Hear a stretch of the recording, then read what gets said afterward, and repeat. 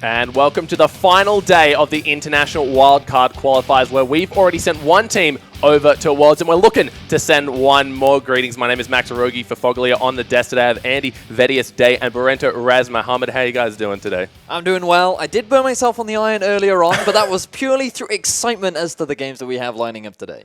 See, I didn't go through the same blunder, but I'm excited all the same, so that's all right. Look, and yesterday we had an absolute epic back and forth, a 3-2 victory to INTZ. A massive congratulations to them, of course. Oh yeah, I mean, it was quite an exciting game yesterday, very back and forth.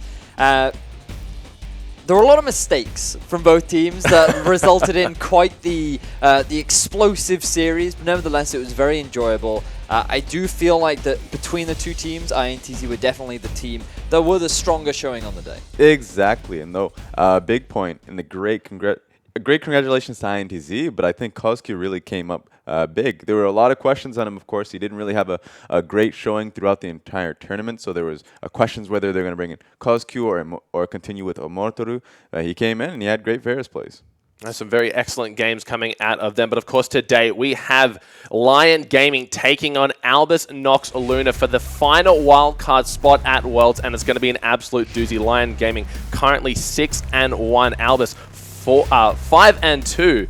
An excellent split for both these guys. Yeah, exactly. And it just came down to the end where we did see the Albus Nox go up against Lyon, but of course at that point they knew they were going up against each other in the finals here. So we saw a bit of hiding in terms of the strategy, so there's going to be a lot of excitement. I'm really questioning what we're going to see. Hiding. I mean, for all we know, that Yasuo is the secret power pick that's going to end up taking them to Worlds, but we'll have to find out as we get into this series. But I think it will be quite an explosive one. That's certainly the case, but what worries me is very much about the confidence of Lyon Gaming, because we did see from their performance the last time they went up against Albus that it wasn't as clean as it had been throughout the regular season. So I'm hoping that today they take the games more seriously and we see more of a form that we did see throughout not only their regular season, but throughout the rest of the tournament. And of course, you guys can see on your screen, you have Lyon Gaming, Jirol in the top, Oddie the jungler, Saya in the mid, White Lotus, their star AD carry, and Arce supporting him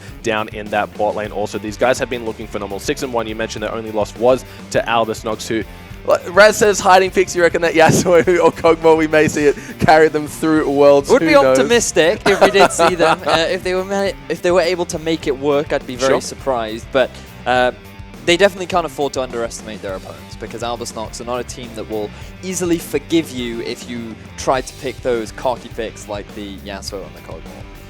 Yeah, exactly. And Albus Nox, you talk about confidence. There's confidence on both sides, not only individual confidence in each individual player, but in terms of their teams and picks. I think that Lyon Gaming, they're going up against a very confident CIS team. Look, and we want to have a bit of a more in-depth look at the CIS region and their esports history.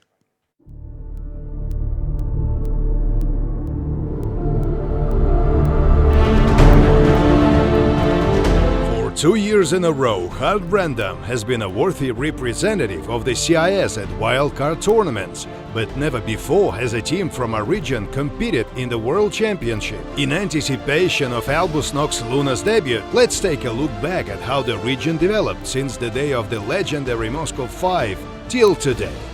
During its early years, the tournament system in the CIS was unstable. Teams' rosters changed all the time and rarely put forward outstanding performances, with the exception of Moscow 5. After winning the IEM Kiev tournament, they proceeded to become the Intel Extreme Masters World Champions. Well played, Moscow 5, they are the world champions! The first major event to be held was the first regional championship, along with European LCS week-long visit off to Moscow in summer 2013. GGEU went on to win the FRC and represent the CIS at the World Championship.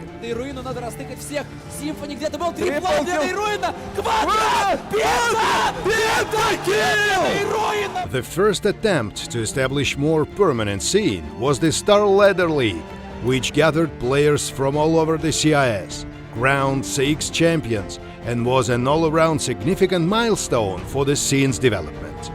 The materialization of the LCL Professional League in early 2016 was a crucial factor in the region's ascension.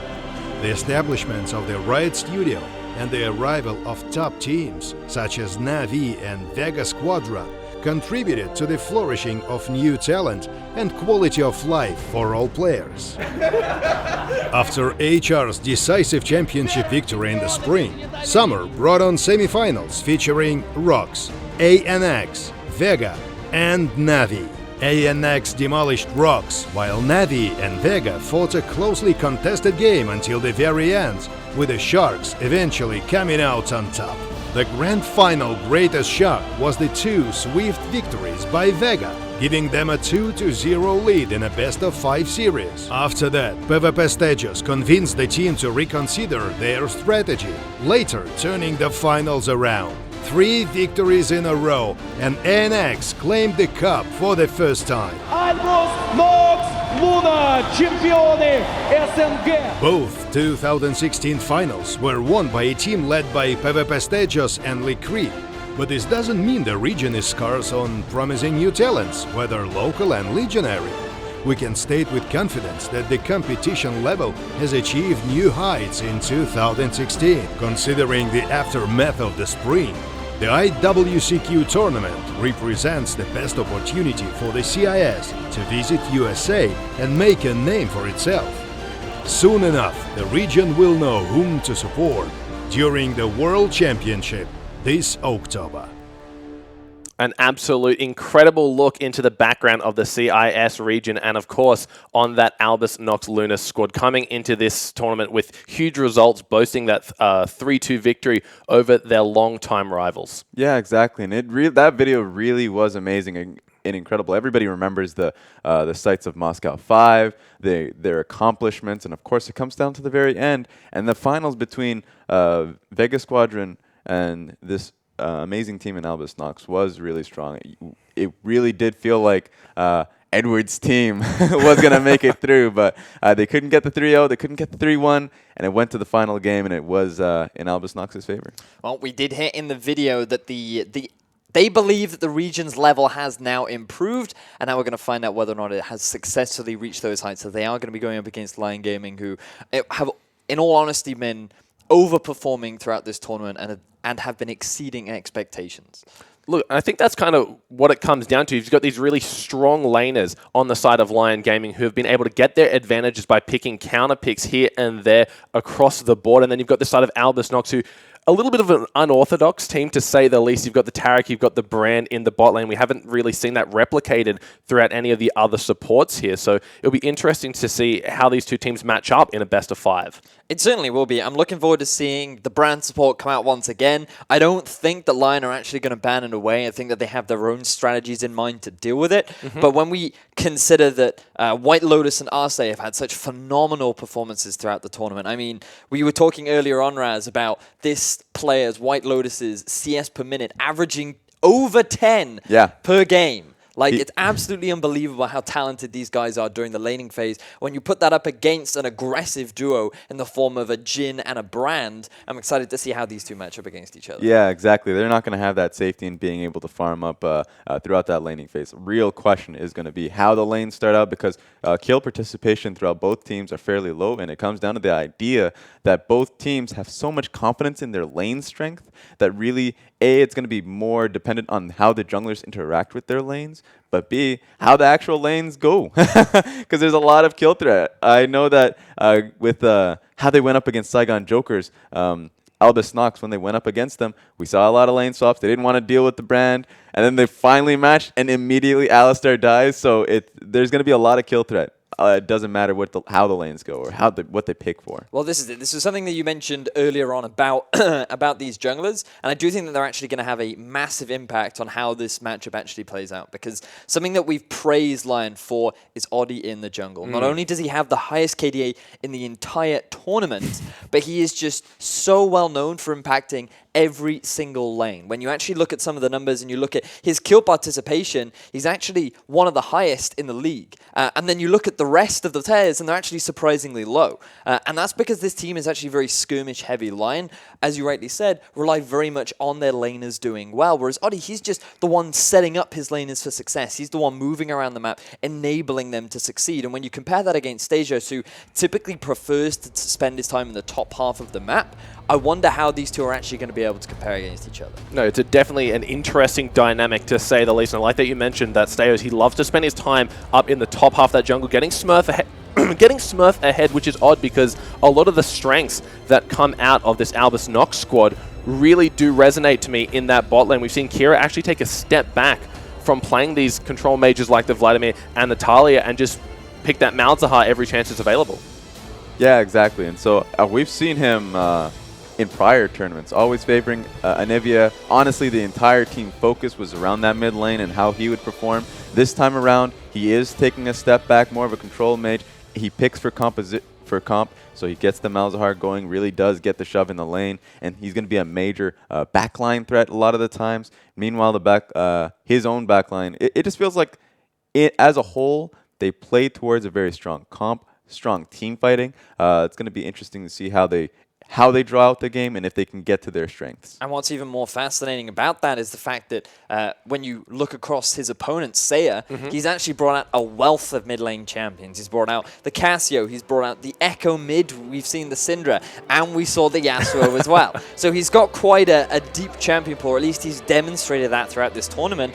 And when you look at Kira, he does seem to be favoring things like the Malzahar, like the Talia, who are very much about being heavy wave clear in the mid and then moving into a side lane later on, whereas Say is very much about outplaying his opponent, being that assassin, being able to make plays and just straight up outperform against his counterpart mid. Yeah, exactly. And so we, especially yesterday, we were expecting to see at least some Talia play. Not the case, and especially this game where we know that Saya is going to be looking for those counter picks. I'd be surprised if they just don't outright go towards red side every time. So if we do see a Talia pick, if we do see a Malzahar pick, that's going to be in Saya's court. He's going to have a plethora of picks to really go up against for that. Well, one of the things we were talking about earlier that we like that Lyon Gaming do is when they pick their comfort champions and kind of these counter matchups, they like to get their lanes quite far ahead. That also enables Oddie to be the monster that we've seen him to be. What can Albus really look to do to stop this monster of Oddie going off in the jungle? It has to start with the lanes. They need shove-in lanes. Yeah. That's a big point for them. They haven't really gotten that through from the start of the tournament to the end. So how Lyon really...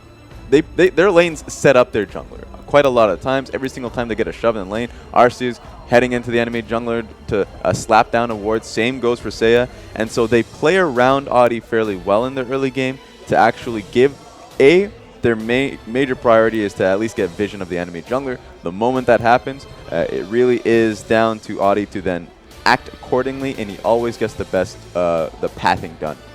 The thing for Oddie is I feel that he is going to be forced to spend a lot of his time topside because Stasios, the reason why I feel he plays a lot around Smurf is because Smurf, out of the 4 top laners that we've seen in this tournament, is the weakest by comparison. And I feel that that's because he tends to play things like the Shen and the Echo, where he's more about just providing more utility and a sort of supportive top lane style rather than a carry top lane style. When you compare that against Giral, who is very much about carrying, very much about having an impact in the top half of the map, Stasios is going to have to provide support because Giral is just going to snowball that lane in his favor. And because of all the extra jungle pressure, that's going to force Oddie to make a decision where he either tries to support his own top laner or he takes advantage of the other side of the map where there will be less jungle presence. So I think that top half, this jungle top synergy, will actually be very impactful in this series. Exactly, and a top laner that we haven't really sung praises for, at least we have a few times. No MVPs to his name, but that just simply comes to the fact that he's on a star team right now. He is. Is Giral. Giral is a carry player, and he always tends to come ahead in his matchups. So big focus is going to be towards him, what he looks to play, what he plays up against, and of course, if Oddie's going to be playing towards him to counteract the 2v2 coming from PvP Stasios, then we should see a lot of success in that area. Well, it's going to be hard to get those MVP awards when you've got White Lotus on your team. There's 3 of his own, and he's been playing a phenomenal tournament all tournament long, per se. But of course, when we're talking about how the junglers and the top laners match up, they are going to be spending a good amount of time on that top side. Is it a little bit risky considering how snowbally we know the bot lane of Albus Nox to get? It's a bit of it's a tough one to call, simply because when you look at the bottom lane of Albus Nox, they're somewhat used to not playing with that much jungle support, so they tend to play fairly reserved. They pick things like the Jhin and the Ashe, and then they tend to have a powerful support. So the Bard and the Brand are things that are often picked up to support that AD carry that because they're low mobility, if you're constantly being on the aggressive, you can afford to then you're at less risk. You just have to have good vision control in the event that a jungle gank does come down. But they're used to playing without that much jungle presence. So in terms of going up in a straight 2 versus 2, I think that they'll be used to it. It's just, it's again, something that we talked about earlier on, very much about where Oddie decides to put his presence. Because if he does invest it into the bottom half of the map, then White Lotus and Arce are going to have to enable their jungler to come in and help them get those kills. The interesting point about Albus Nox is that even though their bottom lane doesn't get much presence from PvP Stayhosh, it doesn't really show in their play. They don't really play too far back. In fact, if there's a skirmish forced upon them, they will end up taking that skirmish almost every time. And they'll come out ahead most of the times. In fact, one of the games that they did lose in their regular season was against Na'Vi. They did have the Brand. They did lose that 2v2 in the bottom lane, and it snowballed against them. That might be something that we see going forward. Because the best thing about the finals here, it is a best of 5. And so now teams actually can be open and available of looking to let that Brand pick go. Have some experiments go through, and so there's not really that threat of, hey, we lost one game, that's it for the tournament, really. And it's a big question as to how well these teams adapt as well, because the consistent mistakes that we have seen from Albus Nox, I feel have very much come from their jungler stages, where he sometimes makes poor decisions. He's too invested in trying to help his top laner out, and that can often detriment his team, because if you have a composition that, say, for example, is reliant on your bottom lane doing well, and you're ganking for a Shen in the top lane, then you're not going to enable your team to succeed. So I feel like his decision-making is really going to be integral, and I'd like to see Albus adapt from what we've seen in their previous performances. Well, while we're on the topic of Stayos, we can look back at his last IWC performance where it was just the Graves, just the Nidalee. We can kind of tell from that he really likes these aggressive junglers, but this time it's all been about that Rek'Sai and Graves, so maybe he still has kind of that carry mentality that's holding him back from really being what Oddie is when it comes to jungling. Well, I think it comes down to Gragas and Rek'Sai. The both, especially Gragas, champions that have been shared between both, does help out their team fighting, does help out their skirmish whenever possible. I think that PvP Stagos is in an interesting position where a lot of the initiating responsibilities come from him. Either going to be him or the Malzahar pick, especially since Liquid is an interesting support that either picks for disengage or just damage purely. Mm-hmm. You do also have the Bard in there as well, which can act as a form of engage, but so far he's actually only brought it out once throughout this tournament and has regularly been banned against him. But I have to resonate what Raz says. When you actually look at who provides the engage for the side of Albus, it is very much about Stagos being that primary form of engage. And if he gets the Gragas, then it's easier to set up. But one thing that I noticed from both these teams is actually the low priority on Sivir. Because Sivir is actually a very effective way at starting off a lot of these fights.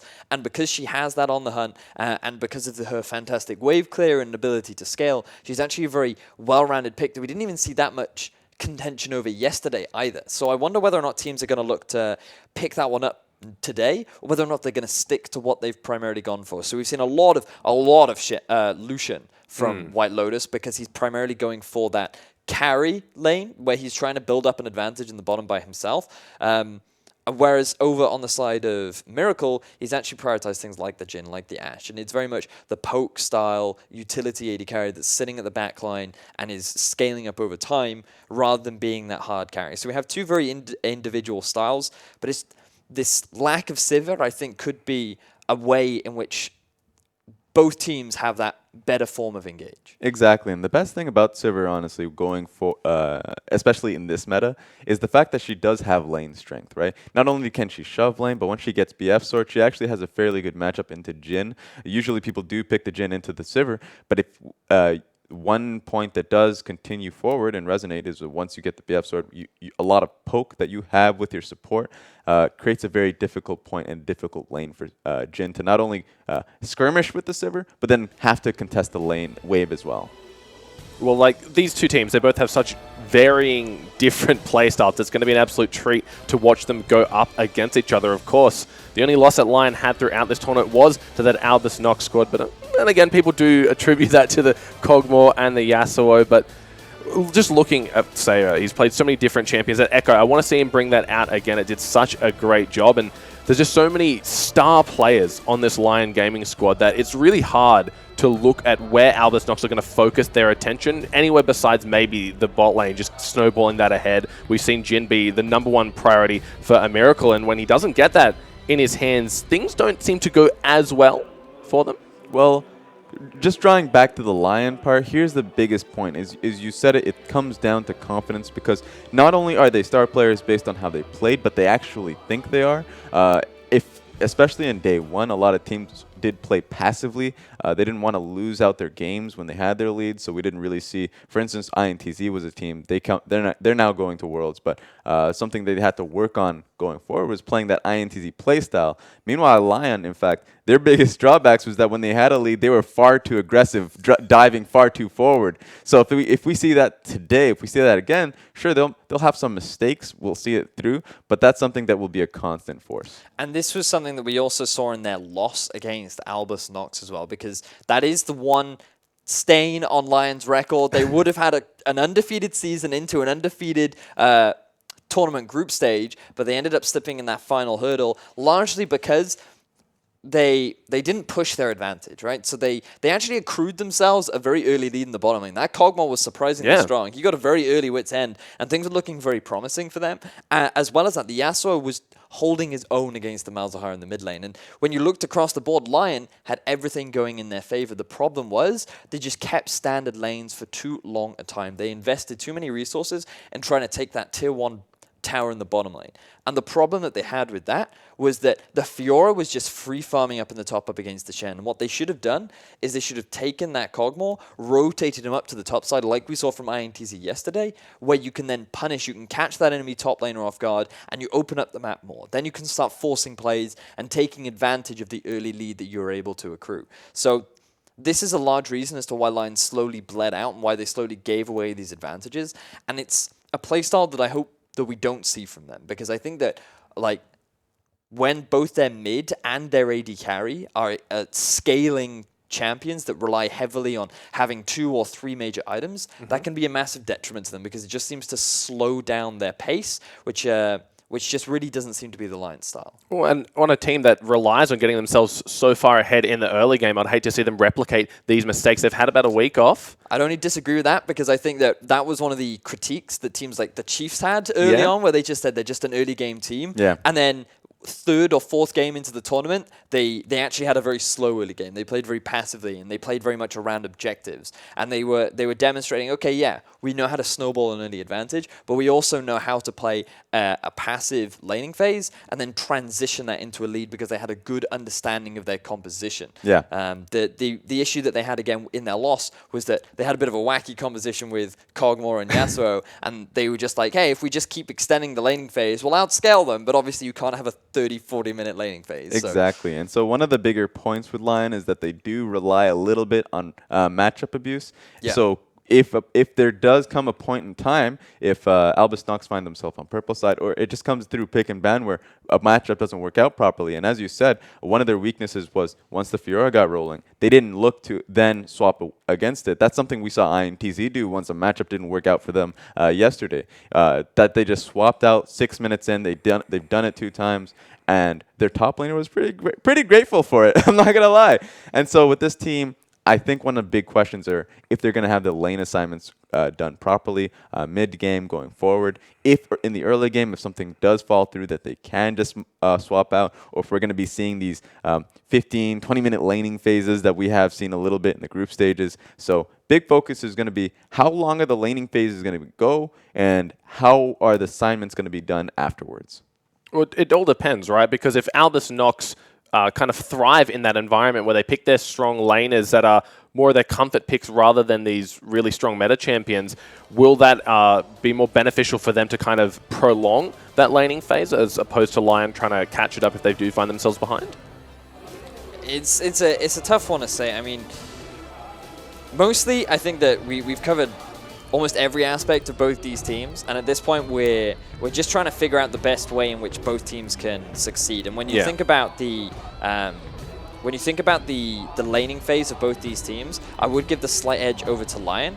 And this is where we backtrack to what we were talking earlier on about the impact of Stasios. I feel like he needs to move away from the top lane a little bit more and focus more into other lanes and set them up for success. Especially when you have things like a Jhin and an Ashe paired up with stuff like a Brand, a Taric and a Bard.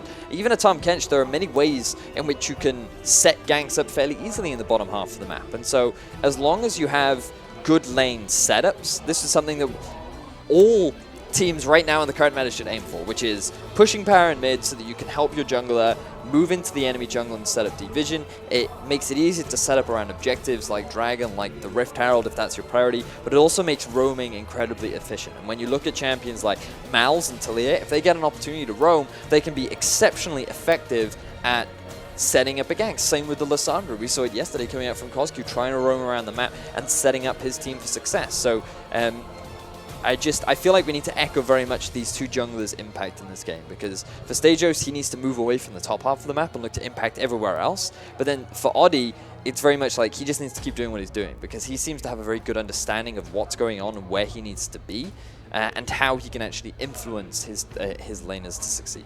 Exactly, and I think that that's going to be echoed through the best of 5 in and of itself, because one of the criticisms, or at least the drawbacks of the group stages, is the fact that no team actually wants to or can really look to experiment or learn from the first or just the best of one, essentially.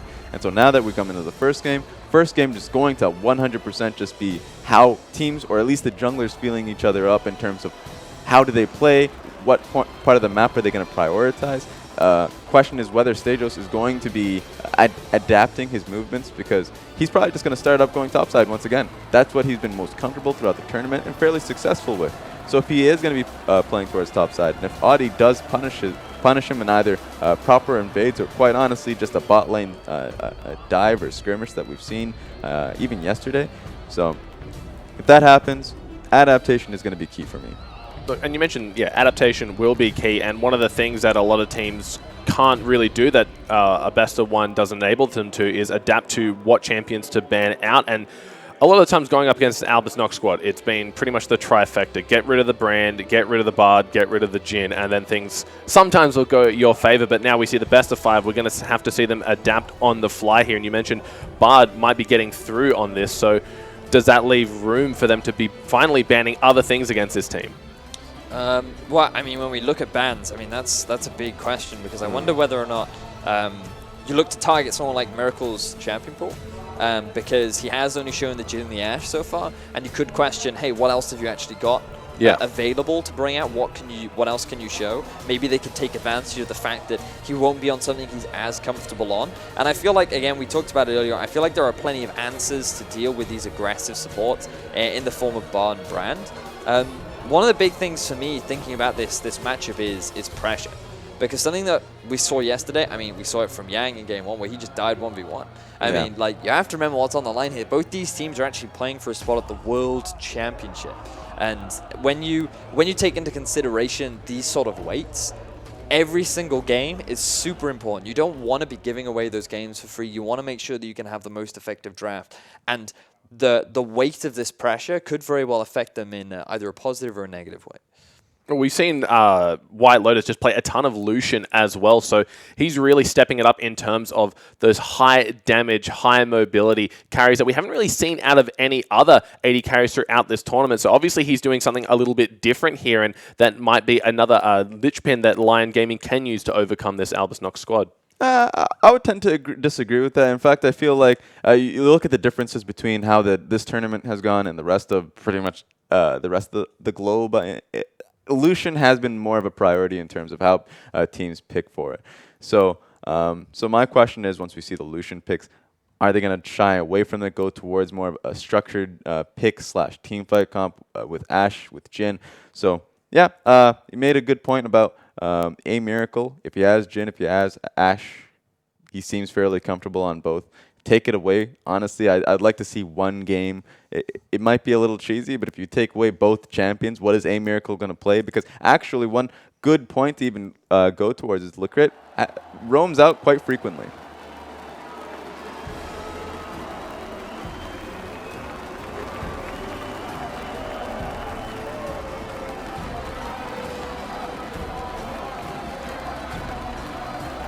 But look, it's all comes down to this. It's one best of 5 for that world champion. Look at everyone. You can see the teams. There is Albus Nox, Lyon Gaming on the other side. These guys, they're here for one reason and one reason only, and that's to get the final wildcard spot at Worlds. Both teams looking pretty excited on stage right now. We've talked about the pressure playing in front of what seems to be a very animated crowd. We heard them yesterday supporting INTZ. And I mean, it seems that the crowd is more than hyped to see these two teams play up against each other once again. Look, and the crowd was quite animated yesterday, of course, because INTZ were there, and it's great to see them matching that energy for these two teams, Lyon and Albus Nox. Lyon, you saw on your screen, 6-1. The only loss they had to this Albus Nox squad, who are looking to add 3 more losses to that tally, looking to get themselves to that world spot. You can see them on your screen. Smurf in the top, PvP stay host. Like they said in that earlier video, the actual captain, the shot caller of this team, Kira in the mid laner, A Miracle and LYN, the God support rounding it out here. Yeah, exactly. And I love the look of the venue. We didn't get to see it in daylight. It's gonna be. It's fairly beautiful. The Wire Opera House, I think it's called. I think I liked it better in the dark, like with all the lights and the angles. It was. I mean, it's definitely not unattractive in the day. But still, that's true. You get to see a little bit more, though. I like the details. No, it looks absolutely beautiful there. Everyone's so hyped up to watch these two teams play, and the view that the casters on site have, that kind of overlooking the water into the lights, it was absolutely breathtaking. You can't have picked a better place to hold this wild card finals. LYN on your screen. He's ready to go. Miracle got his hair in a ponytail this time. Not going to be thrashing it out. You got to keep the hair out of your eyes. You know? It's all about the focus. You also want to be like aerodynamic as well. If you tie it back up, you know, if you're really getting into it, then you don't have all that hair distracting you. So it's all part of the strat. You know, it's a part of their power. If once the games, or at least the series, starts to ram up, you just take the bun out, start flying it left and right. Yeah, exactly. Start doing a few headbangs here. Oh, cheeky little grin from Kira there. He's ready to play some League of Legends. Let's hope he picks something a little bit more exciting than Malzahar. Hype up the crowd a bit more. Malz is super exciting, all right? Malz is great fun. I was really happy when we started seeing a bunch of Malzahar, and then everyone's like, Malz, he's basically like a Zero. And I'm like, no, he's not. He's not a bird. You know, there's a clear distinction between the two. But at least Malzahar can fly. At least Azir can't fly. He's a bird and he can't fly. What type of bird are you, an emu? Oh, man. Wait, is that native to Australia? Yeah, it's a big bird that can't fly. It just runs. Ah. I don't know bird names. I know. I realized I made the wrong joke to the wrong people. You're talking to a Welshman and a Canadian. Like. Yeah, we're done here. Whoopsie. But look, these guys, they're so pumped and ready to go. You can see a little Brazilian sticker there, Brazilian flag sticker on the jerseys here, repping. Just trying to get crowd support. That's it, right? It's so much about being able to have the home field advantage. Definitely gives you a lot of hype, but I also feel it adds a lot more to the pressure because you don't want to let your fans down. But speaking of fans, it seems like Albus Nox fans are still here in force as well. You would think my big point here is you would think there'd be more crowds coming from Latin America, crowding around. Definitely less money to fly into Brazil from that area. So, yeah, a lot of hype coming in from the CIS region. It's always fun to see crowds evening out. Don't want to see it being too much in one favor, one side or another. No TSM's chance going to be swamping them here. Looks like we do see everyone with their supportive flags out, and it's good to mention this Latin American North squad. They have people from Mexico, Brazil, Argentina, so everyone is coming out to support these guys. You can see on your screen the crowd so animated, so hyped to be here. But I like that you mentioned, Raz, it is quite a way quite a way away for any CIS fans. So maybe they're the local fans. Maybe these guys have picked up a few with their very unorthodox and just great play style here. But if not, props to anyone making their way down to support their team in the flesh. But just look at the energy. You can feel it here. Yeah, you know, the I'm fact getting that pumped. This crowd is so Yes. animated. Before the games have even started is absolutely incredible. Love to see this sort of crowd.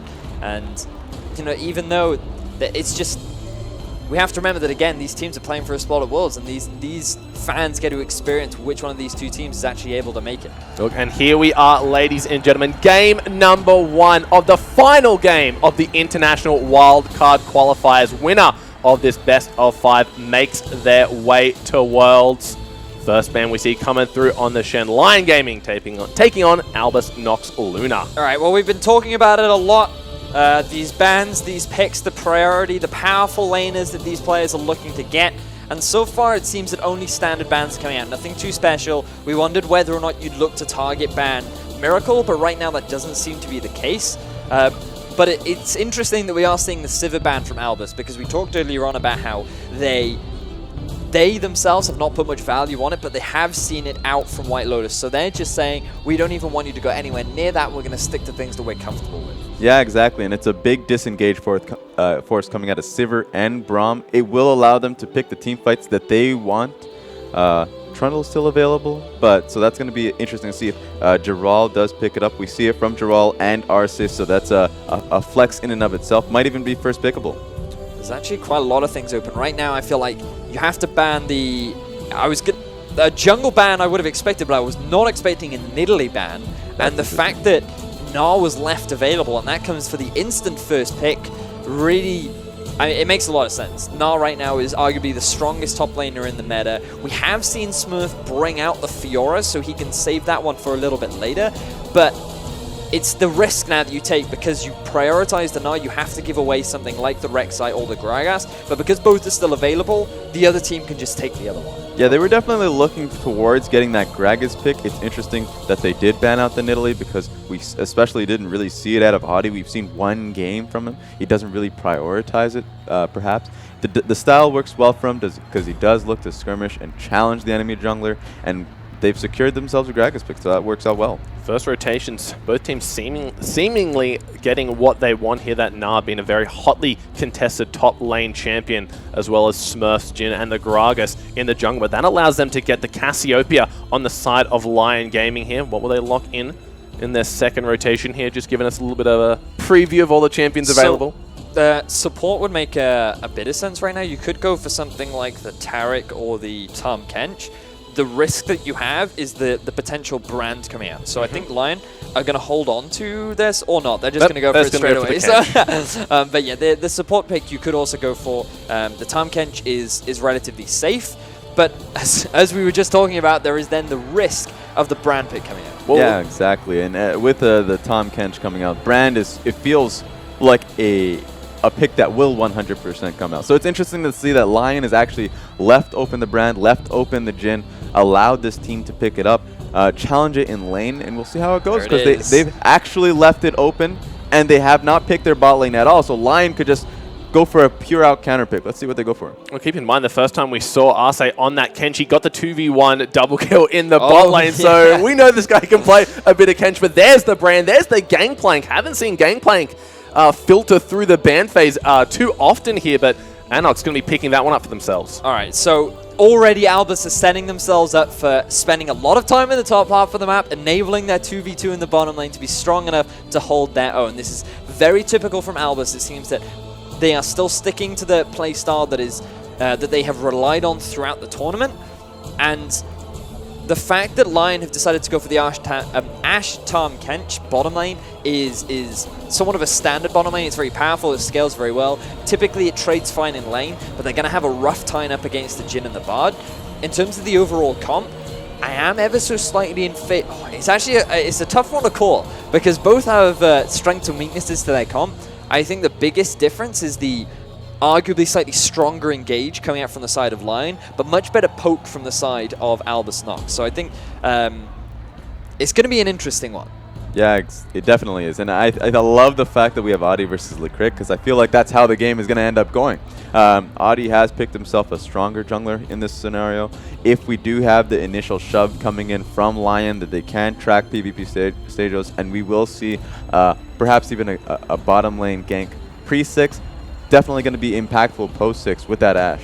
I wonder if that matchup was predetermined or whether they just see LYNCRIT get Bard and they're like, all right, he's a feature matchup. He's got his Bard. Let's just, Brand, sorry. Let's just put him in there and see what happens. But they pick up the Varus for Kira here. So first time playing Varus in this tournament is going up into the Cassiopeia, Saya's most played champion throughout the tournament here. So interesting to see some new things coming out of Albus Nox. Right. We wanted to see Kira bring out something unique, and he has decided to bring out the Varus. Not completely unconventional. We have seen it over in the LCK a couple of times, and we're going to see how it works out in this pick composition that they've accrued for themselves. Definitely powerful in the later stages. The amount of poke that they can throw out underneath these turrets is fantastic, but we don't have enough time on that because it's going to be game 1. Here we are, ladies and gentlemen. Game number 1. Lyon versus Albus Nox. Luna taking it to the Rift, finally stepping onto their beloved map here to take the first game in this best of 5 that will result in a ticket to Worlds. So pretty big stuff here, guys. Yep. Now, we need to get into these matchups very quickly because I feel like we're already going to see a bit of action early on. Because we'll start with the bottom lane, because this is where we have the brand, this is where we have a lot of exciting stuff. And what you have to remember is that if you're a melee going up against a range, typically what happens is the melee will always want to do a camp. So they'll either want to do the Krugs or the Gromp. And if you're going up against a brand, the brand will want to invade and just interrupt it. Then they will get to lane sooner, they'll get the early push, and then they can set themselves up for a successful laning phase. Whereas what Lyon want to try and do is they want to try and set up some vision, they want to try and expect it, and you can see that ward in the river predicting Albus trying to come up with the invade, because it is extremely difficult for a range support to be able to do that early Gromp and get that early level 2. They're actually just going to walk right. They're either going to walk in a different direction, or they're just going to try and zone them from the wave. So basically what will happen is they've moved very far up into the lane, and because you'll take a fair amount of damage from that camp, they're just going to sit and wait, and they're going to catch you off guard. You have the W proc from the Jhin, you have the W from the brand, you can easily set up for the stun, or the roots even, and you can actually get a lot of damage down. It's a matter now of whether or not Lyon will expect this. Yeah, Ashe has to use her W on that push 100% when she gets into that wave. If she doesn't, it's going to be fairly disastrous. You can see the votes 91% in favor of Lyon Gaming, so the fans making themselves known here. And oh, here's the poke going to come out. White Lotus holding on to that W. Unfortunately, might not get to see it here as a good trade coming out in the mid lane. But one thing I want to note, White Lotus did take that Warlord's Bloodlust, so he's expecting to take damage in this lane. Before the camera moved off, we did see White Lotus kind of walking a little bit, moving a little slowly, so they definitely did it. Yeah, they definitely expected it. They definitely expected it. So that was a good awareness from White Lotus. But it's one of those trial and error things where you've played bot lane so much, like, they should be invading us. They have not invaded us. They have not gone for the early shove. Therefore, they must be sitting in this bush waiting to try and set up some kind of a trap. So, good start for Lyon in the bottom lane, and good start for Lyon in the mid. Whew. All right. All right. He avoids death on that one. That's a flash from both parties, though. LYNCRIT already making his invade coming up. Doesn't hit the Pillar of Flame. Seer does land. Oddie just backing his way out of that. That's quite aggressive considering that your mid laner is nowhere to be seen. He's back at base. I'm very surprised that Oddie didn't actually turn on that one. He had level 3 to the level 2 of LYNCRIT. Yeah. Early game at least has a lot of damage, but instead he decided not to go for it. So one thing about LYNCRIT is that he has like an 81% kill participation, highest of support, so he does actually just roam out anytime he can. So Audi probably was just really scared about it, but he didn't know where the enemy jungler was. Thing is, he probably did it because Albus had pushed the wave underneath the turret, and so there was nothing that he could really do, and rather than try and harass them underneath and waste his very small mana pool, he instead decided to go roaming and see if he could find any cheeky setups. But I just want to backtrack a little bit to what happened in the mid lane, because this matchup, early on, will go in favor of the Casio, especially at level 2. There are very few champions in the game that can trade back with the Casio if she's able to land that poison successfully, because one of the weaknesses the Casio has is that if you're going for trades, it's very easy to burn through your mana pool, but the amount of damage that you get from hitting a poison target is worth burning that mana for him, which is why he was able to push Kira out, especially when Kira didn't have his full setup yet. So early on, it's actually very difficult for the Varus to trade back efficiently. He needs to get a couple levels under his belt, and he'll mainly rely on that poke from the Q to trade back with the Casio. Yeah, exactly. A big point, too. We saw it just in camera a little bit, where he will walk out of vision to the left of the lane a little bit just to try and get as much poke as possible. A good setup for when he does walk up to contest the wave. You can see the Pillar of Flame just landing time and time again, but look at the junglers up in the top already. We mentioned this was going to be a very top-heavy game in terms of jungle pressure. Neither of them making their presence known just yet, but lurking around. And the thing we have to remember, like, we've talked now about the bot, we've talked about the mid. The top lane is the most one-sided matchup out of ever, really, because Nara to Gangplank is a well-known matchup that heavily goes in the favor of Gangplank. I know in the LPL it's a little bit different. As we see Gank in the mid. might be in trouble. He doesn't have the flash, but the flash body slam from Seos misses, and no. Seo, he might just be turning this one around. He's looking hypey right now. Seos forced a body slam away, and that was just impressive fancy feet work. Yeah, exactly. He was able to walk in and out. He didn't get the body slam flash off, unfortunately, so that just set it up a little bit awkwardly. And Steya, he would have gotten the kill if he'd landed that poison. It would have been enough damage to turn that a 2 versus 1 around, but this is the risk that you have going up against the Casio. Her early damage is absolutely incredible, and you really have to show it a lot of respect. Look, did he warm up by watching Impact in the top lane there? To be honest, looking so damn close. So unfortunate, but early attempts from Steos to get the mid lane ahead. He knows he's struggling a little bit, and both summoners were down, and Jarol just keeping Smurf under tower.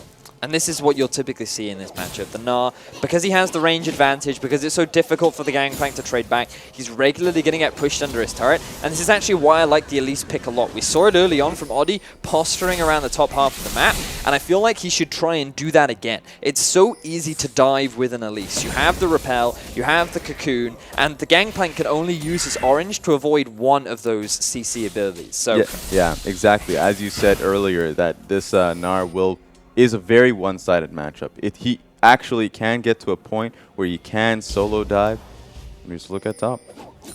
Going for the switch here, so they really don't want the Gangplank just getting zoned even more so. We mentioned this was something that INTZ did quite well when they find their top laner behind, so it's good to see. Yeah, ANX exactly. Adapting to that. This is something that we usually don't see from this team. We usually see elongated laning phase, but they've recognized that their top lane matchup is fairly poor. Don't want to leave him alone or actually get to a point where they are in a time sensitive place where they have to get a play going early, a level 6 towards bottom side, or else they'll completely fall off in terms of their composition and their lane strength. So they get 6 minutes in, they just roam top and look to go for that swap. Looks like we do have a pause coming out here, but you saw the crowd, they're still just as excited as ever. Nothing going to dampen the mood.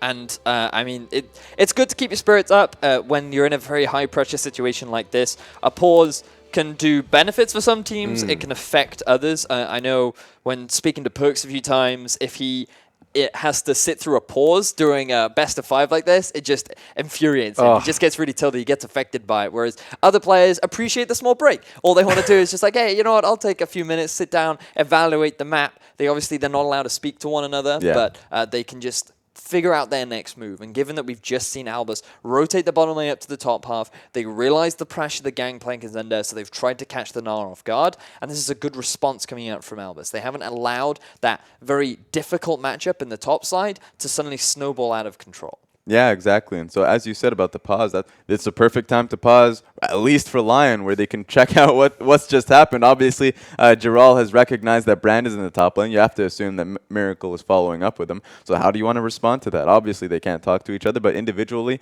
they know their roles in that position and what they can do to either prevent that. Maybe they want to stop the dive. Maybe they're just not in the position to even go for it and try to go for their own bot lane shove themselves. Probably not the best idea. maybe they have to just take the chip damage and go for the defense. So is this we know it's a good adaptation, but is this a bad scenario for Albus Nox to be in, considering that they picked this very strong bot lane to kind of get themselves ahead here, but now it's forced to rotate out because the game playing's doing so poorly? Is this?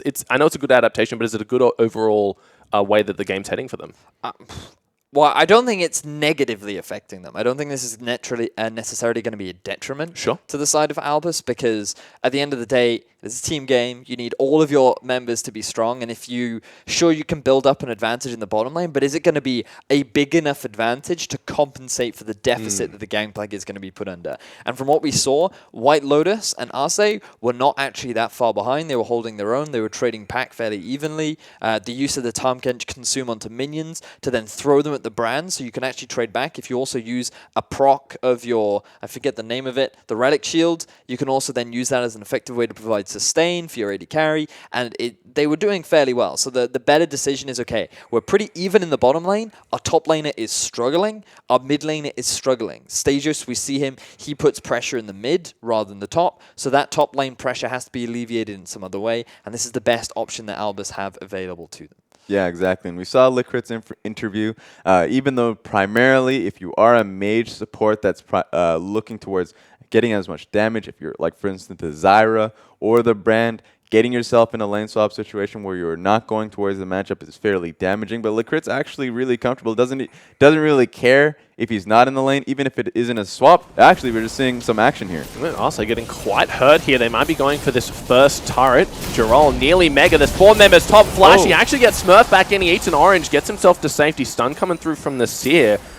But look, 5 members coming top actually for ANX. Man mode Jarol right there jumps into 4 members, but primarily using that ultimate to actually clear out the minion wave to keep that turret alive a little bit longer. Note that they've kept White Lotus in the bottom lane. 3 members of Lyon are still in the top half of the map, and they're going to try and use this 3-man squad to keep the turret alive, and here comes the arrow. It's not going to be seen either. It's going straight through Pinkwoods. They're not going to know what's coming. Oh, it actually hits onto Lecrit. That's a long stun. Do they have enough time to get it? There's first blood, and it's looking bad. ANX, they might have to back away from this one. The perfect consume keeps Oddie safe. So well played coming out from Lyon. The cross-map arrow onto Licrit to then follow it up with the Cocoon. We saw Stasios try and be that body block, but it just was not enough. And Lyon, they net themselves first blood. Exactly. And so biggest point, too, is the fact that not only was White Lotus across the map, so you get the full extension of the stun duration, but Cassiopeia was shoving out that lane so well. So the fact that there was no vision from the bottom side through the river to the top side meant that that Ash arrow went undetected until the very end. And Saya just nets himself a free blue buff on the end of that one. He's been pushing up the lane. White Lotus did a number on that bot lane tower, but as we can see on our screen, ANX, they have rotated back down there to protect that. Now, you asked earlier on, Rogi, was this a bad decision from Albus? The decision itself, no, but the execution, yes, because everything has gone in favor of Lyon very early on into the game. You've got an assist onto Jarol. This is going to give him an ever so slight gold advantage, especially seeing as he also got, he was involved in the first blood. Oddie gets the first kill on an Elise, and you got a huge amount of damage down onto that tier 1 turret in the bottom lane, and now Smurf is still in an unfavorable matchup. The map has not opened up, and if anything, Lyon are actually going to get that first tower gold before Albus are going to be able to. So, all in all, Lyon having a fantastic early game so far. Yeah, exactly. So now ANX, they've gone to a position. Albus Nox have decided to actually buy 5 refillable potions throughout the entire team. It's an efficient way. It's fairly risky. If you go into your lane matchups, if you do make a mistake, if you do fall behind, sustain will not be there, and it's only going to get worse. So now they're actually banking on lane matchups, putting Gangplank back in that unfortunate position. If he does fall behind, they need to play around it. Miracle and Lecrit, they're just going to have to try and hold this tower as long as they can. Back up in the top. You said it, Smurfy's back into that losing lane now. Oddie's down here. They really want to force this tower. Keep your eye on Stasios. He is moving to the bottom half of the map as well. Lyon want to try and force this turret down, and given how low it is, they may very well be able to do it. They just need to be careful of the Gangplank ultimate. Coming in from the other side of the map, acting as effective wave clear. But now Jarol, he could be in a position to set up a dive. Obviously, it is a little bit risky, but given as to how strong he is right now, it is an option available to them. This just puts Smurf in an even worse position. The fact that not only is he stuck in this matchup, the trade-off should be in the fact that he can go and make cross-map plays with his ulti. Now that it's on cooldown and in a defensive manner, not able to get any plays off it just to clear the wave on an inevitable shove, taking this first tower, break gold, he's just going to be stuck in this matchup with really no positives. And he's got no support either because Oddie has moved around to the bottom half of the map. He's just keeping up pressure with his dual lanes to try and siege onto this tier 1 tower, and that's forcing Stasios to respond. He's being dragged down to this bottom lane, acting as an extra wave clear and losing out on experience and farm, but Lyon are fine with this happening because it's enabling Dural to just continue pressure into the top side. So they have 3 pushing lanes right now. Look at the difference in the mid lane already developing. And once again, we see Oddie just not wasting any time, using his time on the map so efficiently, constantly putting the pressure where it's necessary. And that, like you said, it's forced Stayhost to actually react to that. Someone who wants to be spending a lot of his time on the top lane, and the gold lead already in favor of Lyon Gaming here. Yeah, that gold lead, it is a big point. Mostly simply because that they are getting shoved in. You mentioned it, Vedius, that the constant shove coming through. It is interesting simply because Albus got the picks they wanted. They had the Jhin, they have the brand. Unfortunately, that provides them skirmish power, but if White Lotus and Arcee simply don't look towards the skirmish, if they just try and shove out the lanes and put Jhin in an awkward position where he's farming under tower, then that's their plan. That works out well for them. And if they keep this up, they're going to be in a great position to move towards this first strike of the game, which is the Infernal. You want to try and pick this one up relatively early because the sooner you take that first Infernal, it increases the chances that there will be more Infernals to take. And so if you can get yourself 3, then that's great for a teamfight composition that Lyon have been able to build themselves up. I say teamfight, I mean, it's pretty good at skirmishing as well, which is very much Lyon's playstyle. They prefer to be lane dominant, try and find these 2v2s and 3v3s around the map, mainly Oddie being the facilitator. As we see an arrow in the bottom lane. Oh, once again, onto LYNCR. There's the tongue lash. Oddie trying to come in for the kill. The cocoon lands, but there is a Pyroclasm bouncing on everyone. The brand passive doing so much damage. Cannon Barrage coming on in. Is the burn enough to take out Arcee? It's not. But once again, Lyon overextend. I really hope we get a replay of that as Oddie flashes in. Can't seem to find it. The cocoon goes wide. Here is Stayos. Has the flash available. Goes for it, but no body slam to follow. Looking for something. Gets the slow. Has the ulti. Can he make it happen? No, repels to safety. He wanted to find the time to get that body slam in. Not only did the Spiderling stop them, but the incoming wave as well. So he really couldn't find that opportunity. Tried to put out the cask, and of course, she's in spider form. Not going to happen. I can't believe that Albus were able to turn that around so effectively. That brand damage was absolutely unbelievable. The fact that all 3 members of Lyon stacked up. You had the passive proc 3 times. We don't have time for that because the Dragon's starting on. Teleport coming in for Dural. They really want to commit to this one. Oddie's too low to overextend, and there's the ulti coming down from the Varus. A beautifully timed repel, but there's the curtain call onto Dural. That's 2, that's 3. Ooh, Oddie narrowly avoids that one. Last shot, though, hits Dural. That's going to give some space, some retrieve to Smurf now that the TP didn't really come out a positive.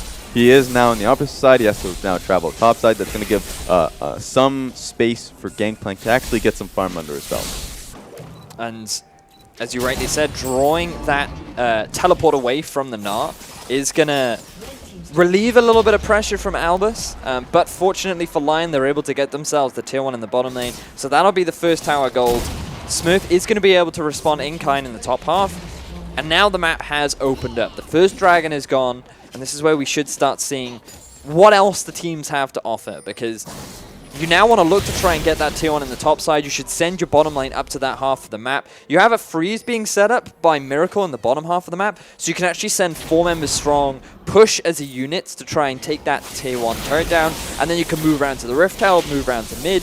There are plenty of options available. I honestly feel like freezing for Miracle is one of the worst decisions that they can make right now. Yeah, exactly. So one big point that I actually want to look towards, I think we're going to actually run into a pause. Here we go. So one big point to look towards is, in the bottom lane. Brand, of course, did a lot of damage in that skirmish, was able to turn it off, got a kill for himself, which is a major plus for this team. They're fairly unorthodox, especially in how they have their gold shares coming through. Not only is LYNCR have the highest gold share of supports in the league, but A Miracle actually has the lowest gold share, simply because that's just been their priority and how they actually want to output the gold, especially since they have an extra threat coming in for them. Look, and when Pyroclasm is bouncing between 3 members consistently, passive proccing and Pillar of Flame getting that 40% damage increase, you can see why they prioritize this brand. That fight went from 0 to 100 at the click of a finger. Thing is, at level, I believe, 6, the passive does 4% of your max health per proc, and then at 6, 11, and 16, it progressively gets stronger and stronger, and it can go up to 12%.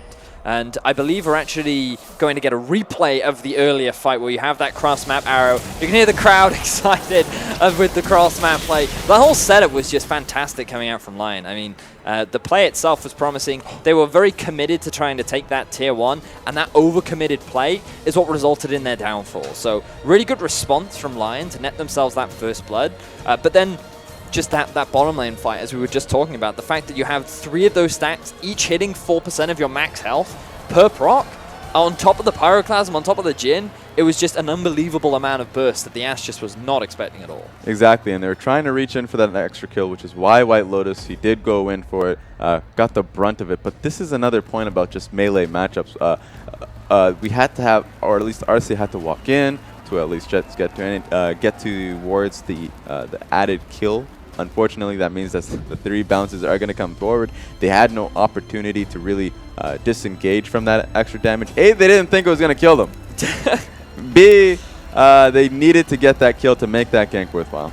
Well, that's the funny thing. They're getting slowed by the Gangplank ulti once ablaze. Pyroclasm also gives them a 40% slow. There was really no way but forward at that stage. They had to go for something, and unfortunately, it was one step into the grave. I think they could have just been happy with the fact that they burnt the brand flash. But instead, they decided that they wanted to commit to the kill. But nevertheless, they still hold the gold lead. They still hold the kill lead. And Ash losing her life early on isn't the worst thing in the world. Especially seeing as the kill didn't actually go over to Miracle. So it shouldn't be that bad overall. Yeah. Fun point. Magic 10 boots on brand at this point. So extra 20% damage. So ouchies is the technical term, I believe. But look at what Oddie is trying to do right now. Actually standing on top of a ward, hanging around the top half of the map. Surprised that White Lotus is still in the bottom half. We were just talking about this setup where Lyon should have considered rotating their team to the top half of the map. And the reason, the reason why Miracle actually set up the freeze was for Smurf. So he could then rotate around to the bottom half of the map, pick up that wave, and now he's actually managed to get himself a CS advantage as well as complete his Trinity Force. So I want to take back what I said earlier. That was actually quite a smart play from Albus, just trying to help out the Gangplank, get him through what was a very rough early game into now a point with which he's actually very strong. Good job by ANX to cover their weaknesses here. And Smurfy had a terrible time early on, but they've done a great deal. And I guess that's kind of facilitates Stayhost, right? He is all about getting his top laners ahead. We've seen in the videos that he's kind of the captain, the loud voice in this team. So when he's not jungling to get his lane ahead, he's making sure that their other laners are helping get this top lane ahead, putting a lot of priority into making sure Smurf is a relevant force. Now Gnar is in a bad position at this point. Long lane up against the dual lane of Brandon. Ooh. Crystal Arrow does connect. No cleanse this time. The damage coming out onto Kira. There is the Petrifying Gaze. It's enough. Cannon Barrage comes in for safety, but they're going to be looking for this tower. Do they have enough minions to get it? They're very clean kill. Very clean kill. That was really nice setup. Liked it from White Lotus. The fact that he just threw out the arrow. Easily lands onto Kira. He does not have the cleanse, which in all honesty I think was a mistake. I thought that was a cleanse, but it was actually a ghost. He ends up giving away his life, and this is the advantage that you have when you open up the map. So well played by Lyon. I feel my favorite thing about that was just hearing the crowd go, ah, as the ult's coming on through. Just gives it that extra bit of immersion here. Yeah, as a player, you're sitting there wondering, wait, what are they cheering for? It's like, what's happening? One big point is that they couldn't actually convert that into the tower kill simply because the wave that existed was fairly small, very thinned out, and the next wave was still at base. So the extra time, ANX, Albus, Nox knew that, so they kept their bottom lane towards the top side and repelled the push coming in from Joral. It was still a good look, good answer by Albus. but look at the setup now for Lyon, because there was a massive minion wave in the bottom half of the map, which was accrued because they did not send anyone to actually shove it underneath the turret. Saya has now moved to this side because he wants to try and catch someone out of position, but the actual wave management from Lyon is not as effective as it potentially could be. They could have sent White Lotus around to either the top half or the middle of the map earlier on. They could have moved Saya into a side lane, and they're a little bit behind the mark. They're not setting themselves up to take that next objective. They're very much just trying to either look for picks or respond to the pressure that Albus has been trying to put down. But to be fair, Lyon have done actually a very good job at responding to all the plays that Albus have been trying to make. Yeah, exactly. They've lost the inside track here towards this tower. Ooh. Well, White Lotus does get saved by Arce. He's doing a great job of that. Pyroclasm does bounce between the two of them, but on the brink of death, White Lotus survives, and both of them a little bit hesitant to start the fight here. Trying to get their skill shots in. The CC's not connecting. Flash by LYN, not able to find it. Forces the Ghost Flash out of Saya. Steo's under tower. Doesn't enable them to take it. But this is what we were talking about earlier on with your lane assignments and your wave management, because Lyon were just completely out of position. They were nowhere near that mid tower. They had no way to properly defend it, and they had to come in from an awkward angle where they ended up burning almost all of their flashes. And we've praised Lyon a lot for their ability to snowball an advantage and play around an extended laning phase, but right now we're seeing that Lyon not necessarily being able to properly play the map. Exactly, and they were ahead of the curve simply because it was 1 minute and 10 seconds until this dragon came up. They really wanted to have control on it, but because they overcommitted to the control, they lost mid-priority completely. Albus Nox completely shoved them out, and so at every point they tried to regain pressure, regain control. Didn't work out for them. And it's just like you said, Vedius, the best thing about an early Infernal Drake is there's chances for more, so we'll be seeing our third one. Soon as a replay coming through here as well. But this was really well done from Arce. He was able to come in and save a flash. I want to call it the flash gobble. Ate up White Lotus because he was in a really poor position. He was the only one under tower simply because the rest of the team was simply not in position. They needed to take the long path, but they became greedy. They wanted to go for the straight and narrow. Curtain Call comes through, actually gets blocked. The Ashe ultimate, that is Abyssal Voyage under tower to make sure that White Lotus has some support. The Gangplank ulti not proving to be enough. You have to be afraid. PvP Stagos is sticking to this. They're going to go for this tower, but they have a lot of poke coming at them too. Well, look, once White Lotus has that fully stacked Q as well as the Runan's Hurricane, that minion wave is definitely going to thin out. I feel as though Lyon should have just sent their dual lane to the top half of the map. They're still trying to keep these standard lanes, and we're already seeing White Lotus being forced to use his flash because he was by himself in what was effectively a 1 versus 4, because you had the Gangplank ultimate, you had Stagos coming in from the flank, and then you had Miracle and Liquid in the lane just trying to put some pressure down. They could have looked to try and take that tier 1 on the top side, but they're determined to keep this Gnar going up against the Gangplank, and I feel like this is just tunneling too hard on trying to keep standard lanes when Lyon, in all honesty, have more options available to them. I mean, that was the question we've had from the very beginning. They've been fairly, I don't want to say reliant on lane abuse, but they actually favor it quite a bit. So their their top side right now has a great lane, but they're willing to give up what is their composition, sticking Ashe into this lane, especially since the Ashe Arrow ult will be coming up soon. So now they're just limiting themselves. I mean, the ideal setup for Lyon is to just send the Ashe and the Tahm Kench mid, and then you put Sarah in a side lane and you have Dural in a side lane. But that top tower, they had multiple opportunities to take it. They could have just sent White Lotus up to the top half of the map, pair him up with Oddie. You can use Dural as well. You do effectively what Albus tried to do at the start of the game, where you have a 4-man unit, you just siege down the turret. Albus will respond in time, but what you've done is you've effectively opened up the map. And once all these tier 1 turrets are gone, that is when you can, as a team, set up for this 1-3-1 composition, because there is no real answer for Cassio and the Gnar in a side lane when you're running someone like Avaris. Yeah, exactly. But this is actually a really good look towards PvP Stagos. He's gotten picked, but he's going to be fine. He's actually been showing a lot of pressure towards this bot side, able to really play to their strengths at this point, something that we had a few questions on. Kieran making his way down, does have the ultimate. We can see Saya on the map through Red Buff, so this could potentially be a 4v4, but Lyon do have the tower to defend them. Ulti from Kieran not going to land, so they might want to just call this one quits for now. You're seeing the power of Albus's poke right now. And in all honesty, Lyon are struggling to deal with it. They don't really have the sustain, and this 4-man unit will eventually whittle this tower down. And in all honesty, Lyon are just doing what they can to defend it. They have the Ash for an engage if they want. They also have the teleport from Gerald, but it's going to be difficult for him to set it up. Curtain call being used. White Lotus might be in trouble, gets sniped from the complete other side of the lane. Now this might finally be the tower. The snare comes through. Do they have enough to connect? Stayhost had the flash available, chose not to go for it. Didn't have vision on Oddie. Just backing off. That was a mix in good and bad. Great from Albus. Smurf's ulti made it fairly hard, fairly difficult to save White Lotus. Primarily, of course, you'd want RC or Audi, somebody to look to body block White Lotus, but he was in a position in which, honestly, White Lotus had to be doing the dirty work of just walking towards one of his allies. And, I mean, I'm baffled by Lyon just determined to keep this 2 versus 2 lane there. They were up against a 4-man unit. In that situation, you just kind of have to push out the wave, accept that you're going to lose that tower, and try to make a play somewhere else on the map. Or you just commit to the fight, because you know Albus are going to try and force it.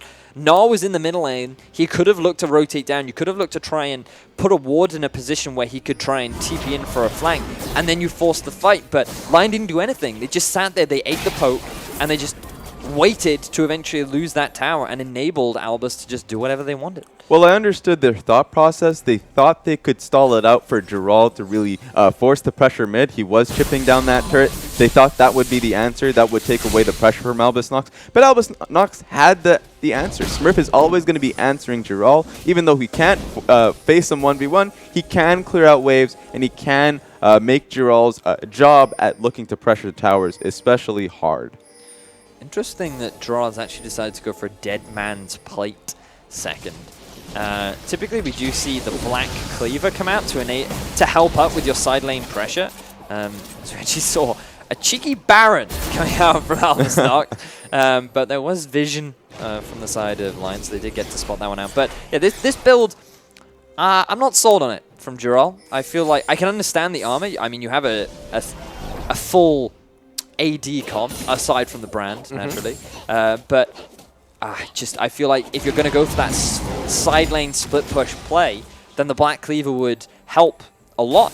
And in terms of the actual 1 versus 1, I feel like Gangplank may very well have an edge. Stayhost just walking head first into a lot of damage here, mate. They might want to go on to the kill to White Lotus, but the Cocoon comes through just in time. Stayhost, he's quite low. Do they want to go for a teleport coming in with Gerald on the back? The snipe. White Lotus showing that Miracle's not the only one with the sniper skills here. They do trade jungler for jungler in this exchange. There's a curtain call. Arce, he may have bitten off more than he can chew, which is saying a lot for a Tahm Kench. He gets blown up, and now Gerald forced to waltz his way on out. This poke is just ridiculous from Albus. They are going to get themselves, I believe that was the 3rd Infernal Drake. Second for Lyon. But I mean, that was crazy. I was very surprised by the amount of damage that Albus were honestly throwing out. Lyon had no reliable way of forcing that fight, largely because Albus are just doing a great job of kiting back. They stayed under the safety of their turret. Gerald had no opening, and I actually believe he didn't have his Mega Gnar available either. So things are getting much harder for Lyon to really set any plays up because of how much they get poked down before they're really in a position to force a fight. Yeah, it's really overwhelming for Lyon Gaming, going up and trying to get a pick or going up and trying to force a fight, especially since Smurf right now, they failed to keep him down. He's in a position where he's farmed himself that Yomu's Ghostblade, has the BF sword to his name as well as the Trinity Force. His ulti is going to be doing tons of damage. So the zoning force from his ulti, especially the Jhin ulti, and on top of that, FLICKR's Pillar of Flame is going to be doing so much damage that it's so difficult to get yourself out of a fight or get yourself in a fight. Ooh, Kira flashes in, does get the ulti down. Saya with the perfect Zhonya's Hourglass to avoid the explosive cast. Doesn't matter. Abyssal Voyage in. Gerald's now in the back of the fight onto Kira, who's been exhausted. Ash ult comes through, lands onto poor Gragas there. There's the curtain call once again. Arce being caught out here. Now they've got the sight set on Oddie. Can they get it in time? Does just nick a Spiderling. That's just absolutely ridiculous. So that was a good play, or at least a good call from Lyon to continue, but of course, Gerald might die. He just gets completely blown up. That's the brand passive for you after the Deadly Flourish hits. That's a free Pillar of Flame passive comes on through, just completely destroys the tank. I'm telling you, I don't care about the result of this game. I want to see the damage of Brand after this. His passive is incredible. He's going in once again, unable to find the Seer, but White Lotus narrowly avoids potential death from that explosive barrel. And a lot of that damage is coming from the fact that there is little to no magic resistance on the side of Lyon. These magic penetration boots do so well when you have such a small amount of MR that he is just shredding through the lineup of Lyon Gaming. And in all honesty, like, Lyon are really struggling to find any answers because Albus, it is just poke, pick, and it is just rinse and repeat. What Lyon really need is to set up some deep vision, try and come in for the flank, but in terms of the matchup, yes, this heavily went in favor of Saya. He actually built up a massive lead during the laning phase. You can still see it in terms of the CS difference, but when you think of it in terms of a composition, Casio has no effective way to close the gap onto the backline. That Varus and that Jhin have such long-range abilities that Casio can only really focus the Gragas. And sure, Stasios, he's taking a brunt of the damage, but by the time you've killed that Gragas, you've pretty much lost the rest of your team. So just look at the situation this Casio is in now. Sure, you can get a lot of damage down onto Stasios, but it doesn't matter because the backline can just clean you up. And then here you think that Lyon can force a fight. It feels like going straight from replay to reality here. Brand gets caught. Gragas, the next one to follow. Giral in the back does have the Mega, but that's a double kill for the immobile Casio. She's finding a way to leave her mark on the game. Now Smurf actually going to go down. That's a 4-0 in favor of Lyon. So Cast the Curse kicks in right there. I try to say that the Casio can't get onto the backline, then he just goes and does it. And a large part of that was because Albus were trying to siege onto this mid-tier 1. Snake's they sneaky, ever man. so slightly overstepped, and Lyon were able to punish them. Really good response, and now they're trying to get themselves a Baron. Exactly, and now they've looked to finally get it. This is really well done from Lyon, able to turn the game. Absolutely phenomenal. And just like that, a pick onto Brand just completely translates into 4 kills, gets the Baron, and we're going to see how that fight started.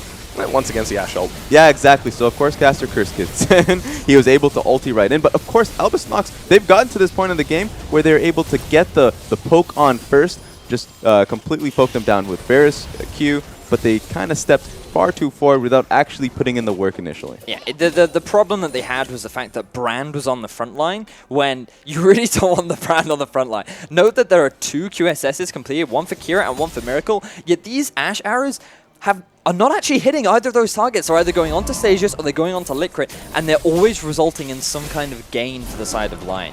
So very impressed with White Lotus's use of the arrows to get these picks down onto the primary target. Well, not even the primary targets, just targets that is resulting in an effective advantage. Something that's going to be hard for Lyon to actually deal with is build up against this team. They are going up against primarily AD. Ooh, that might not result in anything. So yeah, they are going up against a primarily AD composition, except for the fact that APV Stayhouse is doing quite a bit of damage. But on top of that, FLICKR has a Revitalized Crystal Scepter, so he's going straight into damage.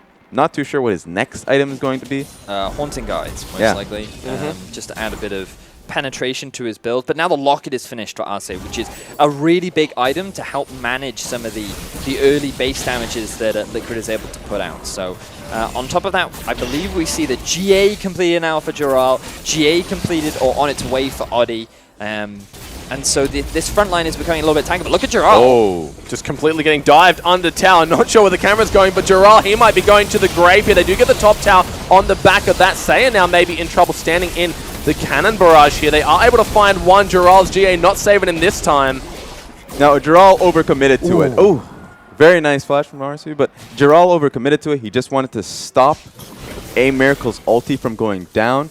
Of course, then he saw a potential kill, but he's right in enemy lines. He needed to back away from that, and it didn't work out for him. Speaking of enemy lines, Stayhouse, he's in his own jungle, but it's not his jungle anymore. He has to respect the control that Lyon have exerted right now, and looks like they will be transitioning a small loss into a small gain, getting themselves that first Mountain Drake. So a lot of ultimates were used from Albus to turn that fight around and get themselves a kill onto Giral. That GA was unfortunately wasted. But we have to look at the overall net gain that Lyon got from that Baron. They got the tier 2 in the bottom, they got the tier 2 in the top, and even though they did lose Giral and his GA, they're now looking to put pressure down onto this tier 2 in the mid. And if they get it... Arce once again getting his team to safety. There's the Varus ult, not going to connect. Oddie is quite low, but gets sniped. Kira, he's got the lens on today. No one's safe. game of snipers, and they're going to try and set up for another one as White Lotus is in a lot of trouble.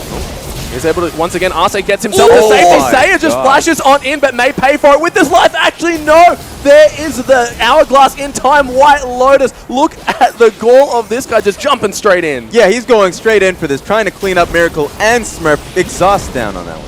Yep, that's the cannon barrage. Arce this time maybe bitten up more than he can chew. He does get sniped by the deadly flourish here. So Miracle able to answer with one, but the pressure is not letting up for Lyon. We're going to need to find another word for snipe because I feel like that's the only one we've got right now, as it is happening back and forth. Saya going in for the flash ultimate, just so aggressively into so many members of Albus Nox when it looked so dire for Lyon. The immediate follow-up from White Lotus as well, flashing in to the members of Albus to just provide that extra support was phenomenal from Lyon. That's just when you look into the dictionary and find the definition of outplay, because Albus Nox were in a perfect position. The ulti comes through, they're just trying to get White Lotus. He's out of position, but not only, I mean, he's in an immobile 80 carry, but it doesn't seem like that with his blue suede shoes, bows back and forth, and he goes straight towards Arce. The flash comes off of Sia. White Lotus follows up with his own flash, so they were able to outplay the position that they were currently in and turn it into a win for them. Look, Saya just has nerves of steel right now, holding on to that hourglass to the last possible moment. We're going to see that fight once again. So initially, Oddie goes down to the pick from Albus, and look at White Lotus, right? He's out of position. We don't get a chance to see it. You're just going to have to imagine it, ladies and gentlemen. We saw it once before. Everything goes bad for ANX. Let's just leave it at that. Oh, man. But you could see, you saw the initial setup from White Lotus. He was out of position, and right now, Gerald could be out of position. Stay host, he might be in trouble, gets taken down to half health. No enchanted crystal arrow for White Lotus, but they might not need it with the cocoon. Gerald flashes forward, unable to find the stun. Oddie just completely gets bodied. Now Steos looking for one on Gerald, actually stops the jump, but the consume comes out from Arce just in time. He's an absolute guardian angel of his own right now. There's a curtain call coming in. He still has that grey health available, so shouldn't be in too much danger. Cassio's on the flank. She's willing to come in if Albus Nox walk too far forward. Oh, we know Saya's willing to come in, man. This guy goes ham at the click of a button. But PvP Steos needs to watch out. He's been taking far too much damage going in and out, so he's in a position where he simply needs to back away. He's working towards that GA right now because he realizes how much time he's spending on the front lines. But unfortunately for Oddie, did end up going down a little bit too overzealous. But props to Albus as well for splitting up the Lyon team. They actually did a great job of using the Gangplank ultimate to dissuade Lyon from going for the re-engage, which was honestly what enabled them to get that kill, but they then couldn't transition it into further objectives, because if they continued to commit onto that tier 2 in the mids, then there was that risk of, say, coming in from the flank, getting that multi-man ultimate off, and suddenly swinging in the favor of Lyon once again. Both the AD carries of these teams racking up a lot of damage right now. Miracle has completed maybe 3 items here, looking for a 4th on the way. Just want to quickly add that Saya does have 10 stacks on his Dark Seal. Oh, wow. Fair play. Very difficult to get and maintain stacks, but just thought it was worth an admirable mention. If he turns that into Mejai's, he has my respect. So look, 36 minutes in the game, and Lyon, they're ahead 4,000 gold at the moment. They do have that 2-tower advantage as well. 2 Infernal Drakes to the 1, so they still have a little bit of fire on the side of ANX, but Lyon Gaming looking very formidable right now. Lyon right now are playing well to keep in these team fights, even though they seem fairly obnoxious overall. Focus needs to be coming on to Gerald, because Gerald needs to be that flanking force. We've been seeing it from Saya. Unsuccessfully from Audi, he's found himself getting caught off guard in that position. It needs to be Gerald. If they're going to be playing towards this Baron, he needs to be in another position, but Ash ulti comes out. Does land onto LYN once again. There's a curtain call onto White Lotus. Arce gets him to safety, but this is looking bad. Gerald? In the back line, Oddie and Gerald trying to find it. Miracle does get slowed, has the cleanse effect available. Not able to find more. Miracle just barely able to get out. Oddie in the same situation. He needs to be careful not to get sniped again. I think he's learned his lesson. He is going to back away, but Lyon trying to set up a play. They land the Ash arrow onto LYN again. He doesn't have the QSS. He ended up going down. Unfortunately for Lyon, they didn't end up losing anyone on the back end. But Albus, they're still in a great position right now. A lot of ultimates have been used, but Kira, his has just come back up. So Lyon, if they want to go for that Baron, this is incredibly risky. the biggest advantage for Lyon that they've gained is the fact that so many flashes were used on the side of Albus, which means that getting onto Kira is going to be so much easier. And look at some of the level differences right now. Seiya and White Lotus both have 2 levels over their opponents in the lane. The only advantage coming from Smurf up in the top, level 18 to Giral 17. So the raw stats from Lyon are ahead just on that alone. One good thing about Albus Nox's composition is, though, right now Lyon, they can look to burn it down, especially once Seiya commits to the Baron.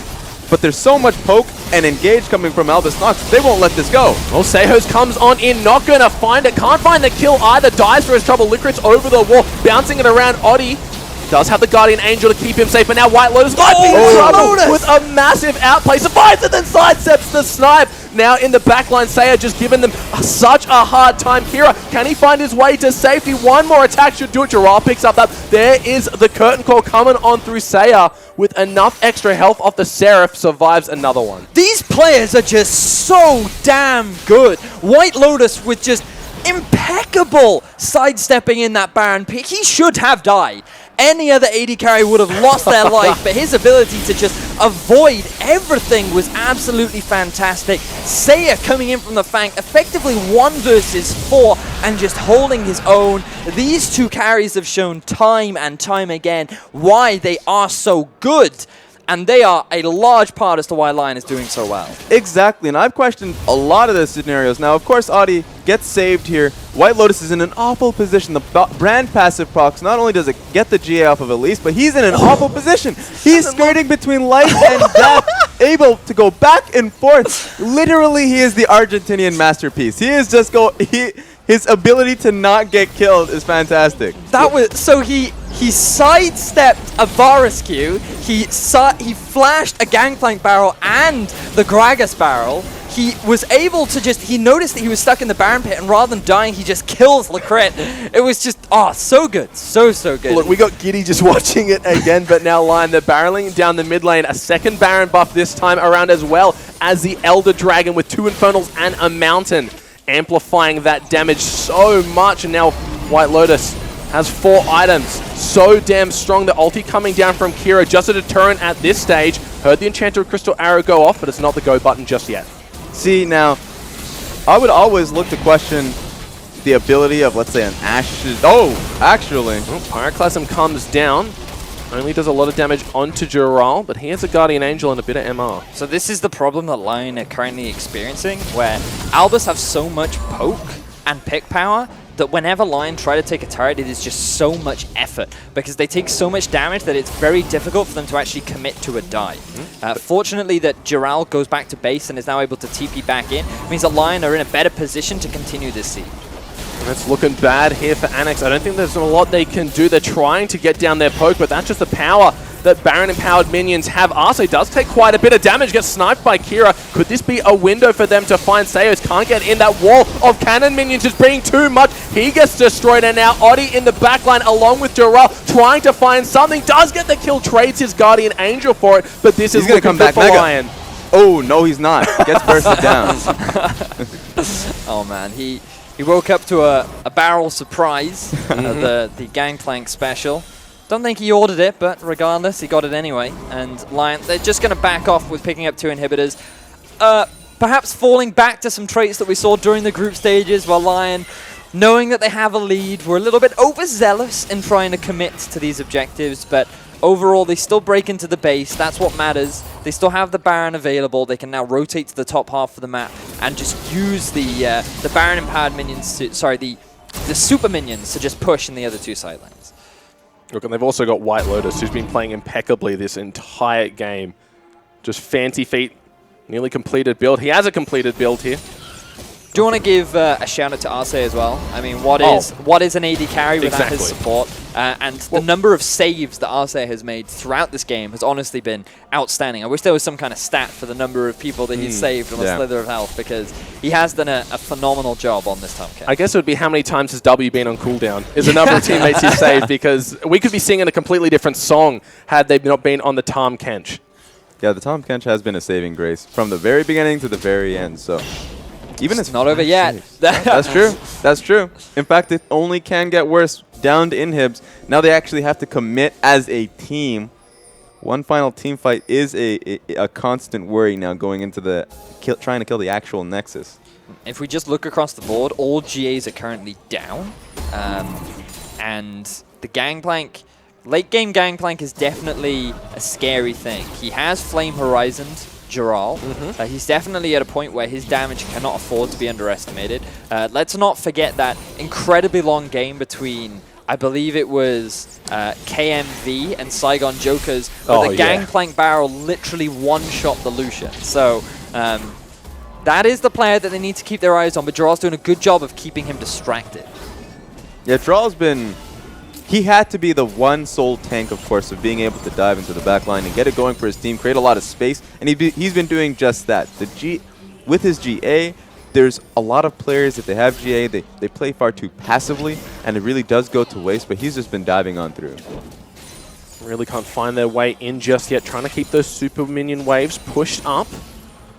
Keep in mind, no Baron, no Elder Dragon available for the side alliance, so they're going to have to do this the old-fashioned way, brute force and a ton of items. It's so hard, though, because there's a lot of wave clear on Albus. They have so much poke that if Lyon just stand underneath the turret, they're eventually going to get whittled down. And their ability to hard engage is actually fairly weak. They have the Ash arrow, but now look at this. QSS finished for FLICKR as well. He realized he was getting picked off one too many times, so he's picked that up for himself. And you've also got the QSS onto Miracle and Kira, and the oranges on top of Smurf. So who do you now fire that arrow onto? You can't go for a flank in the enemy base.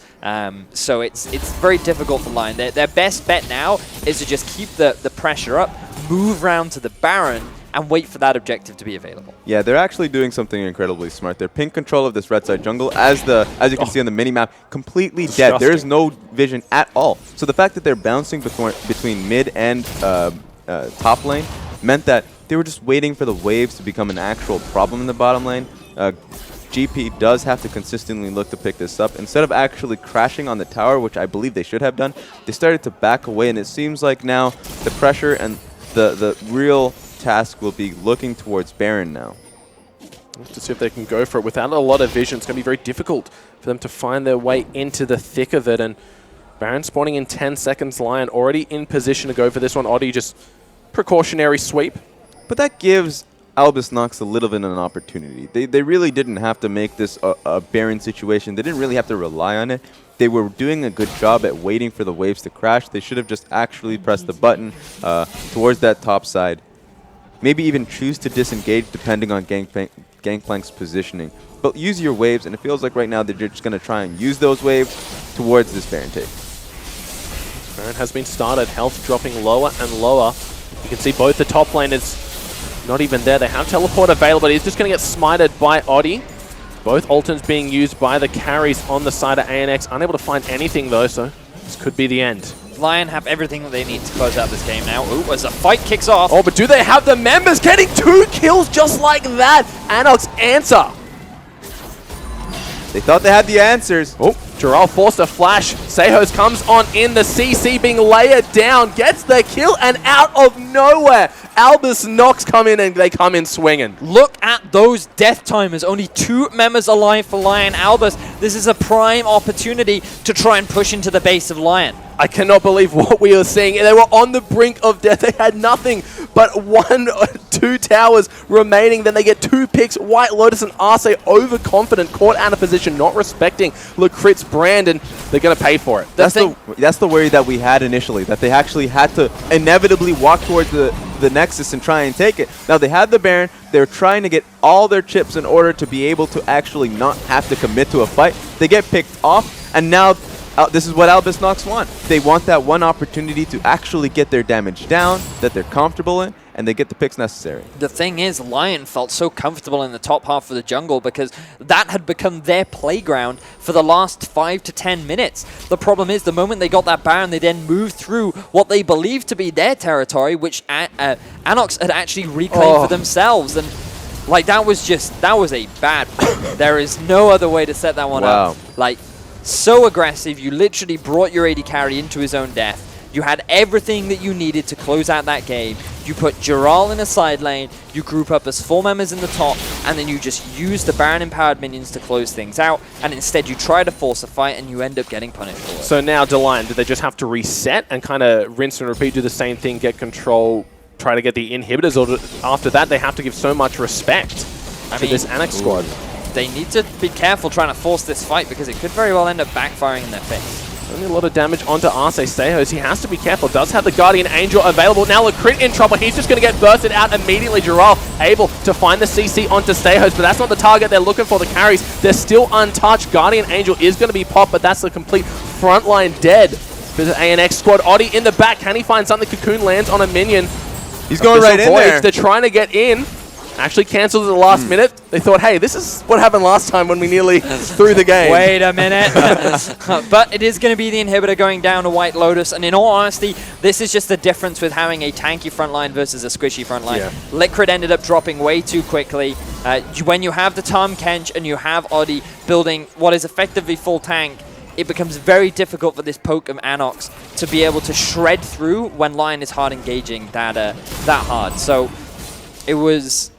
this is just a difference in the composition. Lyon now, they can transition over to the Elder Drake. They've gotten themselves another inhibitor, and they've reclaimed control of this game. Yeah, exactly. Not only is Jural a major tanky force, but even Elise. She has the slows with the Rylai's Crystal Scepter, but not only did she have the Dead Man's Play, she has the Randuin's Omen. So she can walk in, get that flashy play, but all she really is, that's all her task is, just to tank as much damage, play the fight front to back, because they can do it so much easier than Albus Nox at this point in the game. Someone finally gets in Arce. He was, guys, there's a big minion wave. Anyone? Hello? All right, just me. Oddie does decide he wants that one, but everyone's reaching full build, so who else can really get that gold? It's got to be Oddie and Arce at this stage. At this point, what you do is you go back to base, you sell your boots, you buy a ZZ Rock portal, you put it down, then you go back to base, you sell the ZZ Rock portal, and you buy your boots again. That's the next level. That's the answer. That was actually a spawn strategy that he was talking to me about the other day when the game went to like 60 minutes, and he was just like, both teams could do it because they just have such an excess level of gold. So hey man, hey, you're an EU caster. I've seen that Fnatic game. 70 minutes in, you just buy as many Zerat's portals as possible. Normally it's just the defending team, but the aggressing team can do it as well. Yeah. If you have that much excess gold, it's definitely a strategy. Problem is, it's not a time efficient, because the amount of time required to set up the ZZ Rots, then go back to base and replace the items, you know, the enemy team could just clear out the ZZ Rots in that time. So when you have the Elder Drake, you want to try and push it. It only lasts for about 2 minutes. So you want to try and take advantage of that as much as possible. The question is, how are Lyon going to be able to force their way into this turret? Because we've already seen this setup before. It didn't work for them before. Oh no, Miracle gets hit by the arrow, is able to cleanse it in time. You can see Steros just body blocking for him right now. Jural and Smurf, a 1v1 in the bot lane. Oops. See, that's going to be a problem, especially since Lyon right now, they can't really utilize the Ash Arrow, simply because even if that was the perfect Ash Arrow, it got onto Miracle, but they had no follow-up. They simply cannot aggress. Arce once again there. Right place, right time. Manages to save White Lotus from the curtain call. Oh, here we go. Jural just bullying out Smurf. He's forced to go back. That's going to be a free inhibitor. Abyssal Voyage brings White Lotus and Arce to the party. Saya's there as well. Super Minions barreling down the mid lane. This could be ANX's last chance at a defense. White Lotus just flashes in there looking for some damage, not able to find it. First Nexus Tower might fall. There still is one Super Minion tanking them both up. Deadly Flash gets the snare onto Jural. No minions though left. Lyon, they're just trying to use the power of these minions to just push down the last two Nexus turrets. They are able to get themselves one. They've realized that that top tower is not really an effective strategy. So this is just their next play that they have available. The Ash Arrow is coming back up. QSS is still down. Oh, Stejos, he does get caught by the Cocoon, but Oddie, he is going to get snared up very, very low. Does have the Guardian Angel, repels actually to save it. Smurf trying to find the damage on Jural, can't find it. Oddie does get popped in the meantime. Saya just going to be playing point for him, making sure he can't go down, but once again, Lyon, they can't seem to find the Nexus. Yeah, and Jural TP'd into that. He wanted to back and get full HP. He especially wanted to TP onto the minion that was taking the turret damage, so they wanted to end it off with that one push. But this is how difficult it is to really take this Nexus, because you really do have to commit to at least a firm team fight Whew, there we go. That's an ultimate coming out of Gangplank. They look like they want to go for something. Arce forced a flash. Curtain Call not going to land. The 4-shot not coming through. But Sejos, he does get hit by the Enchanted Crystal Arrow barrels. Provide them a nice defensive. The longer Lions stay on the map, the harder it is to regain control on Baron, so they need to get back fast, because 3 seconds up now, PvP Steos, ANX can just go straight towards it. They only have 1 Nexus Tower remaining, and that's 2 inhibitors down, so Smurfy has to still remain at this base for now. This was incredibly smart from Albus, because they realized that the next objective is that Baron. And rather than allow Lyon the opportunity to go back to base, they've just kept the pressure on. They followed them the moment the Lyon left, and this enables them to reclaim control of the top half of their jungle and just get a bit of positioning around the Baron, which is forcing Lyon to now make a decision, because if they go back, they're going to lose it. Oh, a lot of damage onto Oddie. The Baron wailing on him right now. Arce trying to give Seiya the protection he needs. Sejos does have the Guardian Angel available, so they can't afford to overcommit for that one, but that's 5 members strong for Lyon at the Baron. Smurf was making his way down, but that's mid inhibitor back up. Great from Lyon Gaming to be able to regain control of Baron, to just stagnate their backs. Now they have to do it once again for Audi to come back and regain pressure. Maybe they're going to start up on it again. It's going to give opportunity for PvP Stadios to come back, though.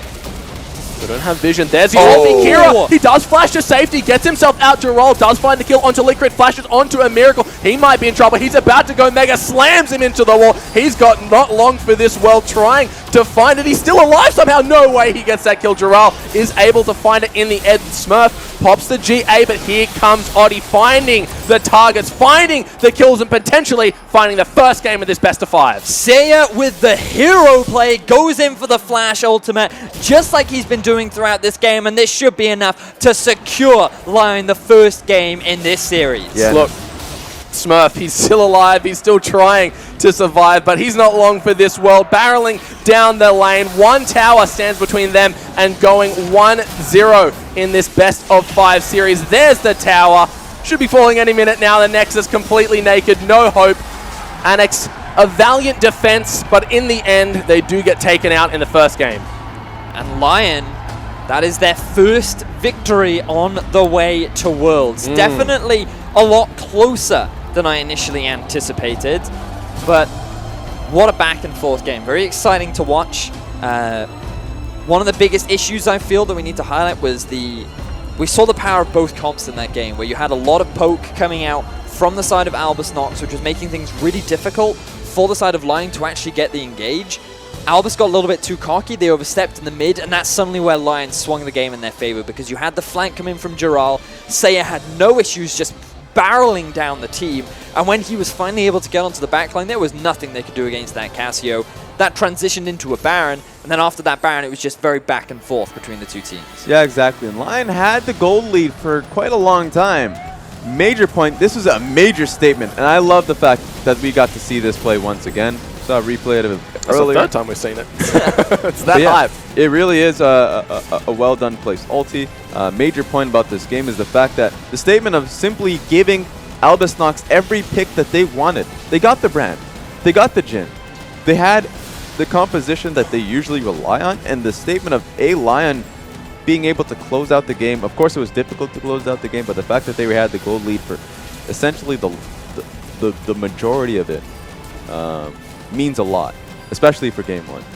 I wonder if this replay, we can count how many times Arce did actually save people from certain deaths. This was the replay we really wanted to highlight early on, and it just keep your eyes on what Seiya does, right? Because White Lotus, he's in a tricky situation. He's just sidestepping. Seiya just does the hero play, and he's like, I'm going in.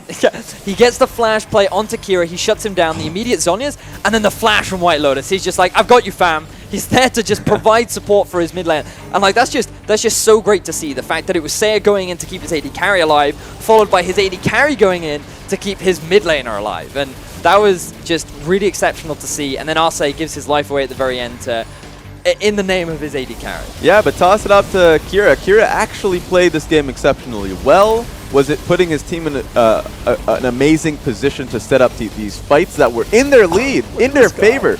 But time and time again, Lyon outplay. Lyon showed their individual strengths as players, and they just go in. That's their aggression right there. Can't get enough of that White Lotus play. No. I hope that makes it onto the front page of Reddit. And then Lyon throw it there. Lyon were looking really good, and then they do that. That's the play we hope doesn't make it onto the front page of Reddit videos. But I mean, that was that was greedy. That was a mistake from Lyon. Fortunately for them, they were able to bring it back. But in all honesty, like, because of this hero play, really good flash in from Seiya, it immediately splits up Albus, and then Jiral's freely able to get onto the back line. This is where he can shred through Miracle. And when you're in a 1 versus 1 like this is the ideal situation for Lyon to be in, because then the rest of their team can just do whatever they want, you know? So overall, great setup from both teams, in all honesty. Like, there were strong moments, but there were also big weaknesses that both teams did a good job of punishing, but it's why we saw such back and forth, because when a team had a lead, they didn't hold on to it. They just made that one mistake which threw it back in the enemy team's favor. Exactly, and from the very beginning to the very end, of course, the brand came up with 8 deaths. The reason for that was simply because he had a lot of focus. They focused him down early, they focused him down quickly. He had to go for a fairly pricey build, and he really couldn't get it till the very end, and the reason for that was, even though he got the early kill, they made an effort to keep him down from the beginning. So he was outputting a lot of damage, could have done a lot more, but great focus from Lyon. Look, and if that's any indication of what's to come, we're in for an amazing series. We're going to go to a short break, but don't go anywhere. We'll be back with more League of Legends action.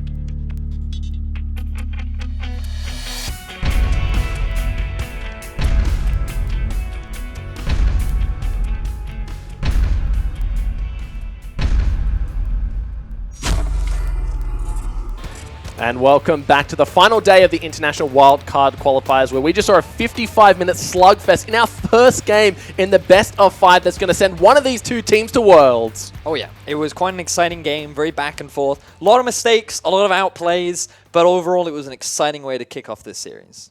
Yeah, one big point was I think Albus Nox showed that they weren't just going to take it laying down. 3 games is not going to be, hopefully 3 games is not going to be the end of it for them. So it took a long time for Lyon to actually pull it forward. Look, and we have a very difficult decision ahead of us. Who's going to be the MVP of that game? Because everyone on the side of Lyon Gaming played impeccably. But once again, it goes to your boy White Lotus. And who can blame him after that impressive Baron display of mechanics? I was giddy every time that came up. I think it's. I think you could easily give the MVP to multiple members on that team. Seiya had some good performances. Arce also had some outstanding saves throughout that game. But it was overall White Lotus that was his positioning, his damage output, just his overall outplay of the opponents, just well deserved overall in that game. Yeah, and honestly, Giral actually was very instrumental of getting into the backline. He was very well needed to get that game going forward for them. See, now I a little bit disagree with that because I feel as though Giral, he heavily underperformed in this game. I wasn't a fan of his build overall. I feel like that for the majority of that game, he was the split pushing threat. His whole goal was in team fights was to flank and to get onto the backline. And I felt as though he should have gone for the Frozen Mallet into the Black Cleaver to have more silent pressure, but on top of that, have more kill threat when you dive onto the backline. Instead, he went full tank, and I don't think you necessarily needed to when you had a beefy frontline in the form of Tom Kench, and also the Elise who went very heavy frontline as well. See, I'm a fan of the build simply because he needed to get to that point where he can go. He was the sole tank up until the point where Elise picked up that Randuin's Omen. So if he went into the backline, if he got demolished by that 4 or 5 threat composition, where not only is he getting burnt down by Lecrit, you mean like when he dived onto that turret by himself? You mean like that? Yeah, kind of like that. But the fact that he was using aggression, the tankiness that he had to be able to dive in for that one dive, he just needed to stop the ulti coming through and back away. He just needed to stop. He needed to stop. He needed to evaluate the situation and be like, okay, this is not a good idea. But for me, I felt like Giral underperformed. That just for me, I felt like this wasn't the Giral that we're used to seeing. Usually I expect a little bit more, but it is still first game of the day. I felt like for Giral in particular, there were perhaps a bit of nerves because there were just small instances in his play that to me didn't feel like he was playing at his full potential. But now that he's warmed up, now that he's got a good 55 minutes of gameplay underneath his belt, I feel like we should be seeing better performances out in Game 2. Yeah, and so I think it overall comes down to how they wanted to take the mid to late game, especially up against that composition. It was especially hard for Audi, and it must have been hard for him because as an Elise, as a Gnar, to be able to penetrate the front line, get towards the back line, and actually do some damage, to give your back line some safety, some pressure to walk in, because you have a Cassiopeia and an Ashe. They need to be able to walk forward, and it was very difficult for them to do so. Well, keep in mind, like you said, he had a kind of underwhelming performance, but that was also with Audi drawing 100% of PvP Stay Host's attention down to that bot lane. We know that this jungler loves to help out Smurf and get him ahead, so maybe Game 2, that could potentially be something for Albus Nox to look to exploit. Well, I wonder how much of the draft is going to change in Game 2. I feel like Varus should be considered to take off the board. I'm expecting a Cassio ban. You can't afford to. Like, we saw it yesterday from Cosq. We're seeing it today when a player knows what they're doing and is not afraid to play aggressive. That Cassio is a terror. So wouldn't be surprised to see that one banned away. For Albus, their Game 1 bans were Sivir, Braum, and Nidalee. We were all a little bit confused by the Nidalee ban because we haven't seen it much from Audi, but we definitely know he has the potential to bring it out. The Braum ban makes sense because of how proficient and how comfortable Arce seems to be on it. And then the Sivir ban also makes sense because I feel like it's actually not a pick that Albus know how to play, or perhaps don't even know how to play against very effectively. So their bans made sense for Game 1, but they're going to have to change something up. Perhaps remove the Nidalee ban and replace it with the Cassio. And maybe they should look to pick the Tom Kench up for themselves because of how good it was at mitigating a lot of that pick potential that they had. I think the second ban that they had, the Braum ban, needs to go away as well. Arce has shown that he is very proficient on Tom Kench, so the fact that Arce did go for 4 times throughout the entirety of the 7-game a tournament so far. He has gone towards Braum. He's not willing to do so now. So if you hold Braum still, hey, if you go for Bard or Brand into it, I'm fairly sure you could be confident into that matchup. So there's no real need for it. Well, you got to think one of the issues is looking at their team composition, and Braum pretty much shuts down any of the poke that's going to be coming out of the Varus of the Jhin, just chucks up the wall and mitigates so much damage. Yes and no. Yeah, I'd be careful saying that it like mitigates the poke. Sure. Well, it definitely helps. Lessens the blow. Yeah, it lessens the blow, but it doesn't like remove it, because when you think of like Yeah. cooldowns, sure, you can block one Varus Q, but late game that Varus Q's up like every 3 or 4 seconds. So it's useful. The big risk that you have with, in particular, the Braum lane is the all-in potential once you hit level 6. Like the Ashe combo, when you have the flash ult followed by an Ashe arrow, is actually devastating to someone like a Brand that Tahm Kench doesn't necessarily have that same sort of all-in potential. So that's the only risk that you have with the Braum. And when you're going up against someone as comfortable on it as Arce is, that's the risk that you just have to be careful. And the amount of disengage that it has, it makes things a little bit difficult. I just think, I think you leave both open. And then if they pick the Braum, you can pick the Tahm Kench. Tahm Kench is a really good pick into Braum. That all-in potential gets heavily mitigated by the fact that, hey, if an Ashe arrow comes through, gobble him up, going to take him to safety. Flash engage comes in from the Braum, gobble him up, take him to safety. So like it's a pretty good pick that actually trades very well into the Braum. And if they pick the Tahm Kench again, then you have a number of options. You could look to go for the Bard yourself. Yes, it was banned in game 1, but you could also go for the Taric, who's very anti-team fight, and I feel like would have actually been very good into things like the Casu and the Ashe in that game as well. Yeah, and we've seen a great positioning from White Lotus from the very beginning to the end. I would like to see him go onto Lucian. So I think the Braum ban really stopped him from going towards it. Yeah. So that would be a nice look to see if they do stop. If they go into the second game, leave Braum open, then the Lucian opportunity is something to be afraid of in a sense. To see what they go with here is, like you said, it was a bit of a head scratcher why that Nidalee was taken off the table. But going into game 2, completely different story. We'll have to see what they go with. Whole new set of bans coming in. We know that Stayhost did a good job of kind of ensuring that bot lane didn't get completely wrecked there. I think they defended that tower for about 10 minutes on a slither of health as well. And this was something that we also criticized Lyon a lot for early on, where they did not swap the lanes around. They could have easily sent the Ashe and the Tahm Kench into the top lane or put it into the mid. We saw them move to the mid once. They got a pick, they got a kill. It didn't transition into anything. They could have sent the Ashe and Tahm up to the top half of the map with the Gnar. They then could have taken that turret down, traded it on the bottom half of the map, and then the map would have been wide open. Then you set yourself up for the 1-3-1, and because you have a Varus you cannot put in a side lane, this is a situation where Lyon could build themselves up a solid advantage. Yeah, and I would like to say, to their credit, they put in a lot of, or at least they put in a lot of pressure on Gnar to really carry it forward. They thought that by stalling out the matchup, it would be great for Dural to really abuse his and maybe chip down on that turret. With that being said, that was the wrong choice simply because they should have, as you said, moved towards that tower. So it's good that it's not as if they didn't have a plan, it was just that the plan wasn't the best one.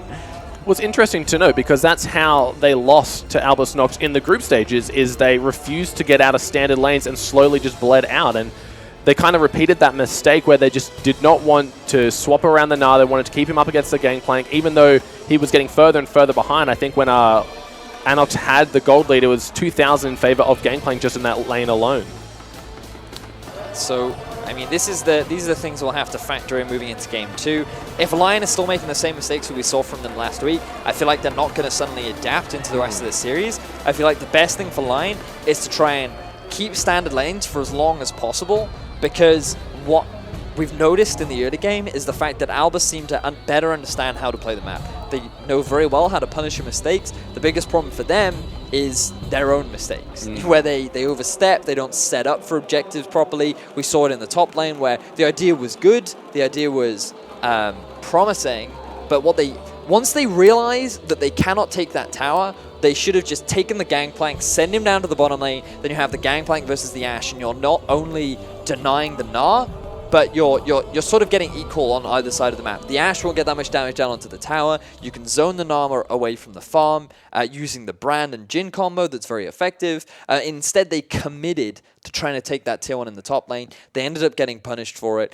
Later down the line, that's set up for losing that tier 1 in the bottom lane. And it's just this matter of the idea is promising. They seem to know what they want. It's just a matter of they can't properly execute. Yeah, and I would like to say that I think that Lyon is doing such a great job at challenging Albus Nox's setup. Because Albus Nox, they have these great team fight setups. They have a situation that they set up through a miracle to really barrel down through the mid lane, chase down fights. But whenever it does come through, we have seen points where the outplay does come through from Lyon, either the flash in and Cassia ult from Seiya, or just honestly from Ashe just taking it through, or Dural penetrating the backline, going straight to a miracle, sometimes at a disadvantage, getting the kill on him. So there are times where Albus Nox, they think they have the lead, that they can just carry through the team fight and win out.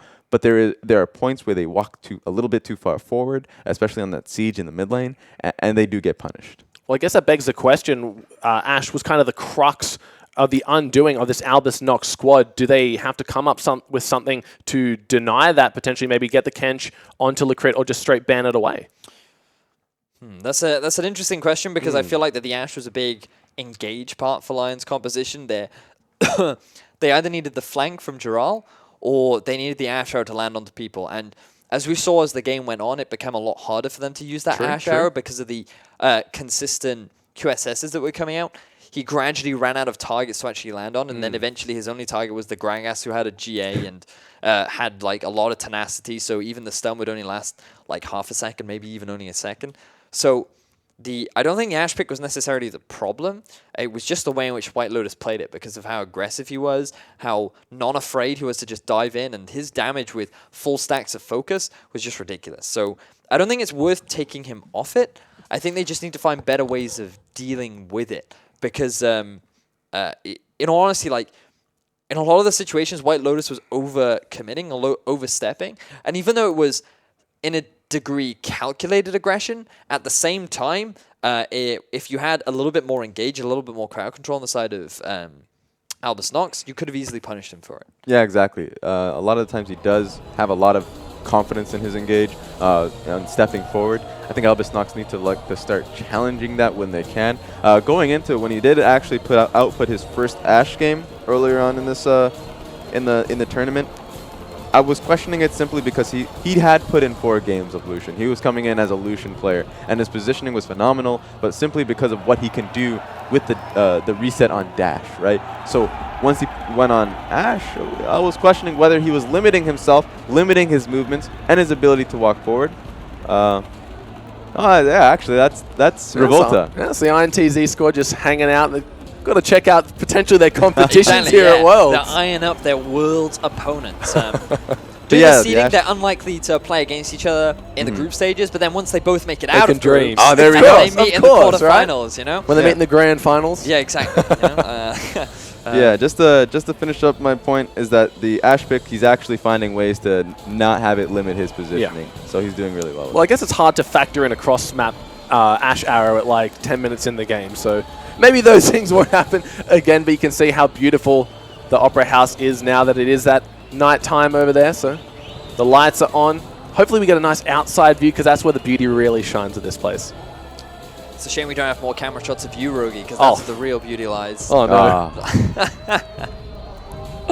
I've got nothing. I'm as red as Brand right now. The life of a third wheel, I'll tell you. Oh, man. No, look, it's an absolutely gorgeous venue. Can't wait to get game number 2 on the way, but it's good to see INTZ's squad there. They're happy. Hopefully the other side, Dark Passage are there in high spirits as well. I know it was a nail-biting finish yesterday, but I'm sure there's still some great League of Legends action to watch, so hopefully they're stuck around. It's nice to see the crowd still full of energy after what was an incredibly long game, but I guess this is what the audience wants there after these long games. Even though, from an analyst perspective, bad League of Legends to a degree is not what we want to see, especially from teams fighting for a spot at Worlds. But cheeky dab. at the end of the day, it's also an important learning tool because you have a best of 5 scenario, which is very good practice for Worlds, and also you have a lot of footage to then enable you to identify your mistakes and work on them moving into the actual World Championship. Perspective does matter here, because as an analyst, as you said, it was a pretty sloppy game for Lyon to be able to clean out. With that being said, the fact that it was so back and forth between both teams, that even 44 minutes into the game, we saw deaths coming through. It really could have gone either way with how high of a damage composition we saw in Albus Nox. Going to be a lot of questions going into the next game, seeing how much action this game had. I do think it's also worth noting that we should praise Albus Nox for some of the plays they did make. Remember when they were being pushed into their base, they realized that Baron was the next objective, and they immediately followed Lyon out of the base to then regain vision control around their jungle, and they set themselves up for a position where they said, hey, if you want to go for this Baron, we are going to fight you for it. And so I like that aspect from Albus Nox, just demonstrating that we can still make proactive plays even when we have 2 inhibitors down in our own base. Look, credit where credit is due, and we're getting underway with the pick and bans for game number 2 in this best of 5. Winner gets that prize possession, the golden ticket to Worlds. Lyon up 1 game already. Siva gets banned away, and once again, Albus Nox, they don't want to deal with that at all. Shen will be the following ban here for Lyon. So the Siva being taken away once again. There's the Casio 2. We expected this one to come out. Now, the question is, are they going to stick to the Braum ban, or are they going to change something up? They could consider taking the Tahm Kench off the board, given its effectiveness in Game 1, or they could just stick to their guns.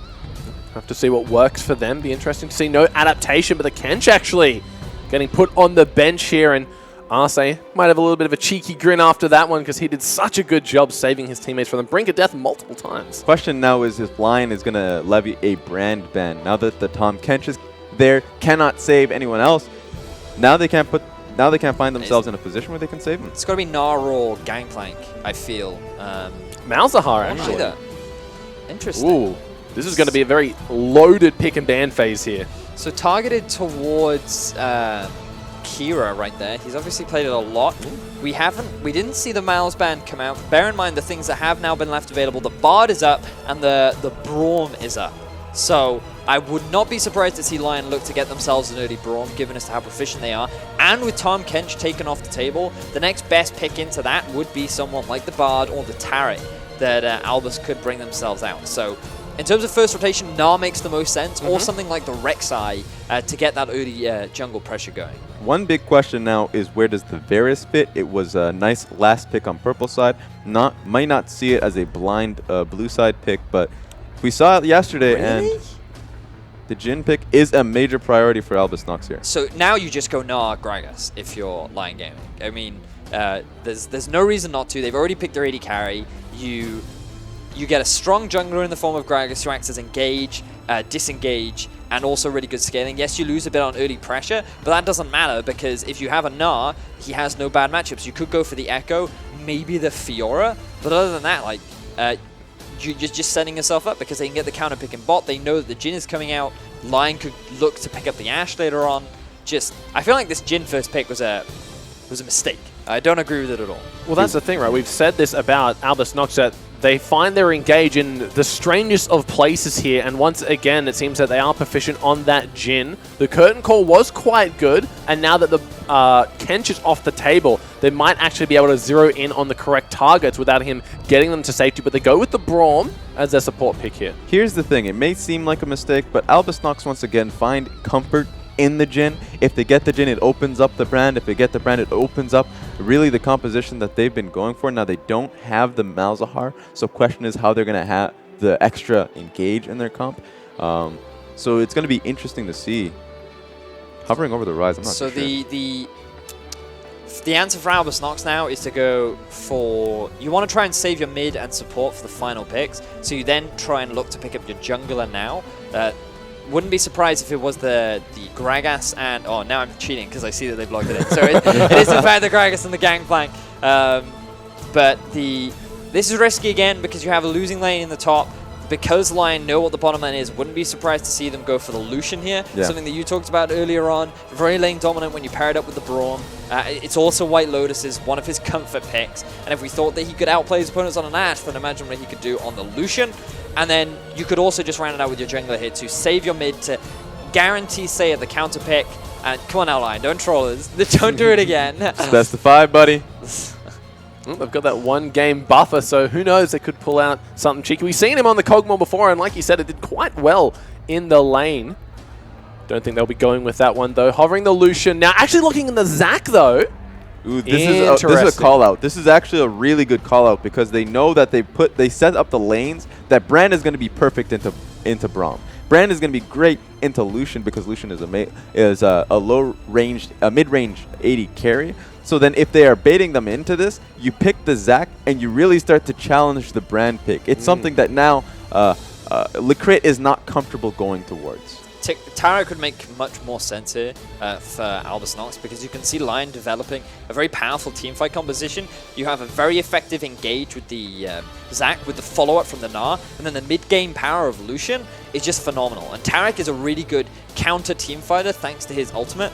And in terms of the laning phase, it's also a very decent pick into the Braum as well. You know, melee matchup into melee matchup. We've seen it come out from FLICKR in the past. It would make a lot of sense. And in terms of mid lane, you could just go for something like the Talia because it's very safe. It has good pushing power. The only risk then is that you have Seiya's Echo mid, which he brought out on day 1, which we found is a very effective pick into it. Oh, we get to see Kira's Anivia. We're in a treat to behold. This guy used to be known as quite the Anivia main, and then went for a little bit of a more meta champion pool with the Talia, with the Vlad, and with the Malzahar. But take the Malzahar off the table, back to his comfort picks, and Bard, another huge comfort pick for FLICKR. Okay, so this was a really good pick from Albus Nox, simply because Lyon were taking the risk in terms of calling out and challenging the picks from Albus Nox. But now you have an Anivia and a Bard, and it's going to be a really hard time for Zac to have a follow-up on his engage. If he jumps right in, sure, if Gnar jumps right in, Bard, the wall coming from Anivia and the Bard ulti coming in as well means it's going to give Albus Nox a lot of time to move in these team fights, a lot of time to move in these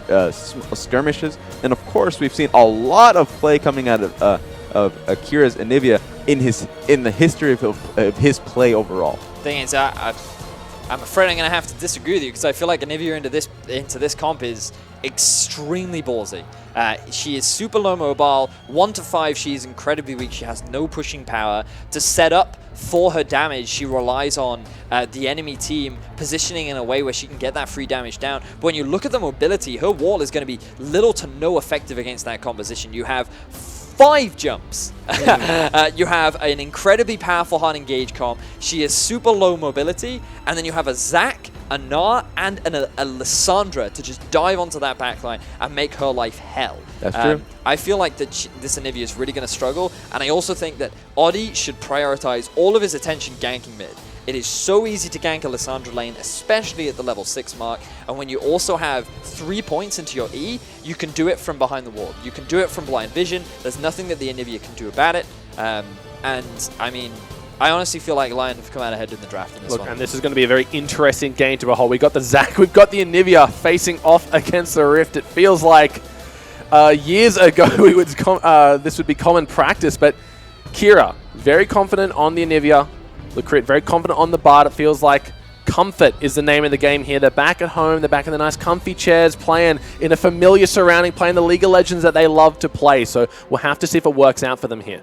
It's going to have to depend on the positioning, because while I do agree with you that the composition, they have so much, Lyon have a lot of abilities to be able to get into the back line. They can't do it front to back. They have to be able to get position on Lissandra, Gnar, Zac, to be able to come from a flanking position or just to catch them off guard with proper vision control. If they go front to back, then it gives the composition of Albus Nox enough time, especially with Gragas, to really look to disengage from the back line. Okay, and you can hear the crowd. They're ready. They're pumped as they do get drowned out here, but nonetheless, we got an epic game coming up. And the Lissandra is going to be such an impossible threat to deal with, especially Anivia. Those Qs are going to have to be on point, but have to see how the matchup in the top goes as well. They're picking that gangplank for Smurf up again, but we are jumping into game number 2. Lyon versus ANX. Lyon up 1 already for their ticket to the World Championship. Now we need to talk about the Zac. Quite a creative pick, something that we don't see very often. We did see it come out in the C9 versus TSM series. I believe it was game 3. Game 2 or 3, one or the other. But Meteos was the guy that brought out. He used to be very well known for that Zac. And now we're seeing it once again from Oddie. Now, from what I can recall, there were made no changes to Zac in the recent patches. And this is very much a comfort thing that they have identified as being strong. His ability to trade in the early game is incredibly weak because remember that he has to sacrifice his own health to actually use his abilities. He can pick up those blobs to get a percentage of his health back, but in terms of actual early game trading, he's not that strong, which is why he's actually a very good pick into the Gragas. Well, that's the interesting thing about Zac's Bloblets is the moves cost a percentage of your current health, where the Bloblets heal for a percentage of your maximum health. So essentially, the lower you get, the more you'll be healing. Yeah.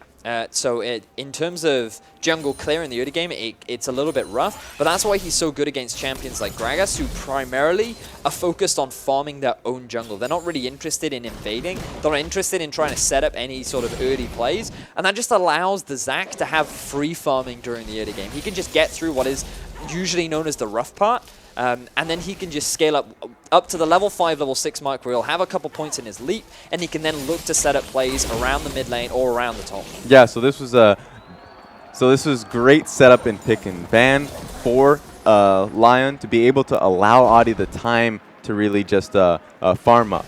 Every lane right now is working well for them. Anivia is going to get shoved in. Top lane is going to get shoved in. Smurf is going to have a difficult time once again in this matchup. And then the bottom lane as well. They have great skirmish, but we might see something here. Yep, Saya just going to claw himself to safety. But you saw the votes before. Looks like Albus Nox have found themselves some fans. 11% opposed to 9 this time around. So it's starting to heat up here, Vedius. Yeah, it does seem that Albus Nox, the fans are now Slowly getting back from work, waking up. Australia's in a weird part of the world. I can never tell what time it is everywhere else. But the mid lane matchup is actually quite an interesting one because you have 2 ice mages effectively throwing rocks of ice at one another. And Lissandra doesn't necessarily have as much pushing power as you would initially think because the Q from the Anivia can be very effective. Remember that Lissandra is fairly short range, and she gets locked very briefly in an animation when she casts that Q. So if you can predict where she's going to try and set up that shove, you can then land your Q aggressively, which will not only help shove the wave out a little bit, but you can then land the stun, and then you can look to trade back on her. So Lissandra will have a slight edge, but it's not so overwhelming that the Anivia can't deal with it. Smurf, first to flash. Oddie just showcasing just how good Zac is at ganking from Fog of War. Meanwhile, this bottom lane matchup is something that I actually wanted to see and was looking forward to in this tournament because both of these AD carries do favor it. So we might see a gank here. Oh, flash body slam comes on in. Arce is going to get hit up with the snail. LYCR flashing in, finds the stun against the wall. Do they have enough damage? Miracle flashes in, gets first blood. That's exactly what they needed. Got that gank going forward because this matchup was getting fairly difficult for a Miracle. And honestly, good use of the Magical Journey coming out from Bard to allow the Gragas to come in from the flank. He didn't have to use his Flash E that early on, and he actually caught White Lotus off guard to then set up for the follow-up from Bard. And honestly, good timing as well from LYCR to wait on actually using the Cosmic Binding to get the root down onto White Lotus to enable them to then get the kill. They had to use a lot of flashes, so Oddie could look to rotate bot and try and respond, but he's more interested in setting up an advantage in the top. Once again, PvP Stay Host is staying in the bottom lane, but this gank. Elastic Slingshot does land. Smurf eats an orange to try and keep himself sustained, but it's not going to matter. Geraldo flashes, gets the 1-for-1 Smurf. Good play.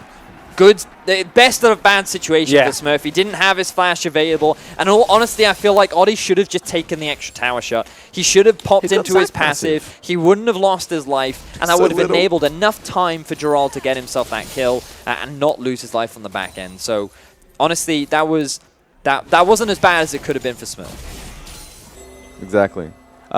So one big point, going straight back to this bottom lane is LYCR right now is actually going to make Sia have to respect that pressure. But overall, this bottom lane is going to be difficult simply because Braum and Lucian is hell for the Jhin pick. Now, Jhin can actually repel a lot of that early pressure since Lucian does have to scale up and get the armor pen going for him. But once he does actually look to get it, the all-in is going to be A, it's going to be difficult, but B, he's going to Lucian can trade through the wave with his Q and get as much damage done as possible for Miracle.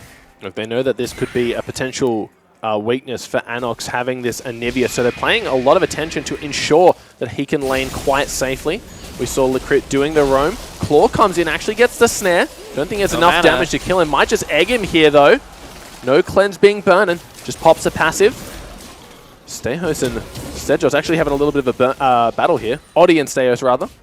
So that was actually good from Seiya. He was applying a lot of pressure down onto Kira. But what Kira was doing, though, was he was burning all of his mana to trade back with Seiya. He felt like that Seiya was...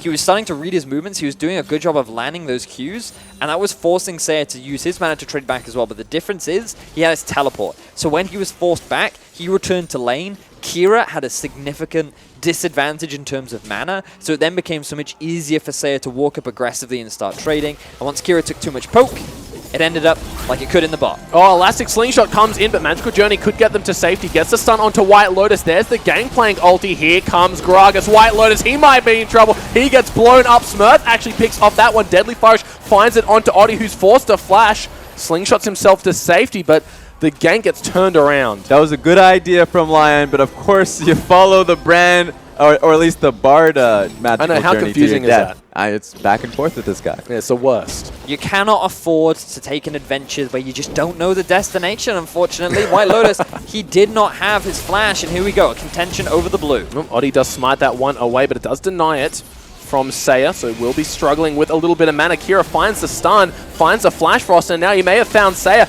Might have to burn the flash here. LyCrit can't find the stun, though. Good use of the root to buy himself a little bit of extra time. But that was also smart from Kira, as he's now caught up. Oh, Kira with no passive available, forced to turn around. Does get the passive onto Zac in return. Stejos has to respect that one. Does the barrel have enough damage? Very, very close as Oddie life flashes before his eyes. If Seiya had enough mana for his ultimate, or sorry, if the ultimate had come off cooldown, that could have certainly gone a different way.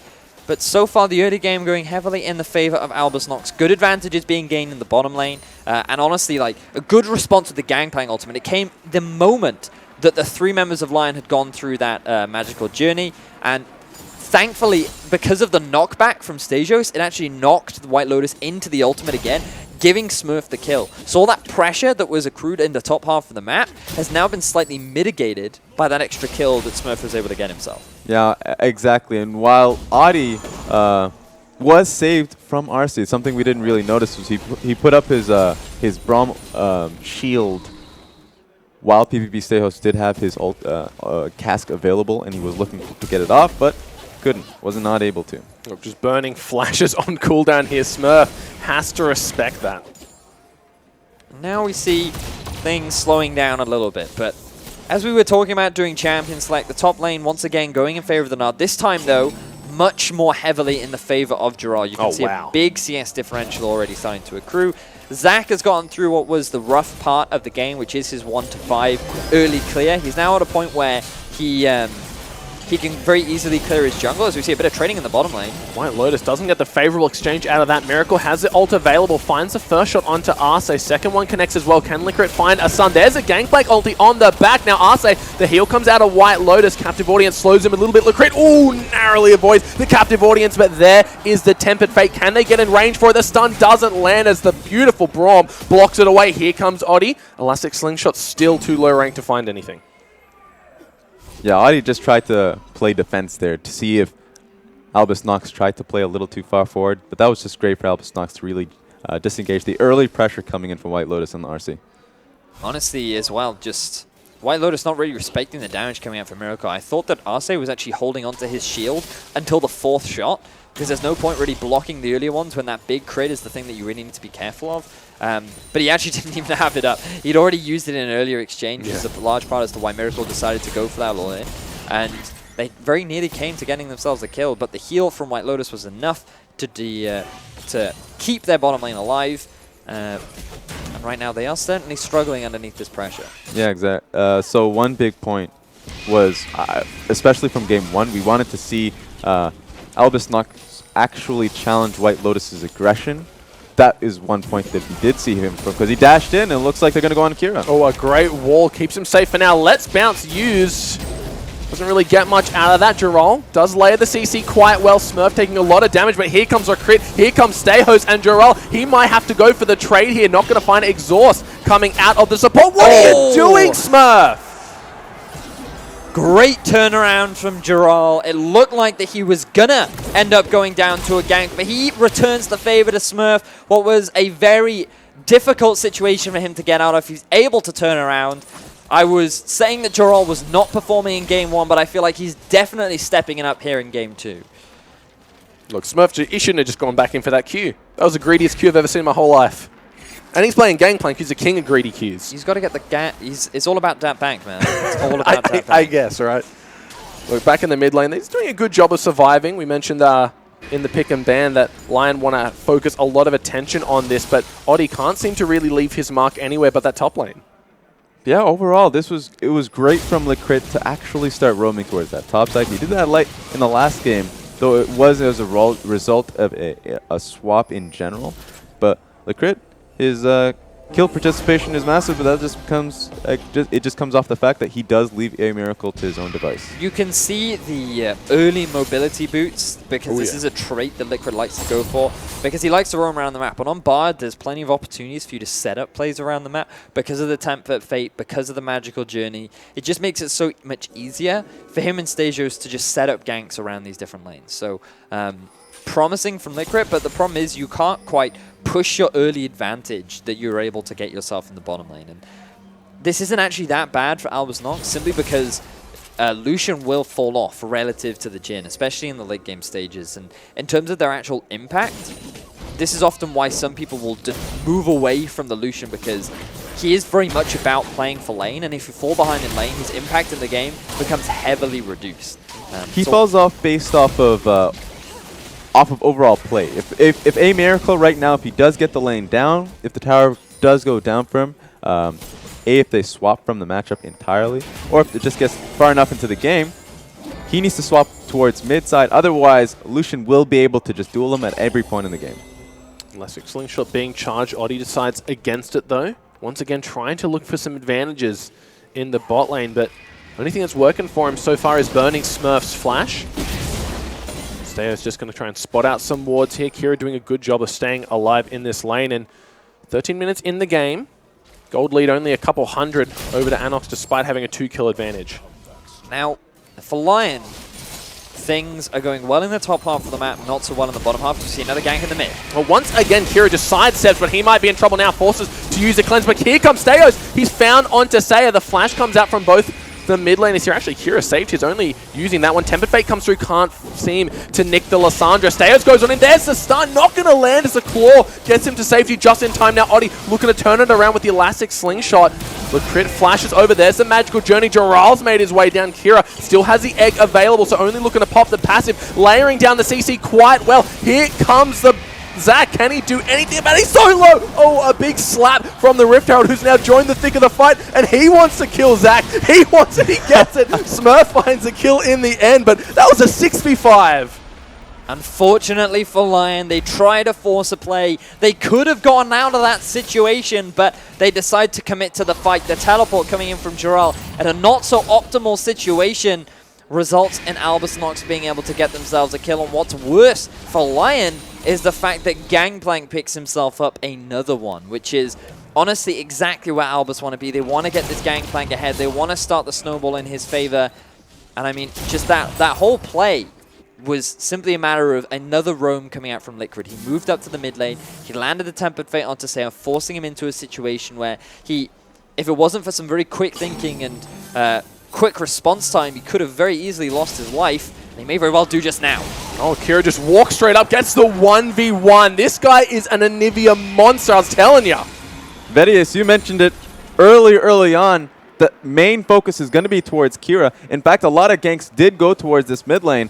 But right now, Albus Nox are doing a great job at keeping him up and actually continuing plays with the crit roaming. See, like this jump back in from Oddie is the bit where they should have just disengaged. The teleport coming from Gnar, they feel like they can keep chasing it, but the kiting power of this 3-man unit is so strong that it's so difficult for them to actually hard engage. And that was a really good barrel from Stasios to actually knock the Zac away. And then unfortunately for Lyon, the Rift Herald just give a bit of extra help over to ANX, getting the kill down onto Oddie. He smacked him down. It turned into a 6v5. Yeah. Yep. Once again, trying to make a play onto Kira. This time it should be quite easy. He gets locked up laid on CC. He's just going to be with a side of bacon right now, but Sayo's actually coming on in trying to save him. Can't seem to find it. Now he might be in trouble. No body slam available just yet. Can't seem to land the elastic slingshot this time. Does have the damage reduction from W. Goes for it. Actually jukes him back over the wall, but that's the wrong side of the map, mate. But right now, he is actually running away. There's no mana on top of Saya. His passive isn't just up yet. It has just come off cooldown. But if he wants to try and close the gap, he's not going to have enough damage. Lucian's going to cut him off at the very least. He's found himself in an impossible position. Give the red buff over to the 80 carry. Yep. There you go. White Lotus takes that one, but Arce a lot of damage in the meantime. And FLICKR wasn't in lane to help that one out, so Miracle forced to watch. But 3 kills just went over to Lyon. Yeah. What just happened in the mid lane is what I was expecting to happen for Lyon early on. It did not. Oddie didn't put that much pressure. He was focusing on the top half of the map, which has resulted in a big CS advantage for Dural, but hasn't really resulted in any massive net gain. And now we're going to see this all-in power of the Lyon bottom lane. So Miracle has the level advantage, but FLICKR just takes so much damage. He actually uses the Tempered Fate on himself to buy time. And unfortunately for them, it was just a very early exhaust during the Tempered Fate where they couldn't take the most out of it. White Lotus, good sidestepping to avoid that execute coming out from Albus Nox, but overall, just big mistakes from Albus. One big point to even talk about, the unexpected consequence of that entire point was a Miracle actually had a sizable HP advantage off of that, even though Bard ended up dying through it. But since White Lotus was able to get the red buff from the kill on Gragas, he was able to regen up to full HP, and now it's even worse. Not only does he have the red buff proc, but he has full HP. Jin had no advantage in that entire scenario. Lyon looking to pressure down this bot lane tower. Arce just clearing out pink wards, and once again, Oddie, he's hanging around. Captive audience does spot him out, but at this stage they just want to brute force it seems. Look at the rotation from the Anivia, moving to the bottom half of the map to try and provide some additional support. Remember, the Gangplank ults can also act as wave clear. Oh, Stayos can't seem to find the body slam. Arce sidesteps that one. Should have his W to get himself to safety, should need be. Oh, those juicy Anivia roams. She's so slow.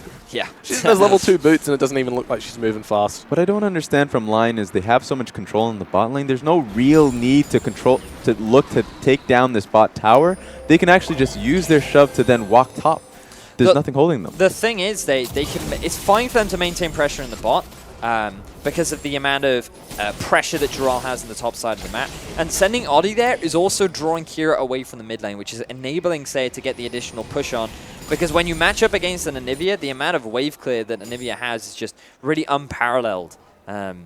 So it's trying to draw the Anivia away from mid, but it's also just helping slowly wither down that tower that is just ever so low.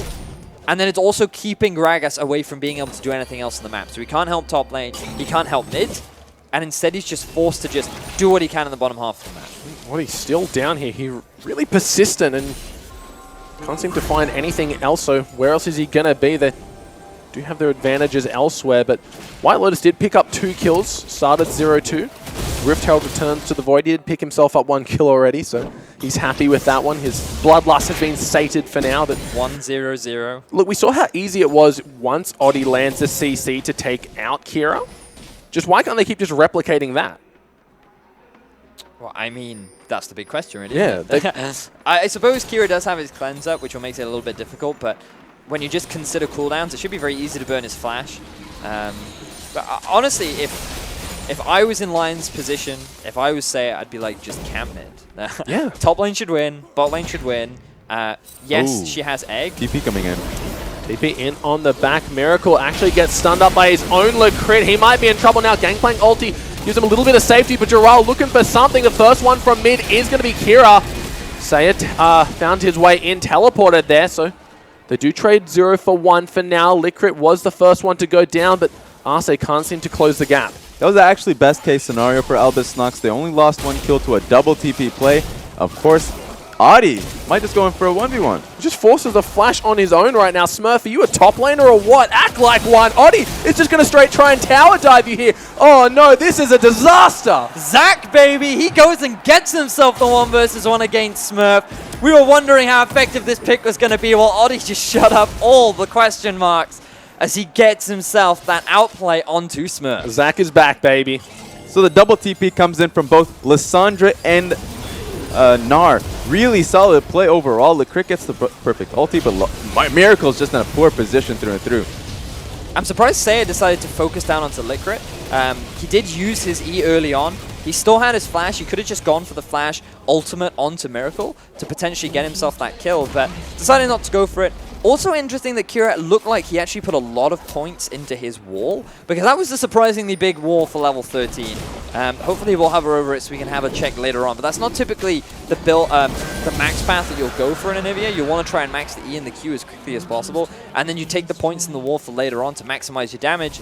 But regardless, just interesting Anivia facts. What's more important right now is the fact that Albus Nox, who had full control of the early game, have just lost 2 towers. Yeah, they get the top tower, they get the bot tower, and they get themselves the dragon. So as the dust settles, a 3,000 gold lead in favor of Lyon. Just superior map control, utilizing those double teleports quite well, and Smurf losing the 1v1 to But the also, Zach as just well. like, remember that Albus just gave away 3 kills. Yeah. Like, they lost a 2 versus 2 in the bottom. Kira overextending the mid lane with no summoners. Did not respect the Zach whatsoever.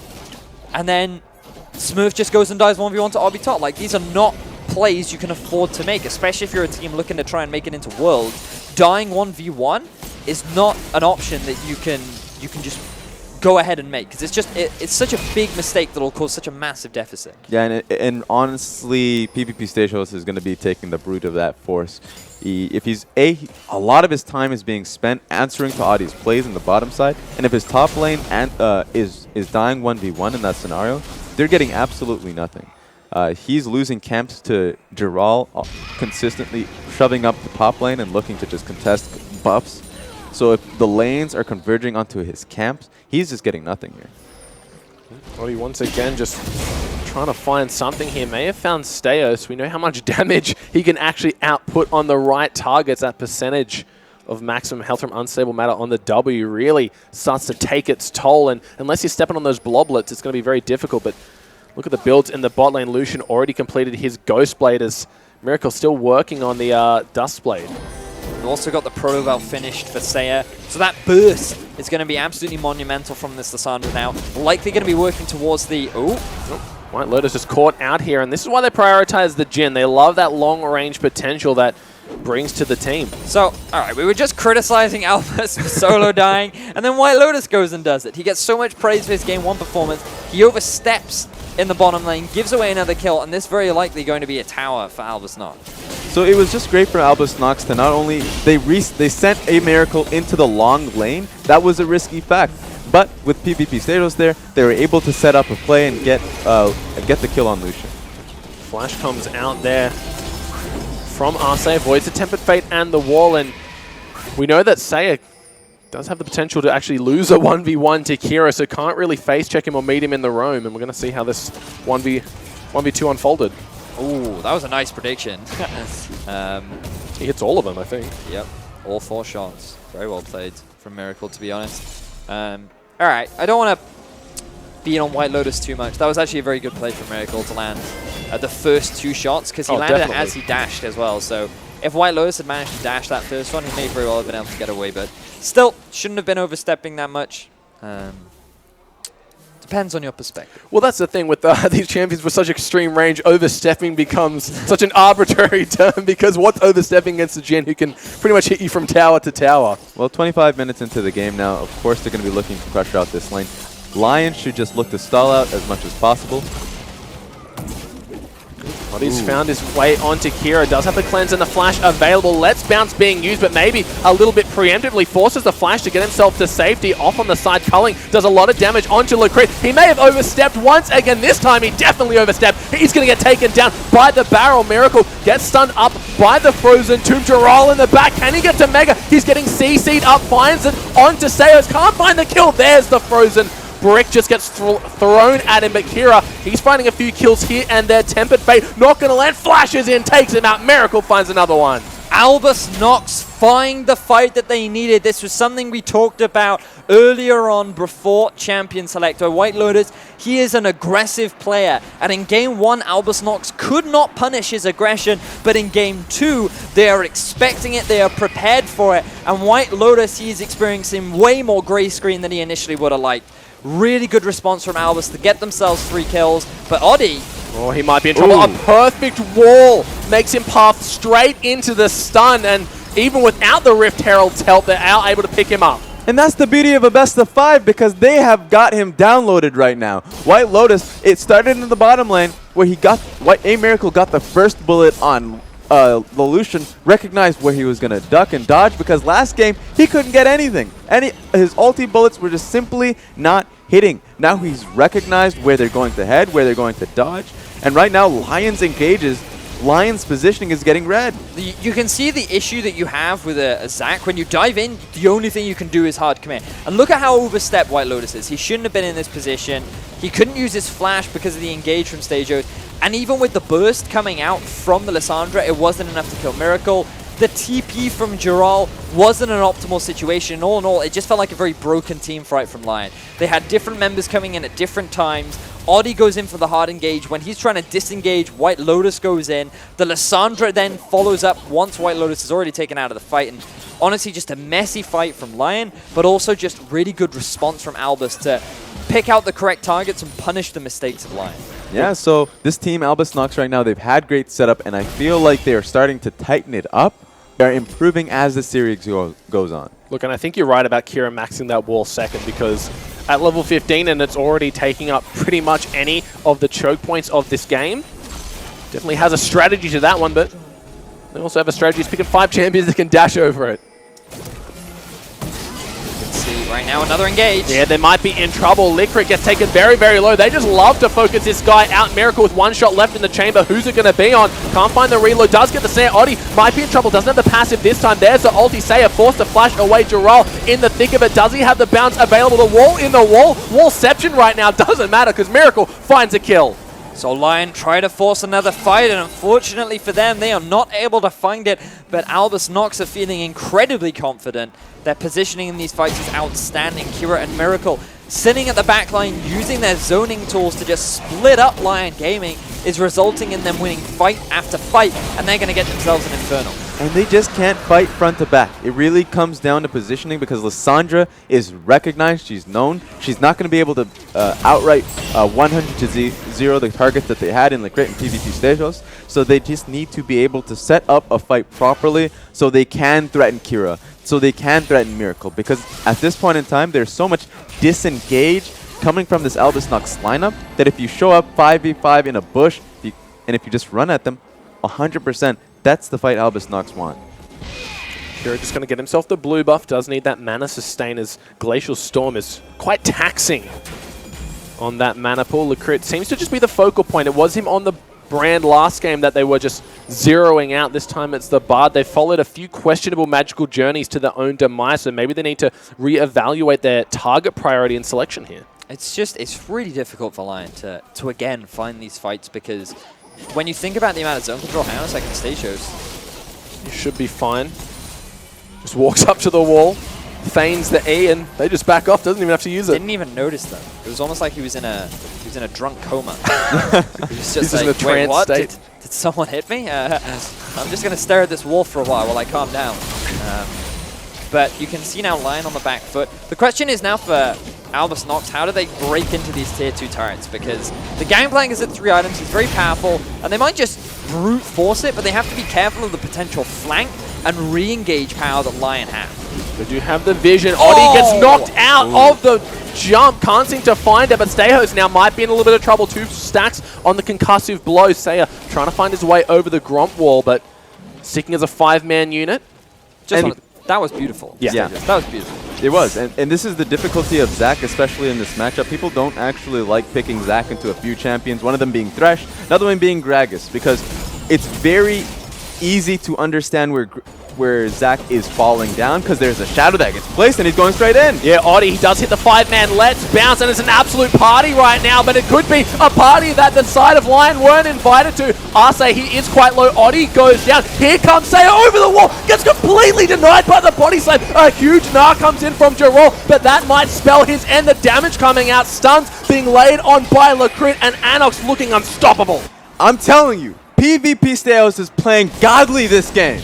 He has denied so many of the engage coming out of this team. He certainly has such an impressive performance. And Albus Nox, they're looking to try and equalize this series as they break into the base of Lyon. Look, they're firing on all cylinders right now. 2 towers going for that inhibitor as well off the back of 3 kills, and Arce and White Lotus forced to watch as their base is left in tatters. So I was critical of the Anivia during Champions Select. I felt like that the hard engage of Lyon would just be too much for this Anivia and this Jhin to deal with, but my god, Stasios, you are certainly proving me wrong.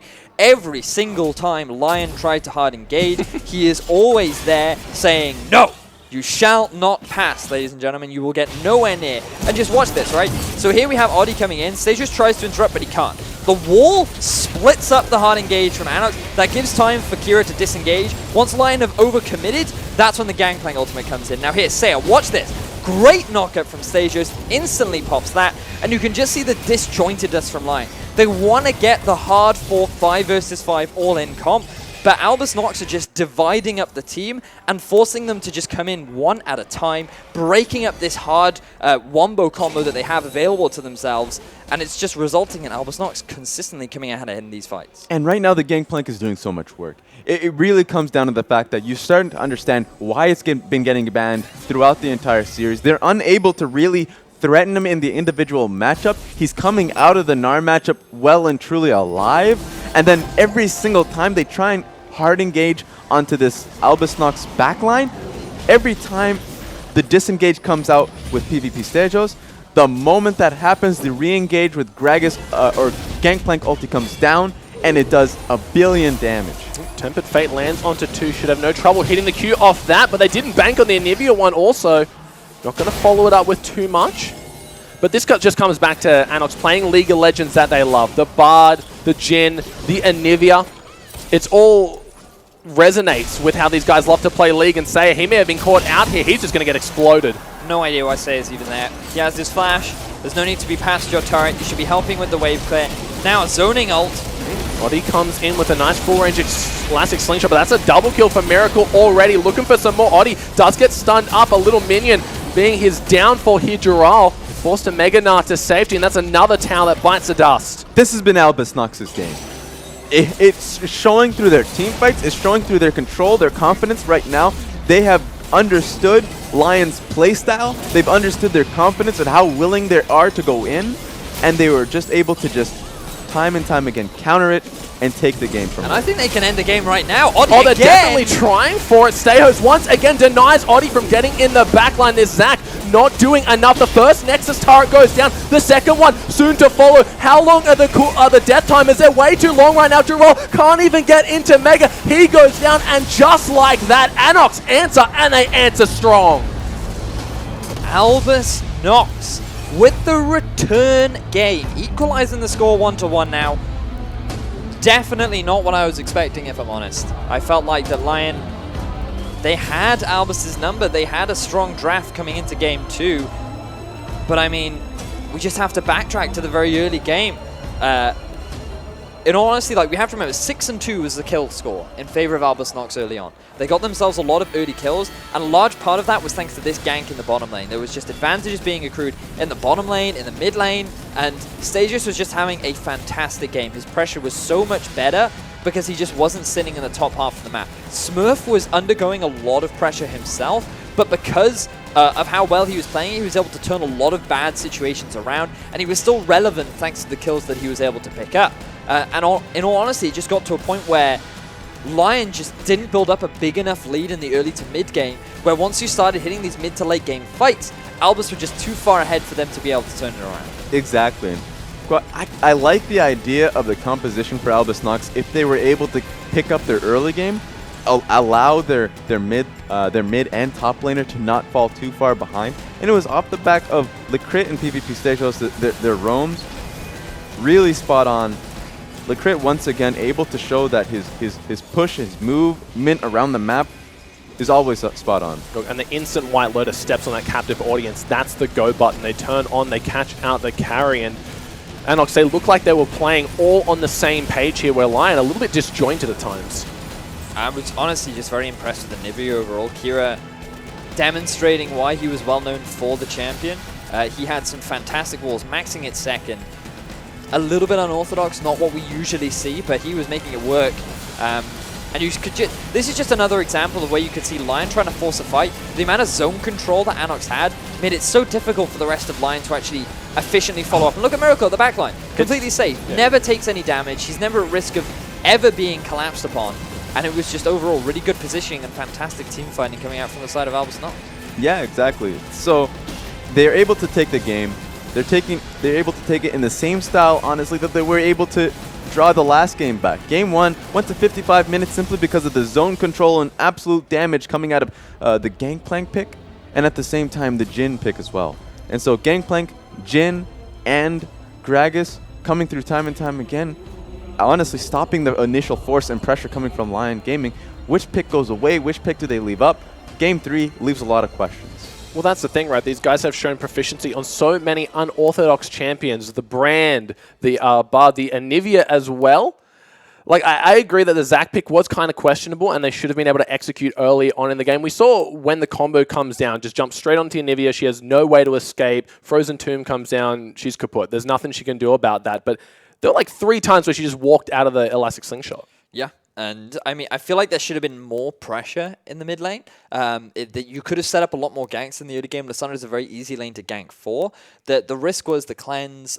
She also had the egg. It can be a little bit difficult, but it was also the fact that Oddie was just prioritizing the top half of the map. And I just bring into question, sure, Zac might be an interesting pick, something that you like, but why is it better than a Rek'Sai? Why is it better than a Gragas? Why was it better than the Nidalee or the Elise? That all these top 4 jungle champions are top tier for a reason, and they could have very easily fit into this composition, but instead they went for something a little bit unorthodox, and I do feel like in part it punished them, but at the same time you cannot take anything away from Stasios, who honestly just played out of his mind this game. Alrighty guys, another exciting game. We're tied up 1-1, but we're going to go to a short break. Don't go anywhere, we'll be right back.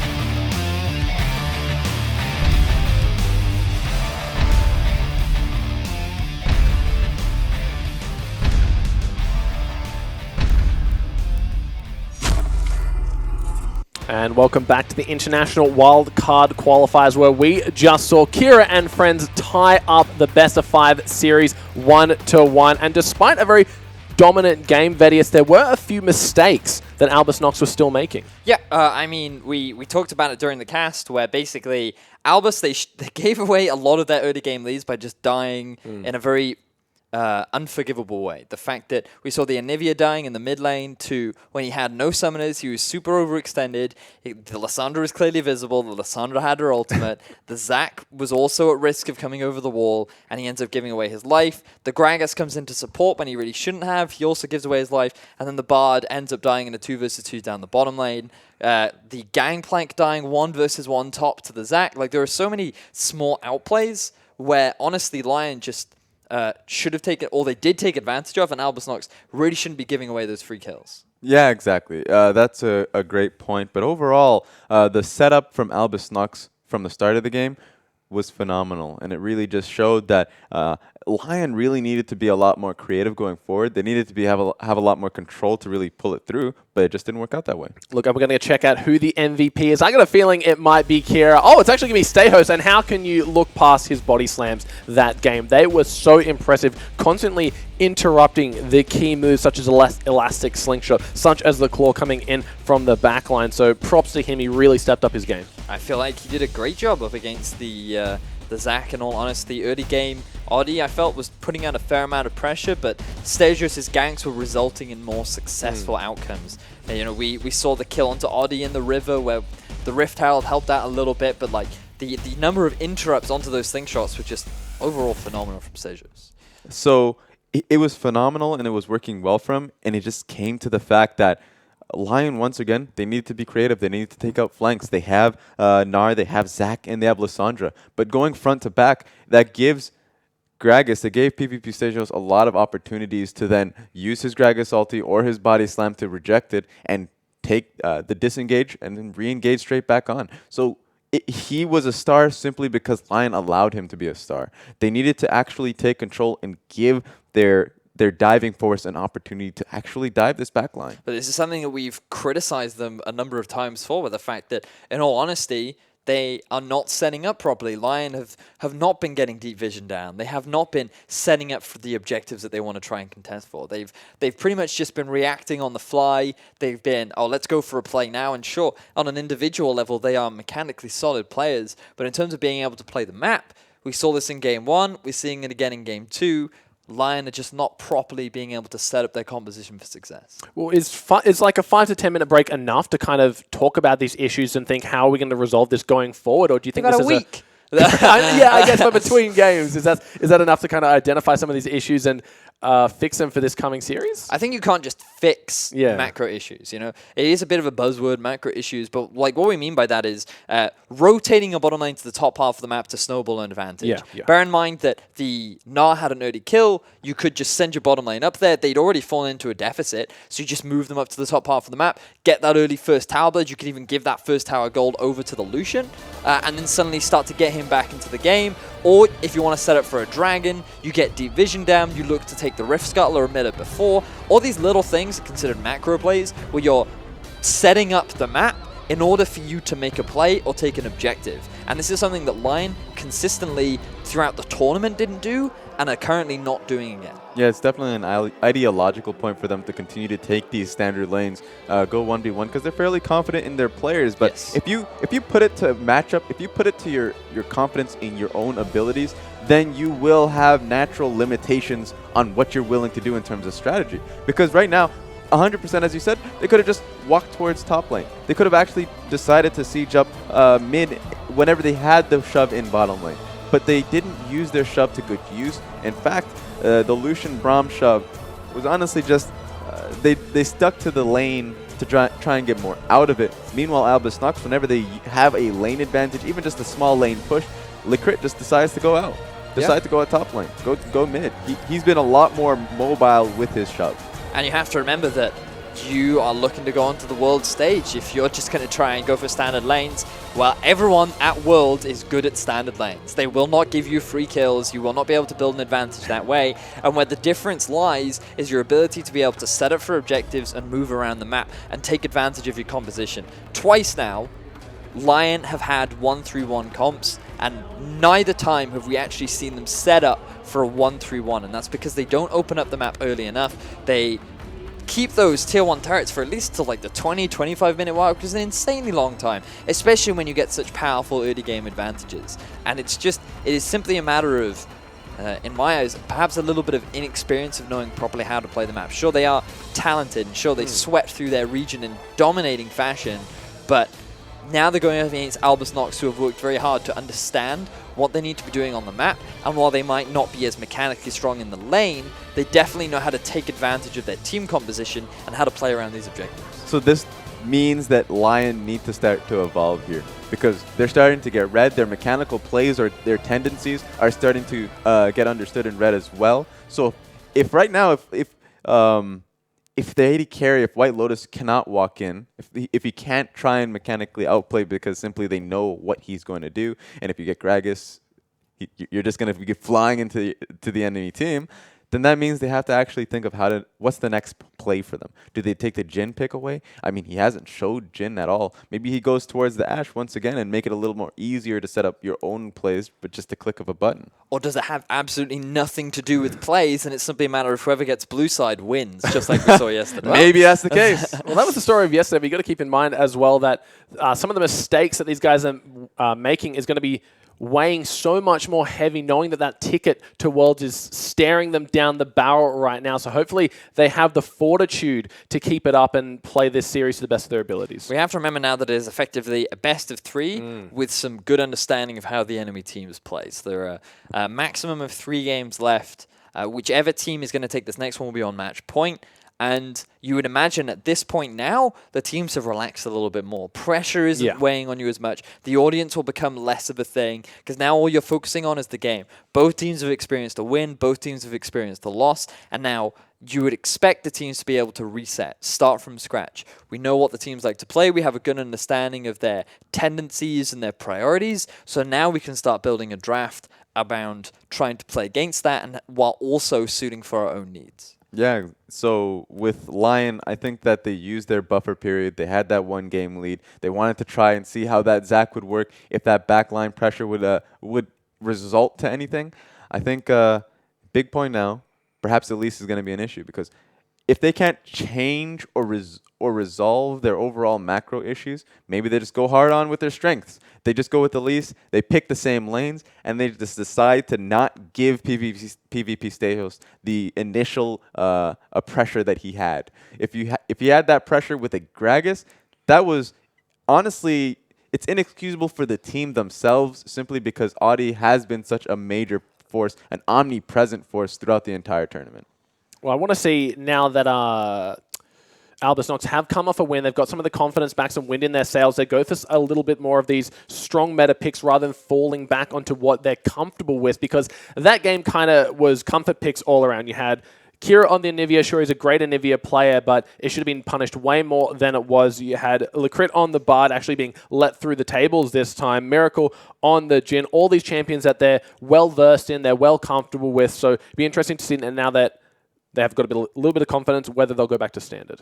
And this is the big question, really, because so far we've seen relatively standard stuff from them. If we just look back at some of their bans, in the game 1 we saw the Sivir Braum Nidalee. In game 2 from Albus we saw Sivir, Cassio, Tom, Kench. So we can see clear evolution coming out from Albus. And then when you look at Lyon, in game 1 they banned Shen, Vlad, Bard. So very meta bans with a bit of more of a target focus in the Bard.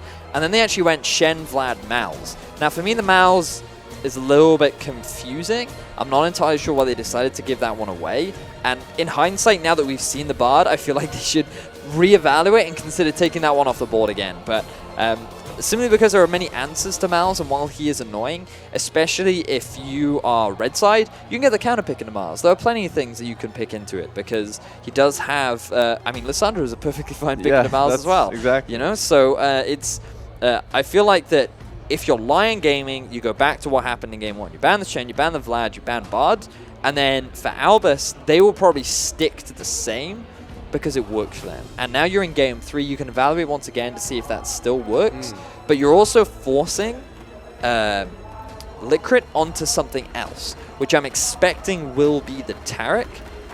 And I think that for a skirmish-heavy playstyle of Lyon, that is better for Lyon because all they need to try and do is split Albus up, and perhaps if they're going up against the Taric, they can be a little bit more dominant in the bottom lane. So they can get away with it, because we've seen when FLICKR gets on that Taric, he seems to just know exactly when to pop that ulti, so most of the damage is completely negated coming out of any teams. But Lyon, we know they're an all-in type of comp. Judging off that last game, when one person goes in, they all follow. Whether or not it be at the same time, they are all eventually in the fight, laying down the brawling gloves. So have to see if they can maybe... Doubt the Civil will get through the draft, but if they can find themselves a little bit of disengage if they expect the Taric. Meanwhile, Lyon haven't been doing a good job at keeping down the Gangplank. They've given it off 2 times, and 2 times Gangplank has come out of the lane very strong and able to disengage. His zoning force doing quite a bit for the team. I really want to either see a ban or just, if we see the Gnar once again, I want to see him build well for that. And you've made a good point on that, Vedius, that he should just go for the Frozen Mallet and Black Cleaver. He should just go incredibly hard and going to the back line on that Well, one. there it is. You called it. The Gangplank being taken away.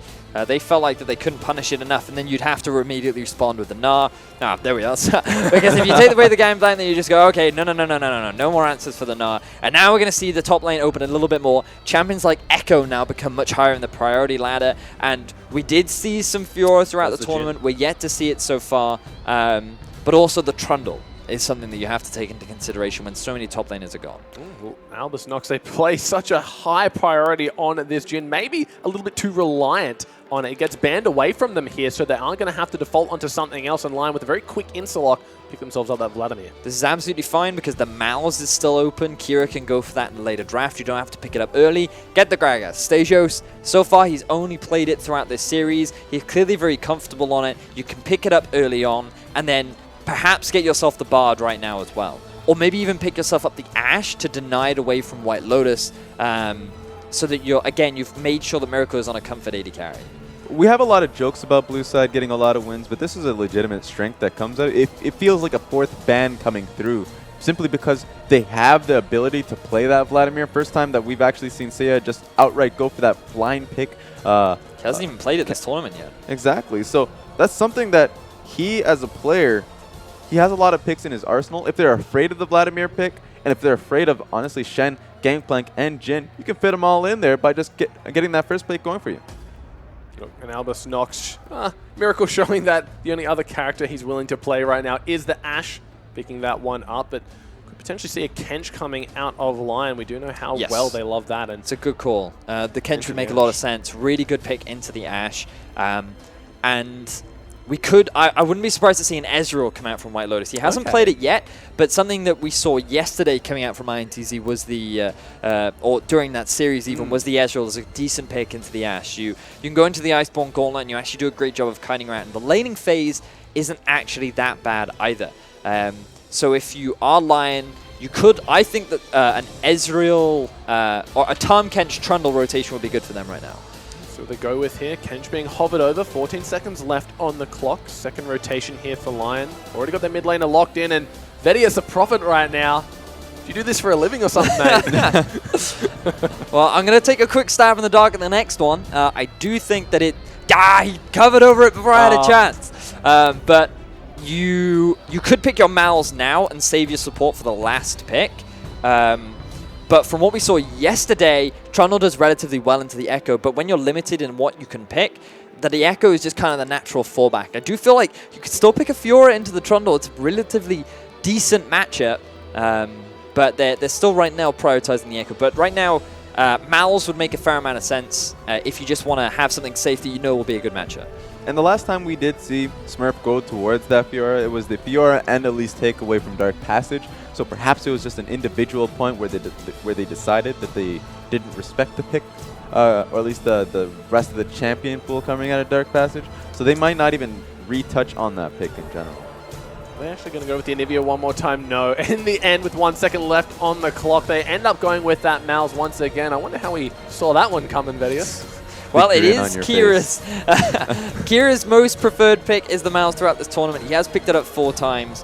Arguably a much better laning phase than the Anivia because of his passive. He's a slightly lower risk. But now for Lyon, I would very much like to see either the Rek'Sai or the Elise. I feel like if you want to be risky, you could go for the Nidalee, but in terms of a composition, the problem is it has no hard crowd control, so that's why I think the Rek'Sai would be a little bit better, because it offers an extra front line, and it enables the Trundle to build a little bit more aggressively. I would actually like to see a Lucian as well, simply because the Trundle Pillar will allow him later on in the game to have that secure ulti. He doesn't really need to get that engage going. He doesn't need to run in. He can just get that initial setup. And of course, he will actually... Ezreal!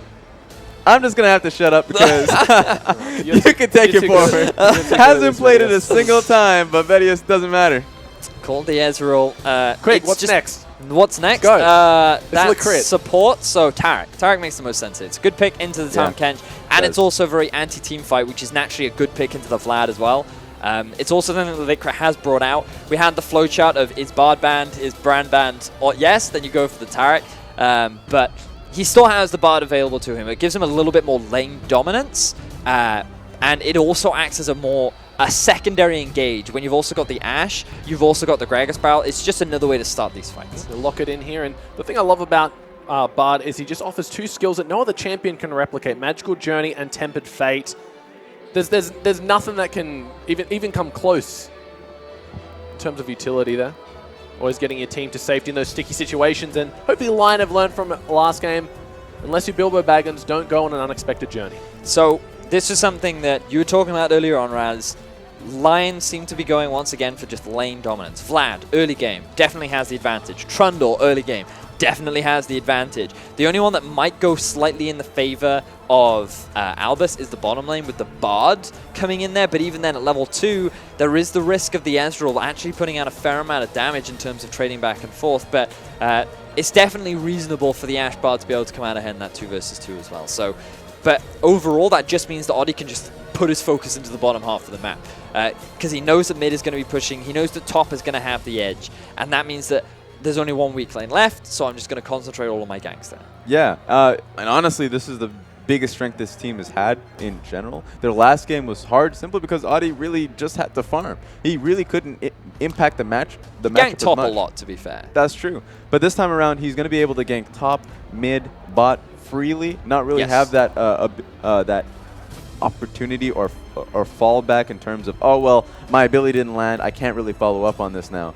This time it's going to be a lot easier, especially since Giral is on the Trundle pick. It's a good matchup for him. Seiya can shove in early. It's going to be hard for Kira up until a certain point where he can shove in. So overall, it's good that they're going back on the style that they've won out with. We'll have to wait and see what happens as we jump into the Rift for game number 3. We're all tied up 1-1, back to even footing. Lyon taking on Albus, Nox, Luna. Should see these guys heading on into lane. And Miracle and FLICKR, they do have that range advantage, so maybe they'll try for a little bit of a sneaky down at the Krugs. Now, the interesting thing about this matchup, because we're in game 3, is Albus Nox were a team that a lot of us predicted to be at the top of the group stages. And Lyon Gaming were a team that no one really had any expectations for, because as a region, they have not done very well in past International Wildcard events.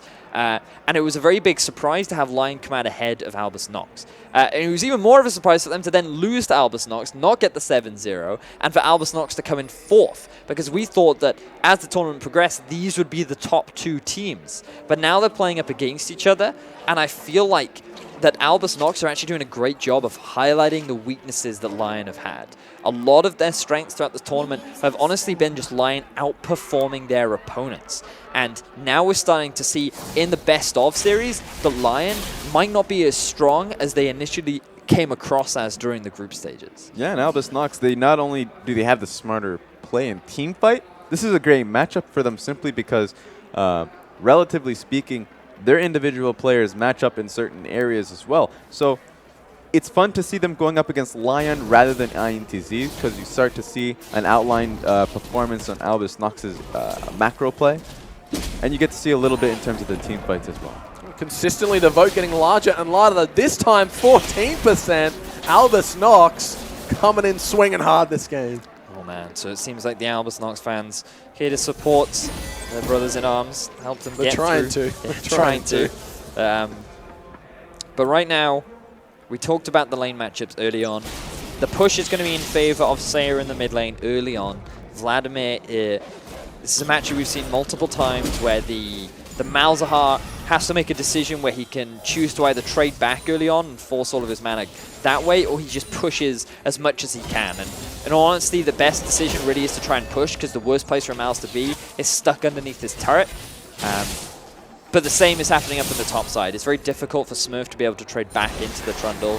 I'm actually seeing a fair amount of poke coming out of the bottom lane, but White Lotus is just doing a great job of avoiding it and then trading back himself. Already Sayer getting them a little advantage here in the mid lane. Just using those low cooldowns and no mana pool to his advantage. Oddie, though, going cross-country here, maybe for a blue invade. And notice as well that Sayer, because he had the early push, he's able to move towards the jungle and provide a bit of support as well. And immediately FLICKR moving towards his jungler to just say, hey, you know what, I'm here. If you need a bit of assistance, I can come back you up as Oddie moves in. It's a bit of a surprise that RC did not as well. They had that lane shoved in. It was they were in a fairly comfortable position. Not only are they on blue side and they got the shove in on the bottom lane, they had the ability to push Gragas off. They just didn't expect the speed out of it. Looks like the Oddie was more interested in actually getting the Scuttle Crab, though. It seems that he wanted to just get some vision for the bottom half of the map, largely because there's such a big push on the bottom side that he probably just wanted to provide a bit of extra utility. Note that he went from Gromp to blue straight to red, and then he moved into the river to try and get some vision. So he took advantage of his faster clear speed to give some extra vision for his bottom lane. Something we've been seeing quite regularly when people pick up that Malzahar in the mid, because he does struggle with his mana issue so early, is they get that Rek'Sai and donate the blue buff very early on, but not the case this game, as Gragas himself wants that one. Yeah, I was actually about to mention that, because they've actually made the trade-off for a much later engaged presence from Gragas. Of course, it's always nice to be able to give that blue buff off to the Malzahar, especially up against Vladimir. Just not going to happen. It was a first rotation on that one, so. Zeus making his way up into the mid lane to just help out Kira, who's really struggling, but that's what kind of happens when you're forced to use your mana. But what does that mean for Smurf? It means bad things. It's Oddie, he's up here. The flash comes through. The cocoon does land. Jirol coming on in, gets the chomp. Is he going to be able to get something more? They both flash in. First blood, going to Jirol. Fantastic start for Lyon Gaming. They get Jirol an early kill because Smurf, he was pushing out the lane. This couldn't have been a worse situation for him. It does trade 2 flashes, but getting that first blood is going to be massive for Lyon. Yeah, and that's exactly what they wanted, but it seems like Sayer's in a bad spot. Does have the flash and the ghost available, but he is quite low. FLICKR can't find the stun. Now White Lotus turning the aggression back around, but Miracle still has a very deep health pool. Smurf just going to teleport back to the top lane. So did Jirol, so some of the spells on equal point right now. Flash comes through to avoid the consume. The crit turning the damage back around, but now he's in trouble. Doesn't have enough mana for the magical journey. Ooh. 2 flashes coming out. A lot of respect there. They know that White Lotus's mentality is to get the kill if he has the option. Now this is the Lyon Gaming that we're used to seeing. Just all-out aggression, all 3 lanes pushing. Oddie gets first blood on the board, and let's see if Lyon can snowball this into some sort of big advantage. Because what you kind of want to do now is you've already got first blood in the top lane, right? So what you do is you start a slow push in favor of Jirol, you push the minion wave in the bottom half of the map underneath their turret, and you swap it back to the top. There's no TP on Smurf, there's no flash, you have Oddie move up as well, you can set up for a tower dive, or you can just look to prioritize that first turret. Either way, it opens up the map more, and it will just extend the lead that Jirol has already managed to accrue. In the mid lane, Kira was forced to use that ghost, so already exerting pressure. Oddie just constantly around the map, right place, right time, and now Smurf down a level. Jirol does have that ultimate available to him now, so Smurf, so much respect is needed. The fact that they went back 6 minutes in and went straight towards bot lane, it is a bit of a mind game. You don't know whether they're going to be sending their dual lane top or bot. In the end, in the end of the day, it's still great for White Lotus to get that early back off simply because he's able to get the early tier and start to scale up. Usually a lot of Ezreals do have the problem where they're still stuck in lane getting shoved in 10 minutes in and they really can't start to scale up with their tier. So that's a great back from White Lotus. The big problem is they weren't actually able to successfully force Miracle back before he could get his BF, because in terms of the 1 versus 1 right now, the item advantage the Miracle has over his counterpart is absolutely massive. When you've only got a Tier and a Cull, it's going to be so difficult for you to be able to effectively trade if you actually go for an all-in sort of skirmish. And this is something that the Lyon bottom lane just have to be very aware of. But for the time being, the wave is pushing towards them, so they can set up a freeze, just use that additional mana to get a bunch of poke down. Look, nothing says I just want to chill and farm more than a Cull and a Tier. 3 members online actually picking themselves up the refillable potions here. Miracle got one for himself, so weird little trends developing here. Usually we just see people buy a couple of potions here, but obviously valuing the sustainability. We are actually seeing a lot more refillable potions these days, Yeah. largely as an efficiency thing, because spending money on health bots is not necessarily as efficient if you never use them. Look, it sustains the environment as well. Imagine all that broken glass people are just leaving behind. There's something that can go back, just top up. Think of Summoner's Rift. Like, do you want to talk about the environment on the Summoner's Rift when there is a character that literally calls the sun down? Yeah. Talk about global warming. That's not helping very much, is it? And there's quite a lot of pollution on the map when people their carcasses are just left on the field. So I mean, it's just we're having a bad time right here on the Rift. Yeah, the environmental sustainability Summoner's Rift not at its peak, but we'll be seeing just killing the wildlife here as Kira going over to get himself the blue buff. These guys are scumbags. I'll say it's a catfish, right? I guess. Yeah. How does he breathe? Gills. Air gills. What, you mean lungs? Did you really just call them air gills? Is that what you said? No, man. You must have misheard me. It's my Australian accent. I said lungs, but Yeah, yeah, there air you go. gills. I didn't catch that either. Oh, man. Looks like top Ollie's just going lane- to be top clearing lane- out wards. Top lane's actually accrued quite a bit of a lead. Ooh, look at Stagos. He's moving into the bottom lane. So you're taking a bit of damage. Those Voidlings are relentless here. The crit level 6, so has a Tempered Fate available. Let's see if White Lotus is on point. Ash ult comes through onto Arce. Still has the great health, flashes just in time. Can he get the return kill? Ulti coming through. Oddie's made his way down. Tempered Fates himself to allow his team to get to safety. So, FLICKR in that situation was like, I appear to be in a spot of bother, and he couldn't really get out of that situation. I don't know why he held on to the Tempered Fate for so long, as well as the Cosmic Binding, but largely they just wanted to get the flash out. They weren't expecting the collapse from Oddie, and it does result in a kill going over to the side of Lyon. And White Lotus played that incredibly well. Not only did the gank turn out, it looked like it was going to be poor for Lyon, but he was able to output as much damage as possible on the crit. Even went down for the ulti, tried to see if he can pop him. Didn't get the exact location, but Oddie was in the area. Saya just going for some damage here. I mean, Kira just going for some damage here. Saya just going to heal it back up in a Q in a bit, but It's about sending a message, you know, throwing down the staring contest. Saya forced to back away from that one, and now we see the gank coming in from Arce. oh, Abyssal Voyage, he might be in trouble. Can't find the Q from Lecrit to get the stun, but just goes himself to safety.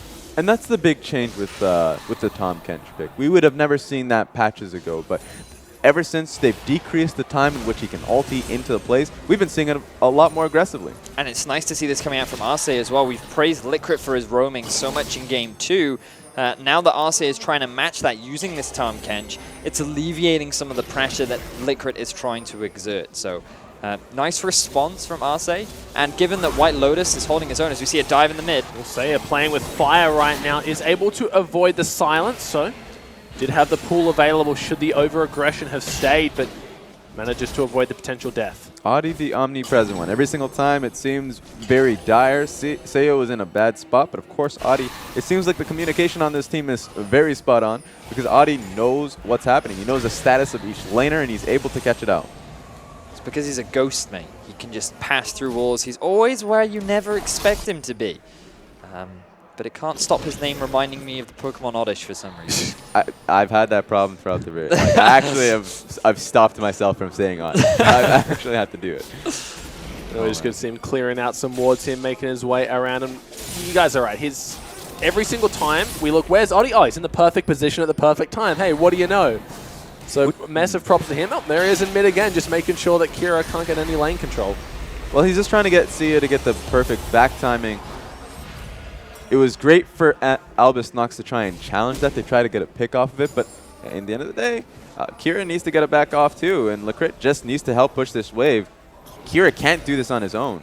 You know, we've been so distracted with what's happening in the bottom half of the map that we haven't actually talked much about this difference in the top lane, because if you look at that, 122 to 98 in favor of the Trundle. We talked about how this matchup early on goes in favor of the Trundle, and if you can start an early snowball, it becomes so difficult for the Echo to close the gap. And when you've already got a Cowl and a Tiamat completed, you're just setting yourself up for a very powerful side lane presence in the form of that Trundle. And it is actually Jiral's most played top laner, on par with his Aurelia. We've talked about how he likes to be this carry-style presence in the top half of the map, and now we might get an opportunity to see him really shine. Just a small point I mentioned a little earlier was the fact that LYN and PvP Stagos were not there to really help out Kira in the initial push. Meant that Vladimir was able to not only get the shove with the help of Audi, he came back straight to the map and was able to deny a few minions off of Kira. So that's a small detail, but it's so impactful, especially since they were right there. Kira didn't have any mana. Look at Arce just completely zoning him off that one. Looks like the race for the top tower begins now. Lyon, they have a head start on this one, and looks like they should be getting themselves that first tower gold any minute now. So this is the play that we were talking about earlier on, where you send your bottom lane to the top half of the map to either snowball an already winning lane, or to try and compensate for the fact that one of your side lanes is losing. And they realized the deficit the Echo is in, so they tried to swap to the top half to try and catch Jiral out of position. Unfortunately, they weren't able to catch him out. He's able to get away, and now he's going to pick up this farm because they didn't properly set up the bounce. But Lyon didn't need to set up the bounce because they were more invested in trying to get this early dragon. They get the first tower blood as well, and in all honesty, Lyon are going to come out ahead of this exchange. Yeah, and I really don't like the fact that they're responding to this by taking this Rip Herald. They're so far behind in tempo that RC, with this Tom Kench, is sped up the tempo so well that they're able to actually contest this. Oh, they are able to secure that one away. Jiral might be in trouble now, forced to flash himself to safety. Say is there as well. Echo goes back and Gragas over the wall. Nice magical journey from LYN to get the immobile characters to safety. So they actually forced the flash out from Jiral. But look at the summoner spells burnt from Kira as well. It looks like that it wasn't a completely free trade. Fortunately for them, though, they do get themselves the Rift Herald. In terms of objectives traded, it is relatively even. But Lion's setting themselves up slightly better moving forward. It's definitely going to help Smurf in the 1 versus 1. But when Jiral is already this far ahead, you have to wonder how much of a difference that's actually going to make. You can see Lyon now got themselves a 3,000 gold lead at only 15 minutes in. They're doing great. Thing is, though, if you're Lyon, you move to the top side now. You want to try and take that turret next. Open up the map. Yeah. Enable yourself to set up, again, this 1-3-1 that you have. Because Mal's, yes, he can go into the side lane, but he's never going to be able to kill the Vladimir. We've already seen the amount of pressure this Vlad can put down, and going for an early Spirits Visage is going to make it so difficult for even the 2-man unit of Stagos and Kira to be able to kill him. So you also have the roaming power of Tom Kench, put him in the mid lane with the Ezreal, poke out this Mal's, and just open up the map more. And finally, it looks like we're actually going to see it now from White Lotus. Yeah, and it's very obnoxious from this Tom Kench pick. If he is in the mid lane, it really does cut down a Miracle's ability to get an ult off on anyone. If it happens on a side lane, he just ulties and backs him up in the fight. If it happens in the mid lane, he's just there anyways, and he's just going to be able to gobble him up and walk away. Jiral just hanging around right now, making sure that Staya is safe. Keeping that ward company. Stayos is having a little bit of a sticky beak around the jungle. Kira, spell immune, gets him back to base. Now, if you're Lyon, what you want to do is try and put a deep ward in so you can look for a potential flank onto Smurf. He has read the play, so he's going to be able to get out of there, but it looks like the Lyon have a slight tempo advantage. And this is the play that we wanted to see from Lyon in the last 2 games. You are asking Rogi whether or not they could adapt, would they be able to learn? It looks like the Lyon have gained a better understanding and are now playing around the map ever so slightly better. And this means that with the map opened up more, it enables them to make more roaming plays. They can take advantage of the Tom Kench. The problem that they have to be wary of is the fact that Albus Nox is still pushing in the bottom lane, and they have no answer for it yet. And it says a lot for Albus Nox that they're able to get this out of Lyon. They're able to pull this out of them, so they're going to continue on this push. True Shot Barrage comes through to kind of thin the herd of minions here, and Saya, he might be in trouble. White Lotus is there as well, so is Oddie. They really want to get this mid lane turret, grouping as 4 in the mid. Smurf has made his way down, so for now, Albus Nox defend. So now Lyon need to figure out their next move, because the map is wide open, right? And they have not been in this position so far, because it's been much more of a brawly series in games 1 and game 2. And a lot more towers have still been up, so they could just go back to standard lanes. They can keep in the 2 versus 2 or the 1 versus 1 and wait for something to happen. But now they have to try and force a proactive play. There is no Rift Herald to fight over. There is no Dragon to fight over. So it's not really worth trying to force anything at the moment. You're better off just stalling out, trying to get the second item completed on the Ezreal, try and work towards that Ryle's Crystal Scepter on the Vladimir, or maybe even the Proto Belt would be a slightly better choice for the mid-game spike. And just wait until the next Dragon spawns and then set up your waves in a way that you can look to try and contest.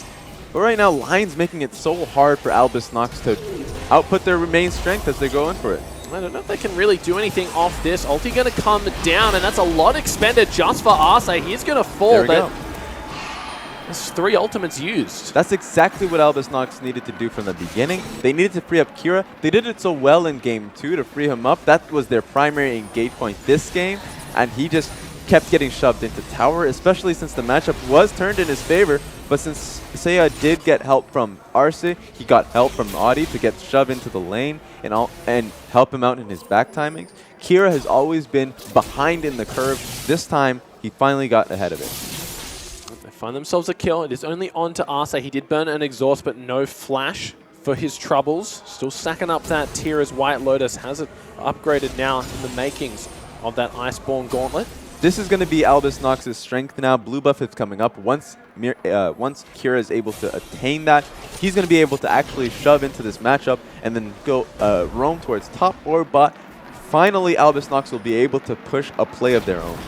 Look, and you can hear the crowd right now. They are into this game. It is on a knife's edge right now. Only small advantages for Lyon, but that can easily flip either way. We've seen what Albus Nox can do when they get even the slightest bit of wind in their sails, even the smallest dose of confidence, and they can just fire on all cylinders. Well, excuse me, sorry. To do that, they're going to need to take advantage of their teleport. So send the Trundle top lane, get him to soak up all that farm, get it pushing in their favor, go back to base, pick up an extra item, maybe get yourself the Giant's Belt, ready for this dragon fight that's about to set up. Note that Lyon, they've already gotten themselves a Scuttle Crab. They've already got a lot of vision around it. And this is what we were complaining about for so long, the fact that Lyon were not properly setting up for objectives. I'm very impressed with how they've quickly adapted. Now we have to judge them on their execution, their ability to be able to fight them. As Albus Nox, their team fighting has been fantastic throughout this series. Something that we cannot take away from them is how well they've actually been able to play these fights and utilize their composition. So it's certainly going to be an exciting fight as Lyon are the ones to start off this dragon. It's going to be the Mountain Drake here. White Lotus just soloing out this one. Oddie finally making his way down to help, but PvP Stayers has wind of this. Dragon only on 3,000 health. Oddie trying to find some damage. Actually takes a lot in the return. Explosive Cast comes on in, but that's quite early. Magical Journey to reposition. Yeah, Lyon have to walk away from this dragon. Audie's far too low. White Lotus is far too low. This is the fight they want. Oh, Arce, a great consume on the Kench. Throws out White Lotus despite being in stasis. Here comes Jarrell. He's going to get locked up immediately. Can he get the Subjugate off in time? Finds it onto Stehos, who goes over the wall. Unfortunately, we're seeing nothing but a freeze frame here, and I think we're back in time. On the Rift. Looks like that was a 1-for-1 trade overall. FLICKR ended up going down. White Lotus also ended up going down. And it is going to end up being the dragon going over in favor of Albus Nox. As we see Lyon forcing another fight. Well, Stehos is in onto Saya, but now Miracle up the creek without a paddle, nowhere to go. Does he have the flash? He has it, misses the wall, gets taken down. And Lyon answer back and surely should be able to get themselves this dragon. So an incredibly exciting fight. So much happened that we're going to have to break down once we get the replay because the action isn't over yet. Well, Stehos, he might be in trouble now. The pillar keeping him at base. Smurf looks like he wants to make his way over the wall, but Dragon has been taken already. Sayo's looking for Arce, pops that grey health, and there's the ulti coming down. Jarrell, he just gets consumed by the Kench. Smurf should be able to pick up that one. Looking for another, though. White Lotus, he's quite low. Can he find the damage over the wall? Smurf, he's found his target. Can he get the kill? Ult back to safety. There's the explosive cast coming up from Gragas. Kills that one. Now Saya trapped in the pit, forced to flash. Doesn't have the ghost available. Smurf looking for the stuns over the wall. Stay host, though. Like a web, like a fly in the web. That's what I was going like for. a moth to a flame. Back and forth, going forward. But that was a great position for Albus Nox, but they're going for this kill. Nope. Lenses have a look at visions there, I think. Anyway, Oddie, he does get Still kill onto alive. Smurf. The fight, it just never ends. Oddie, can he go down? The meme slap gets him in the end. And this fight feels like it's been going on for nearly 2 minutes. Yes, and that's because I think it has been. Very extended fight. It started off at 2-1. Now we're at 6-5. Jeez. So it ends up being a 4-for-4 overall. Fortunately, I can do math. And if we just look across the kill score, or the kill board even, the Oddie picked himself up a number of kills. White Lotus ended up dropping. Arce also ended up dropping. The Vladimir was doing a fair amount of work in that fight. And I mean, we just have to backtrack to the actual setup because it was Lyon that had positioning on the Dragon initially. They started it off without having all of their members ready to respond. And we're going to see how this is actually the second part of the fight because it looks like the enemy AD carry did go down. Miracle ended up dropping. Lyon were pushing their advantage and they just got a little bit too greedy. Arce, look, notice how they split up. And this is where Smurf can really take advantage because Jarrell has no mana. Lotus is only on half health. He gets nuked down by the combo of Smurf and Kira. And it's simply just a matter of Lyon being divided and Albus Nox taking advantage of that with this incredibly mobile Echo. But then Oddie using his prey skills to pick up an extra kill on the backside. Yeah, question was, how were they able to actually regain position? Because Albus Nox, that was great from them. They were able to chip down Oddie in the initial point of it. They were able to gain position and an engage force. The TP came through, and they were able to, it must have just been an outplay in that scenario. So that was fantastic for Lyon to regain positioning in that offset. Vic may be onto Saya. Can't seem to find it. Oddie's there, lands the cocoon onto Sayo's, but it's got to be said that ANX, they aren't finding the same potential catches with this Ashes Lyon did early in game one, and it all comes down to Arce's Kench, always at the right place at the right time. So far, Lyon just figuring out what their next move is. It was a very back and forth fight around the Dragon area. And now they're looking to try and set up for this tier 1 in the mid lane. They have the Trundle in the side lane. He still has his teleport available. He could look to come in for a flank, but that results in Oddie and co. looking to try and extend their vision. And speaking of Oddie and co., they've all decided to wear matching bandanas, it seems. Yeah, exactly. So that's a great point. They all have QSS, which is going to be a question how effective Kira is going to be in these team fights. He should still be able to output a lot of utility and damage with the Morellos, with the Rylai's Crystal Scepter, so he's not completely at a loss. But it's going to be difficult, especially since they don't even need to go towards QSS if they play towards the Tahm Kench. I mean, remember that the Malzahar still does a decent amount of damage without his ultimate, because you still get the, even if they break out of the ult, you still get the his old W down, which does percentage health damage if you're standing inside it. But also, the cooldown on his Q and his E is actually surprisingly low, because just with the Morellonomicon and his runes and masteries, he should be sitting at about 30% CDR right now, which is reasonably high, given that you are this control mage that primarily just plays for utilities. I did hear the arrow come out. Went on to Oddie, who he's got a QSS, he just QSSs it, walks off, takes the tower for his troubles, and it is a lot of gold expended into magic resistance here, but keep in mind that Smurf and Kira are going to be dealing a lot of it, so it's not completely wasted.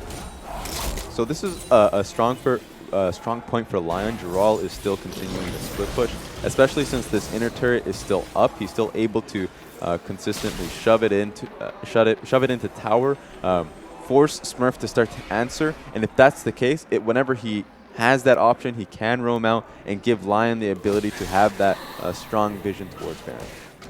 So if Kira can keep this wave pushed up, they haven't seemed to found themselves a mid tower yet, and with Dragon up in a minute, that would open up the map nicely for them. Get themselves some deep ward, but Saya, he's done such a great job of holding this structure alive. With Vladimir doing reasonably well for the time being. Looks like that White Lotus is going to go for that play of the Ruin King third item. Could have looked to pick up a more against the triple AP that's coming out from Albus Nox, but has decided to go for more of the dueling / outplay potential that you have with Blade. It also gives you a little bit more sustain. But it's all it does make sense against Echo, who's just going to be sitting on your face. It just gives you a little bit more self-peel. And as we mentioned earlier on, it helps with the sustain. I wouldn't be surprised to see a more come later on in the build, but he's likely going to prioritize the either the Mortal Reminder or the Lord Dominic's Regard. Probably the Mortal Reminder as a fourth item. We'll have to see where he transitions from that, but it will really help with his ability to just basically hold his own in these fights, and that means that Arce can prioritize saving that consume for one of the frontline targets that's going to be taking the brunt of Malzahar's damage. Yeah, that just might just come down to White Lotus's mentality, where he is that solo carry, or the solo carry mindset. He wants to try and constantly outplay because he does have a considerable amount of damage than the rest of his team with Vladimir, with Elise and Jural on Trundle. He doesn't have to continue to go towards that damage. He can build defensively. Steos gets the crab. Can't remove that vision. That should allow for ANX to maybe get some cheeky attacks in. White Lotus has been doing a great job of corralling them with the Q. Oh, Nocturne gang. Kira just going to be controlling up that mid wave, and Dragon started once again. Always wondered where that champion went in the meta. Seems like he's just part of the actual rift right now. He's one with the rift. He's in the crowd. And he's waiting, just like Albus Noxar, as the Dragon is going very low. Yeah, it's down to about 2,000 health. Let's see who can steal it away. Stayhos, he can't get it. Oddie gets it with the execute. Now Stayhos might be in trouble, but in the back, Smurf forced to ult himself out of that one. Now Jural frontlining and doing an impeccable job of that. A nice double-man Tempered Fate. This should allow Smurf to get in onto White Lotus. Can he find the execute? No! He's still alive somehow. White Lotus gets the kill. Jural finishes him off. Now Kira executed on the back of that one. Magical Journey should get them to safety, and everyone on the side of ANX is just dropping like flies. Lyon surely going to be giving chase. It looks like the Lyon get themselves a win in that team fight, being able to get the kill down onto Smurf. White Lotus doing a fantastic job of being able to stay alive. There was blood in the eyes of Smurf. He wanted to shut down that AD carry, but with the outplay potential, White Lotus gets himself a kill, and now they're moving onto this tier 1 in the mid. That was a good attempt from Smurf and the crit in that team fight to work with each other, but they're just trying to get this tower now. Look, and they just can't find anything on the side of ANX. Every time it looks like they've caught someone out, they got to remember that there's 5 Quicksilver Sashes available on the side of Lyon, so any attempt to overcommit to a CC target could backfire immediately. Oh, it certainly can, but I hope we get a replay of that fight, because White Lotus, in all honesty, just played that so well. He held on to his flash for the longest amount of time. This is a good flank from Smurf. He used a TP onto the pink ward down the lane. Jural is just soaking up 4 members with a great pillar. And then at this point, Smurf thinks he can go in for the play. Now watch this. You see the Time Wider come out. White Lotus flashes. Look, they've even paused it for me. This is great. He flashes just at the moment that the Q is about to come back in, which means that there isn't enough damage to get the kill onto White Lotus. Just really smart play, holding onto that flash for the last possible second, and it baited Smurf in to stay a little bit longer than he initially would have. So overall, really good response from White Lotus to get himself that kill. That was an awesome play from Albus Nox to try and work between the ulti from Bard ulti on top of the fact that Smurf thought he had the kill, and ordinarily you would if he didn't play it as perfectly as he did. Gold advantage around the board in favor of Lyon Gaming right now on every single character, but you've got to remember a good portion of that actually is chunked in that Quicksilver Sash, but it has already been paying dividends time and time again. Kira, he just can't find a target and has to rely on Malefic Vision's damage alone. And look, back to White Lotus dodging that Time Winder. I just wanted to say, what's dodging a Time Winder after we saw his play in Baron Pit? This is not surprising to me anymore. I just expected of him at this stage.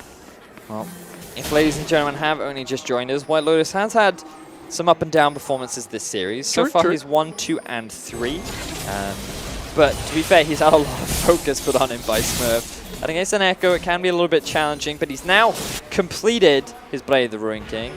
His Mura mana is now fully stacked, ready to go. Going to be doing a lot more damage. This is a big spike now for the Ezreal.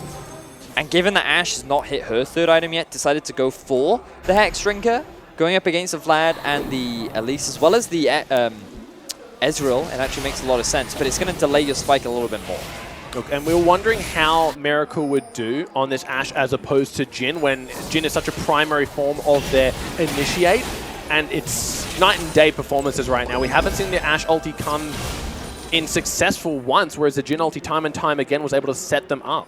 He's had some good arrows, to be fair to him. He has been landing, setting up for a couple of good plays throughout the map, but as you already said, to the Jhin, though? Yeah, he doesn't seem to be having the same sort of impact as he was having on the Jhin. It's definitely something that he's not necessarily playing badly at, but he doesn't quite have the same effect on the game that he's had in the previous two. It's going to be difficult. Comp-wise, picking this outright pick comp based off your ultis, with Kira ulti and with Liquid's ult and Miracle, the QSS is going to be so valuable. With that many coming out, that's 5 QSS across the team. They essentially have this composition countered. And as long as they play this out slowly and continue to play towards the dragons, they already have 3 dragons. Next one's coming up in 2 minutes. Right now, Albus knocks her in a tough spot. The thing that bothers me for Lyon is that they've got 4 members mid. Send the Vladimir to a side lane. He can sit there. There is no way that Maltahar can kill him if he follows him. Your Ezreal has so much more poke than the Ashe. Keep this Bard over to the mid half of the map as well, and you have the roaming power of the Tahm Kench to follow up on any side lanes that get in a bit of trouble. You have so many options if you're Lyon Gaming that they're not fully utilizing. They're relying on this 1-4, and I feel like it's not the most efficient use of their comp. It definitely isn't. And it feels like one thing that's for certain is that they don't exactly know how to take a mid tower without going for a siege or a skirmish. They've been very reliant on these skirmishes or the siege, even regardless of whether or not it's a siege comp, to get it going. 1-3-1 would have been perfect here, and they would have looked to dive with Elise, with Trundle, but they haven't gotten that priority. They haven't used their lane priorities to actually go in for the dive. So this time it might be different. Dural is putting down that Trundle pillar. In the back, tower getting lower and lower. There's a Tempered Fate, only catches onto Arce. The tower somehow still standing. Arce in the thick of it now, thanks to the barrel. Saya gets locked up by the ulti. A very late QSS. It's only as good as your reactions. And now Dural in the thick of it. So is Smurf Oddie doing a great job of keeping him at bay. The slow constantly being reapplied by the Malefic Visions line in full retreat. They do have a tower of their own to keep them safe. But ANX, once again, when their backs are against the wall, they can come out fast. Albus Nox read the play from Lyon. They knew that that was the push that was going to be the hard commit, and they forced it before Lyon had a chance to react. They catch Arce out of position. He gets caught up in the Tempered Fate. He gets knocked underneath the turret, and Lyon were not expecting it. They thought that they could just get that tower for free, and Albus Nox just caught them completely unawares. And the Bard pick really does look to kill it. Once Bard is level 6, level 12 now, the ulti available can constantly look to go for those counter engages. It's going to be difficult to get the siege going, so they do need to split themselves up. I think the reason as well is just like you said, Lyon, they're just sitting 4 mid. They're not really pressuring anywhere else on the map, so that gave ANX so much time to just think, okay, this is how we're going to play this. And set up for it. Well, worst case scenario is the fact that the Albus knocks Scott's Dragon here too. Because if you're going to output that much pressure, at least consider the vision control in the area. But they, of course, overcommitted. They lost the control of their dragon, and then they lost the dragon itself. So they really didn't get anything off of that as well. Thing is, I'm not sure if I'd call it an overcommit. I really want to highlight the fact that Albus read the play. Yeah. Because there was a minion wave coming up, they knew Trundle was sitting on the flank, and Smurf knew that this push for this tower, they were going to commit to the tower. That was what Lyon had in mind. They were like, the moment this minion hits the tower, we're going to go for it. The Bard ult was mainly to delay. They catch Arce out, and they think, you know what, we can just kill Arce here. We've got Smurf coming in.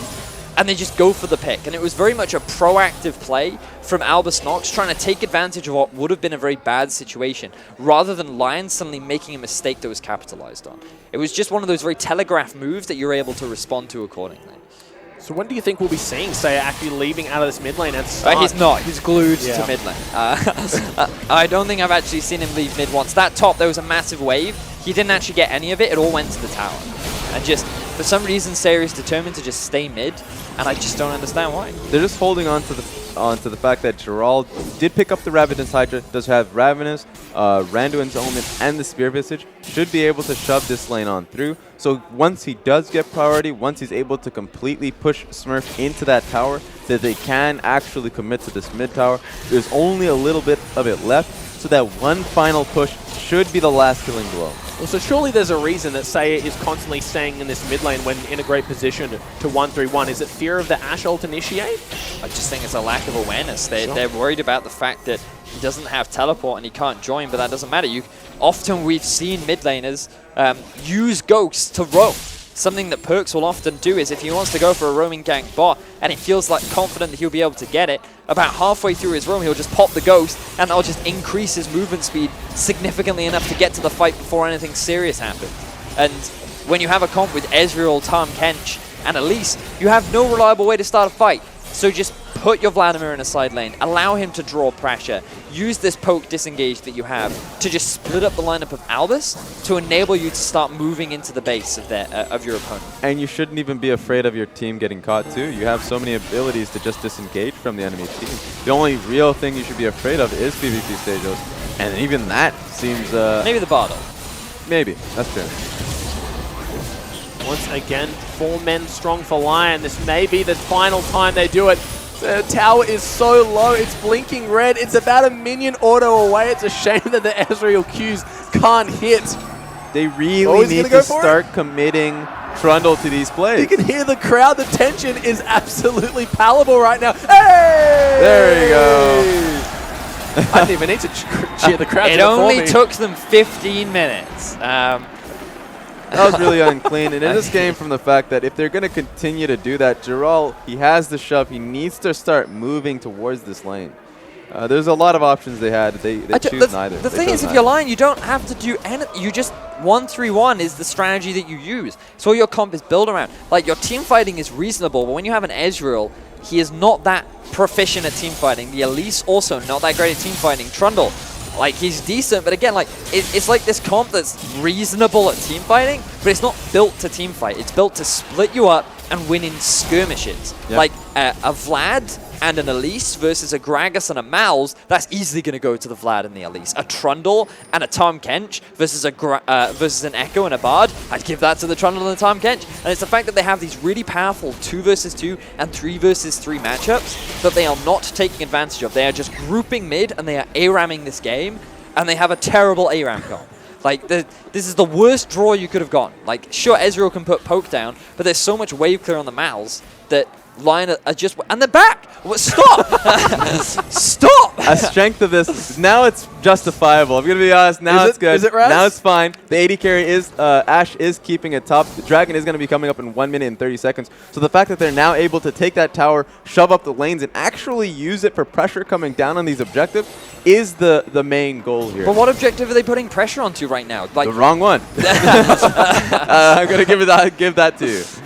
It is not the correct one, but Dragon will come up soon, and I have to expect for them to start rotating. This is why I feel like, from what we've seen of this series so far, Albus Nox have a better understanding of how to play League of Legends. Because in the game where they had a lead, they were relentless. They won it in 34 minutes. Game 1, Lyon had the advantage, Lyon had control over the map, and it was just... all Albus could do was stall, but that's all they needed to do because they just needed to wait for Lyon to throw. Because Lyon do not know what to do if the game is relatively even. They have a 5,000 gold lead, and they haven't taken advantage of it once in the last 15 minutes of the game.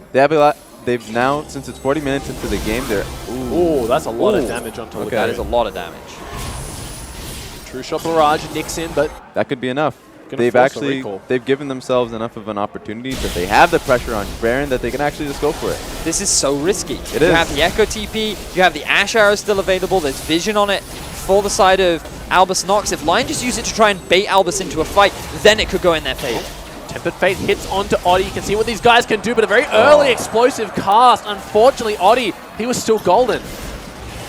But again, Lyon, they have no way to actually start off the fight unless they just walk in. Oh, Saya hits a massive Hemo Plague onto 2 members. Kira can't seem to find the target. An instant QSS teleport coming in for Smurf. Can he find the correct targets? But now Lyon in full retreat. Where is Trundle? He's walking up through the river.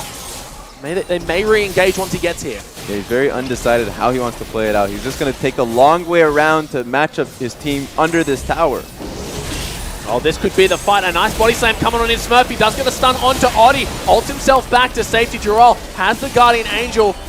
Uses a subjugate. Steos trying to keep them at bay with the body slam. He is quite tanky. Has his GA of his own. Everyone just trading cooldowns right now. Can't seem to find anything. But you're seeing how Lyon's comp is not built to team fight. They have no hard engage. They have no reliable way to flank. And now they're just taking so much damage under this turret. Yeah, Arce forced to use a consume onto Jarrell. His ulti about half off cooldown now. Tempered Fate's back available. There it is. Can't seem to find anyone. Trying to catch it out onto White Lotus. Here comes Jarrell silenced up. No pillar available just yet. And now ANX forced to back off. This is actually major. The fact that they were able to get the earlier double Ocean Dragon means that they don't even have to back to base to get the HP back and up again. White Lotus just landing Q after Q. The poke is real right now. Smurf. Very risky recall. Steos might be in trouble as well. Lyon should use this as an opportunity to get deep vision in the top half of the jungle. Oh, Going for a Baron is incredibly risky once again. Smurf does not have his ultimate available to him, but just look at the positioning of Miracle. But we're not going to get a chance to because the fight apparently kicked off. Well, that's 2 kills going over for Lyon right away. They take out Kira, they take out Miracle, and probably going to turn their attention back on the Baron. So the rinse and repeat strategy eventually working out for Lyon, even if it was suboptimal. The power of magic. You know what? I didn't have much interest in that either. I was going to zoom straight to the play, straight to the fact that Miracle and Kira are just dead, gone off the map, and Baron is the focus for this team. It looks like whatever Lyon did, it worked. Well, Lyon, you had no engage. Your pick potential is incredibly weak, yet somehow you managed to kill both the carries on Albus Nox. So persistence is key. I'll tell you what, it's something that you haven't seen. They may have 5 players, but they've also purchased a magician. they found themselves. But none of them have the death cap yet. So he may have been caught out here, forced to use the pull quite early. Just QSS as any of the slows now, turning it back around onto Steos. He is fearless. An aggressive fearless. Yeah, dude. He's an aggressive player. Did you see that? Yeah, Following the journey. Is. Well, now it looks like the Lion are going to make an aggressive move, heading over to this Elder Drake. Steos does have the smite available and the ulti. Could potentially go for the steal. Arce just keeping him at bay. Should go for the consume. Whistle below. Is he going to spin him over the wall? No, spins him into the thick of the fight. Has the Guardian Angel available. Saya, no QSS available now. Bet you wish you had that one, mate. But Jarrell is able to get the kill on the back of that one. Miracle trying to dish out the damage in the thick of it. Smurf uses the ulti back onto Oddie. White Lotus, he's still allowed, still outputting damage. And Arce now Lotus. in the wrong side of the fight. Is he going to get the kill? He's still alive! He's still going. He's still licking him. He's dead. And now it's looking bad for ANX with the only player left alive. It's FLICKR. A triple kill for White Lotus. He's going to try and make it a quadra. Huge stuff coming out from Lyon Gaming. Somehow, through nothing but sheer determination, by pure force of will, they A-ram at mid and make it happen. They're looking for that inhibitor tower. They might end the game. For the inhibitor and maybe even the Nexus.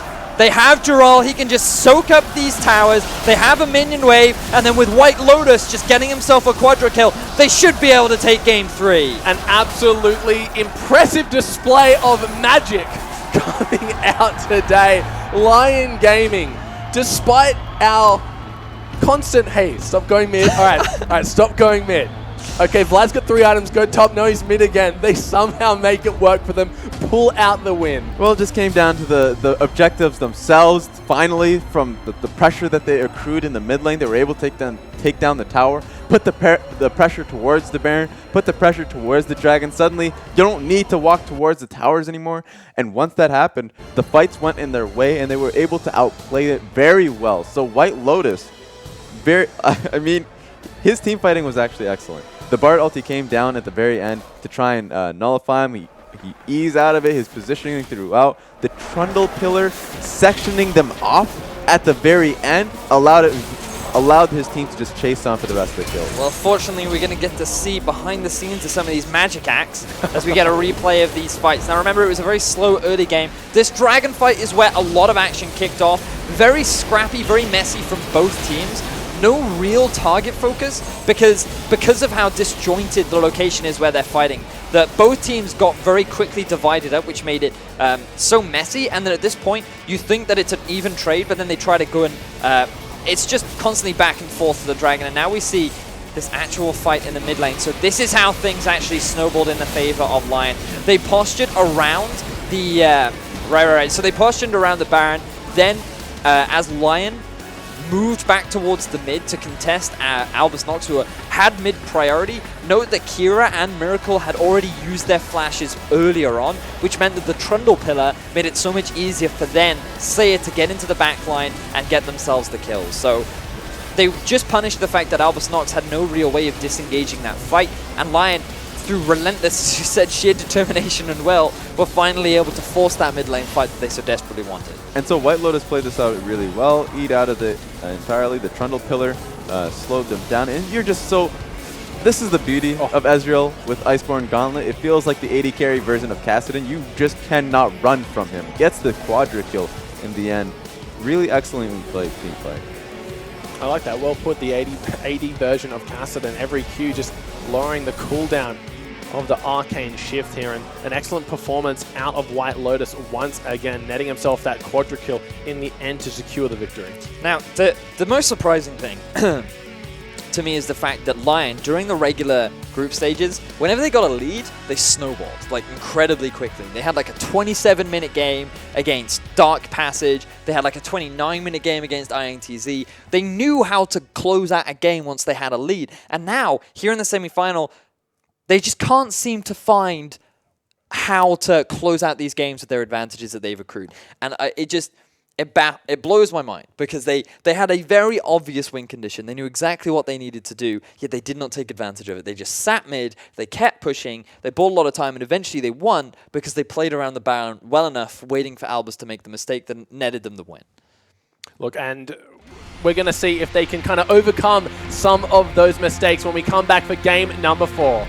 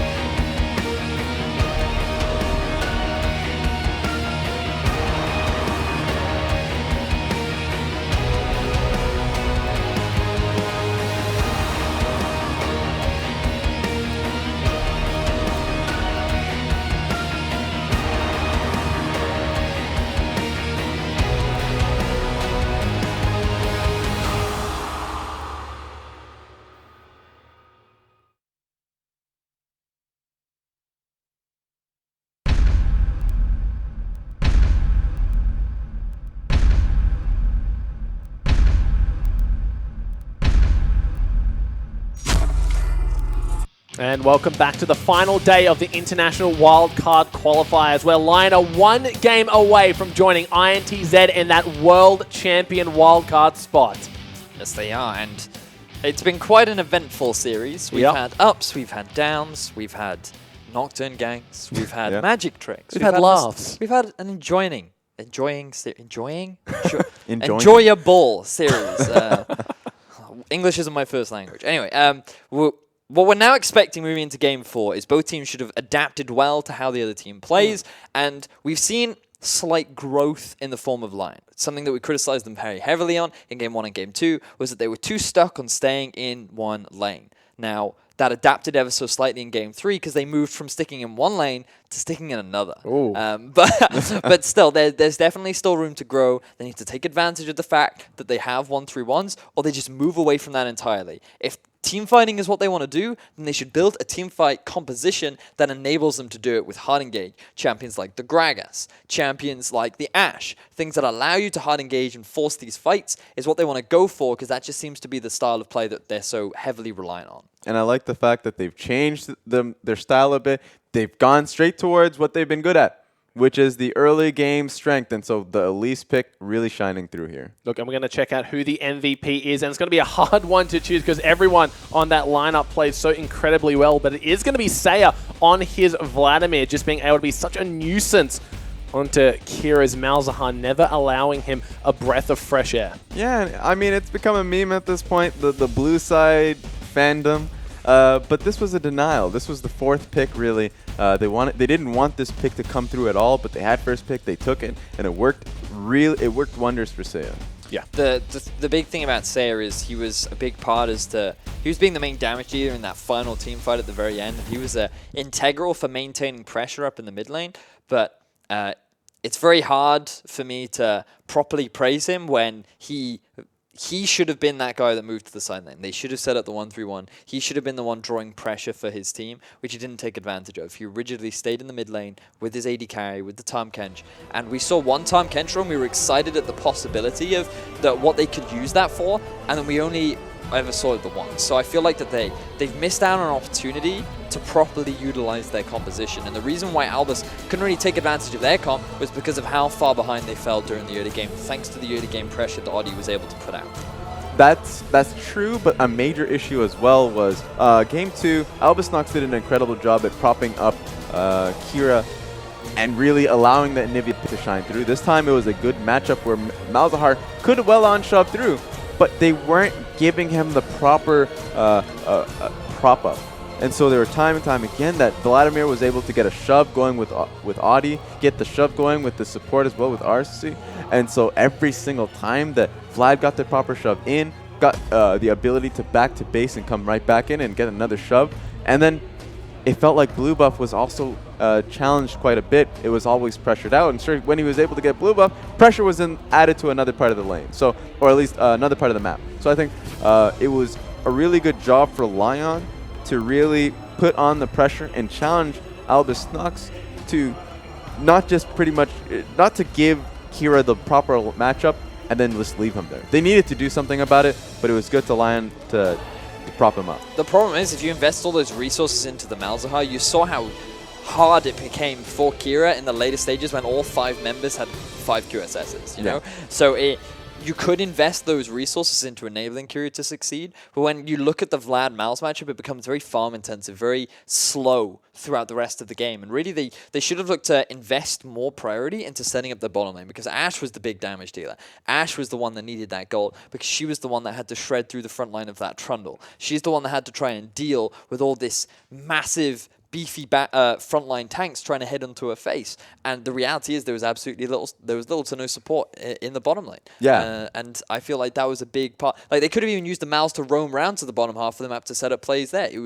There were plenty of opportunities for them to set up, but also we have to remember that the Tahm Kench mitigates a lot of what Malzahar does as well. So I feel like that when we look at picks, perhaps the Anivia would have been better. It's very well known to be a solid pick into the Vlad. Clearly, it's something that Kira has a lot of comfort on, and it's not that he had a bad Malz game, but when you look at the compositions as a whole, it feels to me as though that the Anivia would have perhaps been a better suit for what their comp was trying to do. I think it just came down to you touched on it. It was a good point that they could do either way. Go towards the bot lane, have the Malzahar roam out, use his shove, or you could do the opposite where if Bard and Ashe get that shove in, they could do the same and roam out mid. Yeah, they could. So they touched on it briefly. They tried to come in with the Bard and Gragas. I guess it was the magical journey to see if they can kill him under tower. So they tried to touch on it very softly rather than full committing on the comp. But if they're not going to full commit on the comp, then there's really no point towards it. So their early game did fall flat when they could have just ran away with it. And now that they're at match point up against Lyon, they really do need to consider very long and hard about what they want to draft in this potentially final game. Well, for Albus, they're looking to try and obviously bring it back to a game 5, but definitely a lot on the line right now for Game 4. No, that's exactly right. One more game and Lyon are going to be seeing themselves getting that last wildcard spot heading to the 2016 League of Legends World Champions. A coveted prize they're all here to get. So, Albus, their backs are up against a wall, but we know when their backs are up against the wall, they tend to come out with these miracle fights, these miracle engages, and who better yet, they've got a miracle on their team as well. Sorry, that was a bad joke. I knew you were going for it. I was just wondering. I was like, is he going to do it? Is he going to? I apologize for that. He committed to it.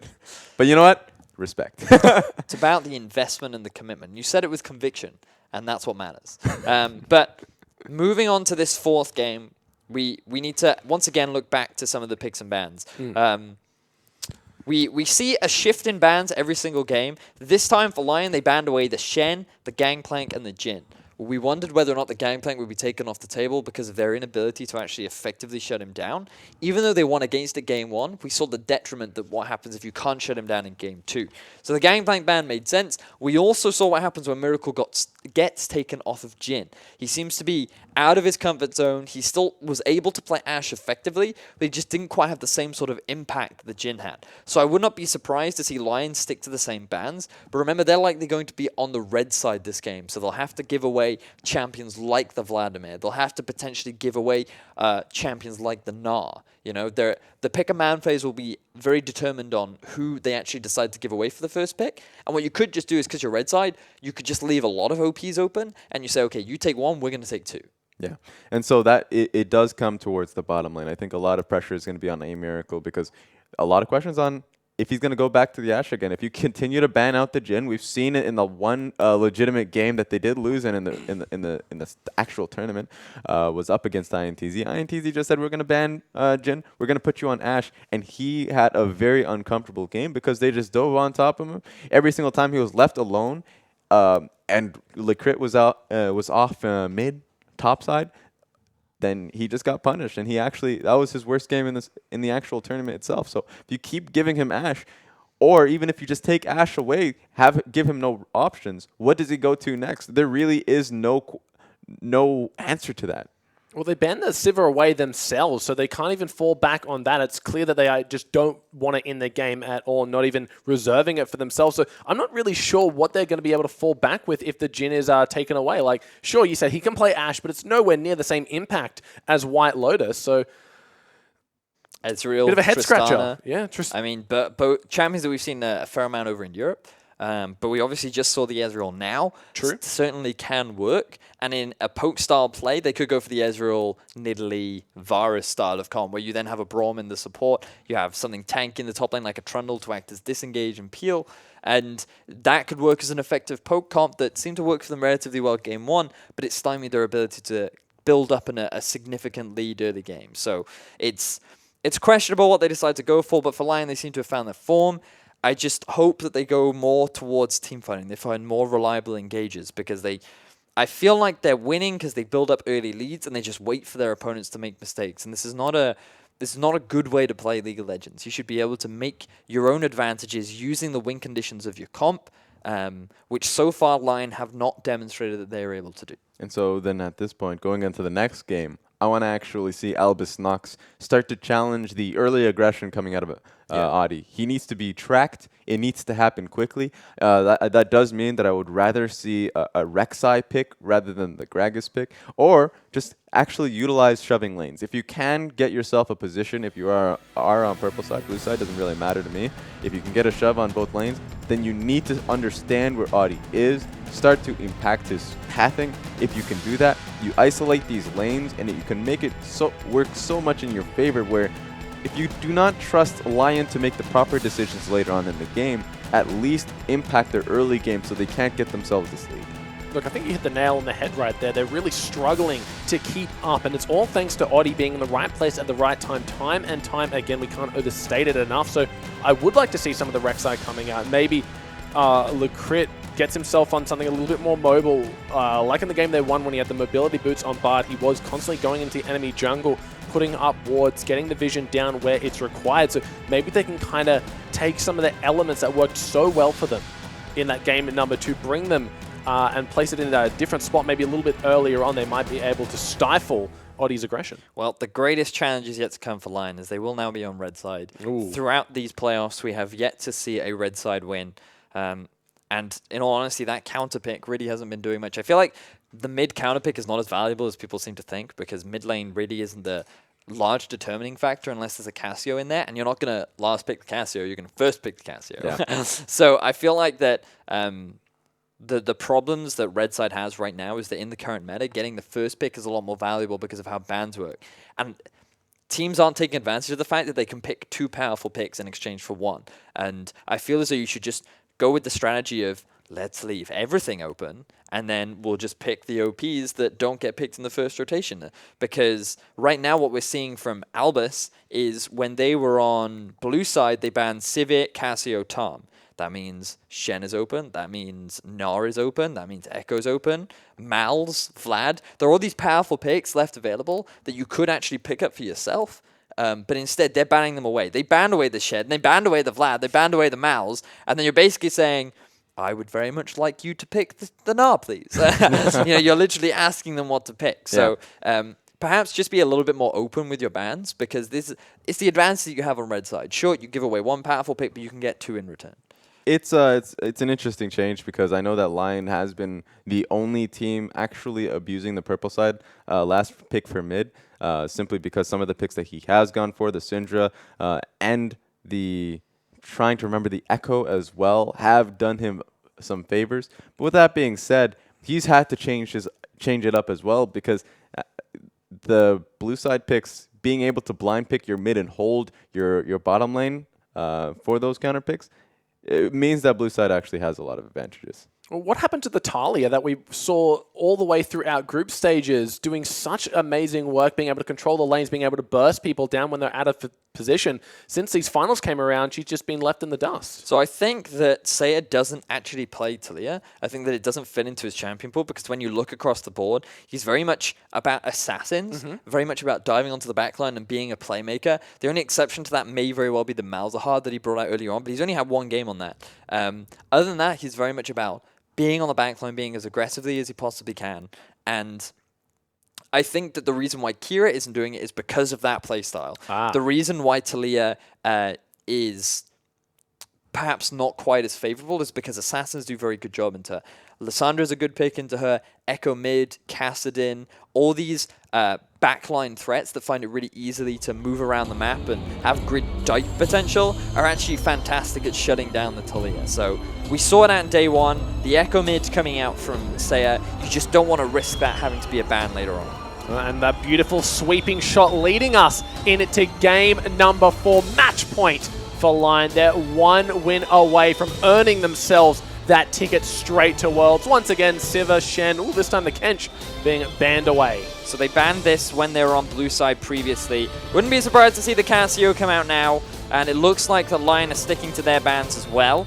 The big difference for them is whether or not they're going to go for the final Gangplank ban, because the Gnar is still available, the Vlad is still available. I feel like you should have just given away the Vlad. You actually ban away the Gnar, and then you pick something like the Kassadin. That is definitely something that Saya can play. It would have worked perfectly fine into the Vlad, and it even would have outscaled him. But now you're in a situation where you have little to no good picks into this matchup, unless Jarl pulls out the Aurelia. They actually could have made use of the Tom Kench ban that Albus Nox utilized. If you give the Vlad away, then you can take a pick composition of your own, get that Malzahar pick going, and actually start to shove in. They haven't even, they've had one game of play of Malzahar, Seiya has, so I don't see the reason not to go for it. Ashe is available too, they lock it in. Oddie was just drifting through all the junglers of yesteryear. Unfortunately, Sejuani and Evelyn never going to be seeing play for quite some time until maybe a few quality of life changes here, but they go for the Gragas and the Ashe. White Lotus Ashe has been on point. Well, we wondered what would happen if Miracle had no ADs left. He has only played Jhin and Ashe. Now he is going to be tested. He doesn't have to pick it up on this rotation, but an Ezreal here would be relatively safe. If you're Albus Nox, I feel like that Rek'Sai would make the most sense in terms of a jungler. He acts as a good front line. He can provide early pressure, relatively good into the Ashe as well. Or you could look to just pick up the Malzahar relatively early. Get something safe underneath your belt. Do you think maybe all that brand nonsense about him, oh, we pick him, we win, he's open, we pick him, we win, maybe just a front? And it's all about the Jhin that they really want. They really want the Jhin. So like, oh yeah, our brand is so strong. Please ban that away, guys. Haha, we'll win. But it seems if you ban the Jhin, they're actually like, oh, damn, they're actually saw through our facade here. Well, that's been the major strength of Albus Nox in the actual group stages was the fact that Lecrit was eating up so many bans, that so many picks, so many power picks for Albus Nox were coming forward. Yeah. And not only just the power picks, the comfort picks as well. And so one of the comfort picks that have been spared up until this very moment was the Jhin and the Ashe pick. Now that it's both gone, this is the first time we're actually seeing Albus Nox pick something else, and it looks like it's going to be that Lucian. But what's more interesting is the Anivia being picked up by Seiya. Oh, wow, he just straight locked that in. Yep, he didn't even hesitate. Now, what you want to do is lock in your support. Tahm Kench is banned. Braum is the next best pick. He provides fantastic peel. You could also go for Taric here. Been very little value on Taric so far throughout the tournament, or at least during the playoffs. Save your top lane pick. Like, Aurelia has a lot of opportunity to be strong here. I feel like this is a very early echo pick that you don't need to rotate now, because you can be fairly confident that Braum, you take it away from the Lucian. You also limit the number of supports that Albus Nox then have available to draft. But it's more than likely going to be the Bard because of how effective the Bard is into the Anivia. And when you look at mid laners into Anivia, I feel like there are very few champions that Kira can pull out. Perhaps he goes for the Taliyah in this instance. This could be one of those situations where the Taliyah is actually very good because of her ability to early shove and actually match the Anivia's wave clear. I would disagree. I think this last pick support is fairly intelligent going up against Albus Nox. There are simply too many picks, and with Tahm Kench down, you really have no safety in that. You really don't want to be blind picking into a possible brand. They've dealt with it before. They have the Ashe again. Ashe Gragas, that is, so it is a plus, but they're just going to go with the safe echo pick here. Thing is, I feel like that Brand, while it's good during the laning phase, the moment you hit level 6, that would easily swing in the favor of Ashe Braum. Their all-in power is just too strong, and a Brand is way too squishy to be able to deal with it. But regardless, they are going to save it for the last pick. Surprised that a Victor's actually coming out. Yeah. We got to keep in mind that Kira knows Anivia inside and out, right? So surely he knows what is good against it. So maybe picking up this Victor, something he struggles with personally on Anivia, might look to exploit some of these things. Potentially, but I mean, when you... Yeah, that's what I'm going on. I mean, when you think of the match, I mean, we've seen, like, Victor right now in the meta is not strong. Yeah. We've seen it from Crown over in LCK. He made it work fantastically, actually going for a relatively early Lich Bane. Which means you can actually put the Victor in a side lane because it increases his dueling power.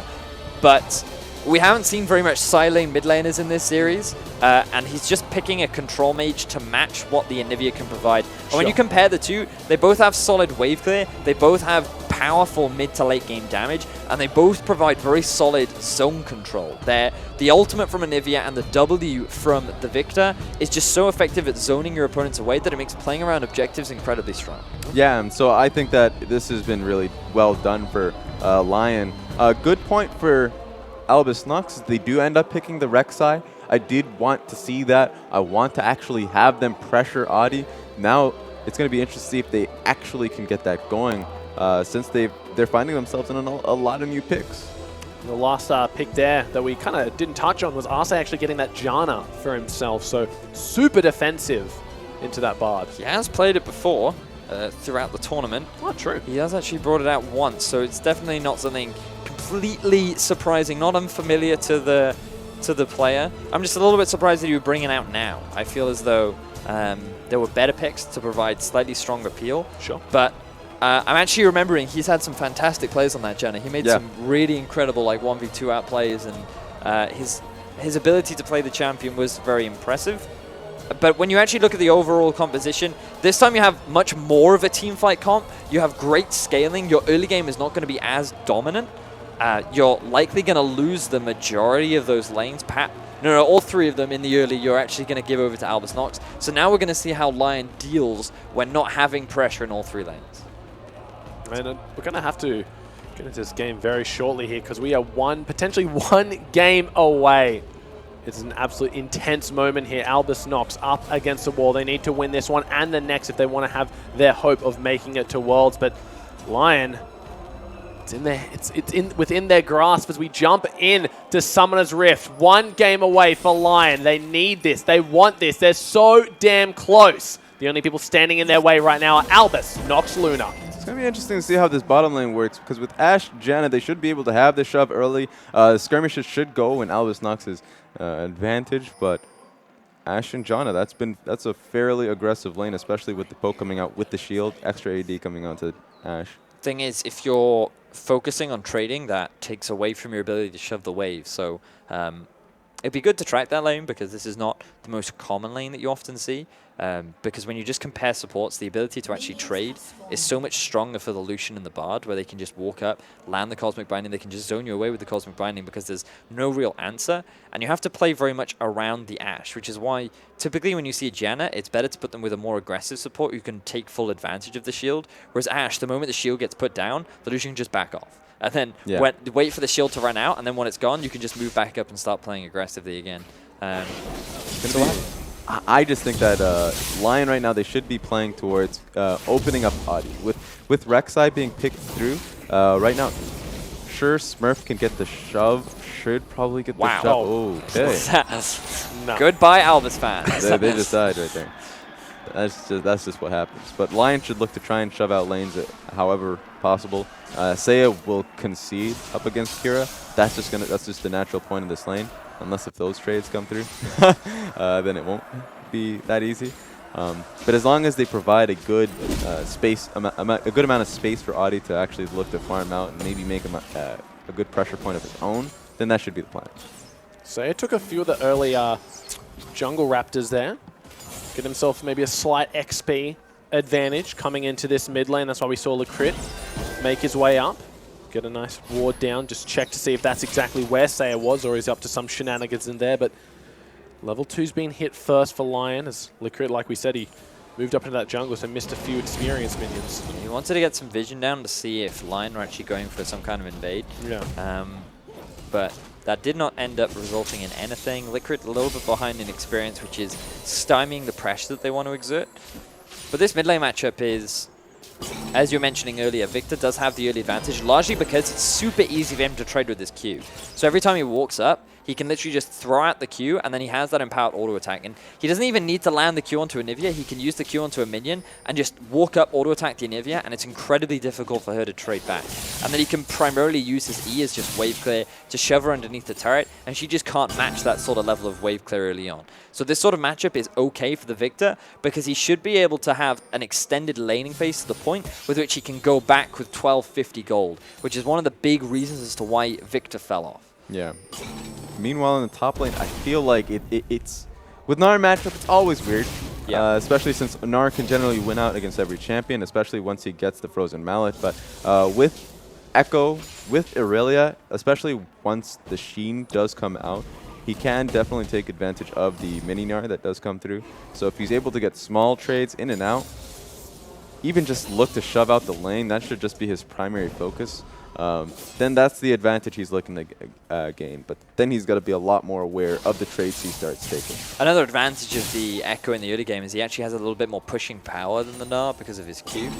So he can get those couple of early levels. It's just that, as you rightly said, once a couple of items are under their belt, it's a little bit more dicey. It's very much about where the wave is managed, and Echo just needs to be a little bit more careful as he's pushed up the lane, because if the Gnar lands that boomerang onto you and you've already burnt your E, it's going to be very difficult to escape, especially if a jungler then comes around the corner. So yeah, if there's a jungler there, it's an insta-kill. If he's not there at all, that's probably just half your HP being taken down. Yep. So it's very, very punishing. have to see if Stayos can make his presence known, especially get some tracking potential onto Oddie. That was kind of what we were alluding to when he went for this Rek'Sai pick, is maybe about time they can do something. And that's what you mentioned, Vedius.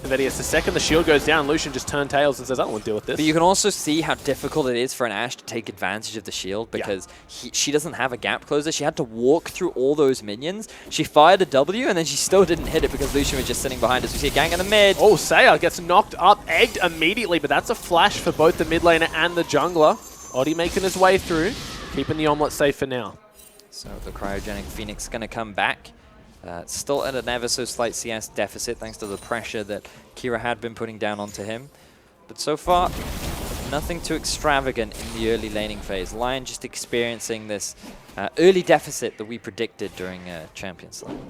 I just want to see how A Miracle can survive this lane once Licrit does start to output some wards, start to roam towards this mid lane, especially with the egg down, egg and flash. You'd have to expect him to look to take advantage of that. So if he does that, then A Miracle does have to start to play a little bit more safely. It's going to be a lot more difficult if he's trying to accrue the same amount of farm he did on previous champions. Won't be as free now that he's on Lucian. He's going to have to actually commit towards the actual minion wave. Junglers going to fight each other here. Both level 5. Stayos does have a tunnel available to him. But that's excellent. Like, PvP Stayos needs to start doing this. He really does need to just quickly look to track Oddie. Now, that was not good for him in the sense that he did, even though he built well, he had double longswords, he can take the skirmish. He got jumped on, so that's not the proper, he couldn't take the trade coming forward. Regardless of that, next time it'll be better, and this time he just knows that Gragas is topside. And being able to track, exactly as you rightly said, knowing that Gragas is topside enables the bottom lane to play a little bit more aggressively, but also allows Licrit to roam around the map and get some deep vision. You can see him now moving through the river and just exerting what pressure he can. And this is something that Licrit has done time and time again, but when he knows of the enemy jungler, it just frees up his decision-making and his pathing. It's so hard for the Janna to even punish a Lucian in a 2v1, so Licrit kind of free to roam at will. Actually, a lot of damage being taken by Licrit here. He really has to respect the Ashe. That is the power of the Janna shield, especially once you've got the full stacks of focus as well. You can heavily punish an opponent for overstepping. You know, I'm actually incredibly surprised White Lotus, even though the double sums were up, he didn't just like look to commit towards that. He's done that throughout the entire, or at least at the very beginning of the series. But he's match point now. He's restraining himself just a little bit, knowing that one more wing can take him to Worlds. His support's probably restraining him for him, just holding him back, saying, "Don't do it. I know what you want to do. It's not the smart idea. I can shield you, but that's about it. You're on your own after that His hands were just shaking over his keyboard, over the F button. He just... Can I flash? Looks over Arce, just giving him like the death stare, like, don't you dare. The trade is good enough. But Licrit, he went back, he bought himself that early mobility boot, so looking to roam around the map. The wandering caretaker already wandering. Good sign. Now, notice the CS difference in the mid lane. It wasn't that big before, and it's somewhat snowballed out of control, in part due to Stagers once again making his presence known in the mid lane. After Saya lost his flash, he had to concede a lot of the presence, and now this is the aggression that you were talking earlier on about, Raz, where you wanted to see them not only track the enemy jungler, but just put a little bit more pressure down onto Oddie, and Stagers has actually just taken both red and blue away from Oddie. He's had no support available. Licrit roaming around with him has made it so much easier to take those as well, that so far the early game is going heavily in the favor of Albus Nox in terms of pressure. So he just completely... I love the camera. Just completely faded away from the He used one of his summoner spells there. Saya. Yeah, so he got it. Smurf getting a nice favorable trade against Jarrell, but that's range versus melee, right? Hits him with the hyper, but doesn't catch the boomerang. Flashes in! Good ulti from Jarrell to avoid the Gnar, but summoner spell advantage goes to Jarrell. Kira going to be doing a good job of controlling that wave. There's the ultimate Chaos Storm being used. Damage actually getting turned around. Arce there, Ghost being popped. Kira, he has to get himself to safety. Might be in trouble. Flash Frost comes down. Here is Stayos. No flash available for Saya. Can't find the knocker, but Arce does have the shield and the tornado keep his laner safe. I understood what Kira was trying to do. Unfortunately, he missed his ult. He couldn't get the initial damage proc. The second damage proc didn't really get in as well. So Seiya just saw the opportunity and the misplay and chased him down. Both of them don't have much mana for this. Yeah, it was the mana that resulted in Seiya not being able to get the kill, because when he did throw out the E, the slow was no longer applied as White Lotus. Oh, he just might get completely destroyed here. Culling coming on through. Is the Janna shield enough? Eye of the Storm keeps him safe, but has to flash and heal. Good body block from Arce, but White Lotus, he was hesitant to walk into that brush, yet he did it anyway. Didn't use his W, or perhaps he did just a little bit too late. And that's going to be both summoners gone now for White Lotus. Miracle finally getting himself a bit more pressure in this bottom lane, and this should start to result in a CS advantage in the early game for the bottom lane too. So now we're starting to see the pressure turn into results for Albus Nox. The constant invades coming out from Stagios, the constant pushing from all of the laners is resulting in Oddie being unable to help his laners out very much, and just slowly the Lyon side lanes and mid lane just gradually being bled out of farm. Look, and it's a 2,000 gold lead already, only 11 minutes in the game, purely from CS alone. No towers or kills going to either team. So ANX, when they're up against the wall, they play some of their best League of Legends. Yeah, so it was just a great adaptation. Whoever is in that coaching staff, great job for them to recognize what they needed to do to really put down this team. So Lyon, it's still fine for them. They still have a great amount of scaling in their composition, and White Lotus is just tick 7, so he's at a good point where he's gonna, honestly, this team's gonna start to look towards making a play for themselves. It's gonna happen. Right now, they just need to find themselves out of this rut. Kira does have the enhanced Q available, giving him that movement speed, so should be a little bit easier to dodge away from the Anivia Qs when they come on in. Giving some favorable trades here. Arce trying to match the roam from Lacrit, but no boots, only operating off his innate movement speed off Zephyr, so it's going to be quite slow. Note the level difference between the two AD carries as well, because Miracle has spent so much time in a solo lane. Yeah. And as you mentioned earlier on, Rogi, the Janna can't really punish the Lucian for just sitting here. Not only does it enable Liquid to roam around the map, but it's actually resulted in a big experience advantages. White Lotus. Oh, this could be bad. Gets completely destroyed. Here comes Seos, not able to find the knock-up. There's the damage. First blood coming over to Miracle. Are they looking for more? Arce might be in trouble. Forces to use the flash because there's Kira. Not going to find anything more, though. I love the fact that they continue to chase that. Now they got the flash off of Janna, but once again, PvP Steos is not letting the series go. His pressure towards the spot side has been relentless throughout the series, and they've even brought in Kira, so that may not have been the best for Kira, but they're going to chase on to Seiya. Oh, Ghost being used, just flashes over the Q. Chaos Storm doing the damage, but he may have been in a bad position. Does get the egg, but loses his life for it. Oddie, right place, right time. Kira tries to flash aggressively over the Flash Frost, thinking that he has the damage to out-trade the Anivia. What he doesn't respect is the Gragas Flash coming in from the flank, and that results in him getting so heavily punished for his overcommit. Really good response from Lyon to get another kill on the board. What did I tell you? He's omnipresent. They've been tracking him the entire game, and he still gets that play after a sliver, a one moment in time that he honestly was. They just didn't have an idea where he was. But you just have to respect it. You can't go in for those engages simply because Kira felt like he was behind. He went for that bottom lane roam when he didn't get anything off of it. So it was an opportunity, a moment where Seiya could just shove it into tower. Kira just didn't like that fact. ANX did get the bot lane tower as well off that initial kill onto White Lotus. Gold probably going to Miracle, so nearly 3,000 gold advantage now, getting themselves further and further ahead, really using that early game advantage well. This is how you take advantage of Illusion, and this is also why I'm not really a fan of the Janna pick, because the fact that Liquid roams so much, there's no, that even if you fire the arrow, right, with the Ashe during the laning phase, there's nothing that you can do against the Lucian. What the Janna does provide is great utility in the mid to late game, but what they're hoping is that the Lucian doesn't build up a big enough lead, that the Ashe is too far behind come the mid game for them to really be able to do anything. As an arrow lands on Kira. Well, he might be in trouble. Flash Frost follows. That's a good layer of CC, but remember, Seiya has no egg available. Arce has been hit by the ultimate. Now he's standing on the gravity field, not going to get stunned. A great Monsoon to keep himself to safety, but where he's going, it's straight into Miracle's guns. Albus Nox were ready for the play. They quickly respond to the setup that Lyon tried to have onto their mid laner. They're able to turn it around. They get themselves an Infernal Drake.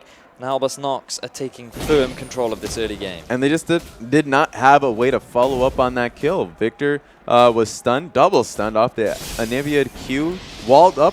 Even though the wall wasn't perfect, he was able to slip right through.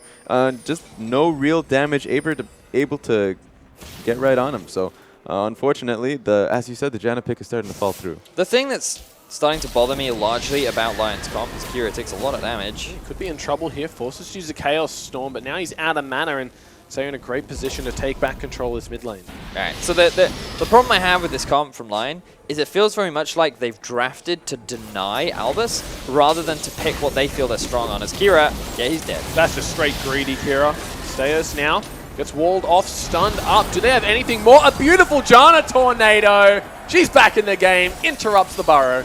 That was a misplay from Albus Nox, but the composition from Lyon, there is a great strength to them. The strength to it is just the objective play. If you have positioning on the Dragon, if you have positioning on the Baron, then you should be able to win out in any and all situations. Unfortunately, that's the only strength you have. So the strength and the advantages that they should accrue for themselves isn't really working out. They can't follow up on it. Their late game team fighting is still powerful, and I completely agree with you that like as a comp, it's absolutely fine. I don't have any issue with the comp. I just have an issue with Lyon playing the comp because this doesn't feel like a Lyon style of composition where they excel at. The Gragas does not enable Oddie to exert early game pressure. The Ashe compared up with the Janna means that White Lotus can't be as dominant as he usually is. Yep. Seiya is not on this assassin style of play where he can make those outplays, and even though he's doing a good job against Kira, it's not really resulting in any significant leads, and this was largely just a big misplay from Albus Nox, overstaying in the mid lane, and honestly a fantastic tornado coming out from Arce to interrupt the escape from Stagers. But so far, Lyon, they're shutting me up a little bit as they are making this composition work as the game progresses. But we'll have to see if they're able to turn it into a win and net themselves a spot in the World Championships. Yeah, it's a good point. Since Game 3, Lyon did come back off of simply going back to their style, going back to the Elise, going back to the pressure Audi can output now that he's constantly getting tracked. They're going towards a team fight style. So if they can conquer that, if they can say that this is not our only identity, that we can play towards team fight and sacrifice a bit of our own usual historic strength, then that's a good plus to them. But it's game 4. This is match point, world's point, as you mentioned earlier. This is pretty ballsy. Well, last time they had the one-game buffer, they went with the Zac pick, so these guys do like to play a little bit with fire. So it seems that once again, ANX do fall victim to similar traits, getting caught out. It's a Ghost gone. Game.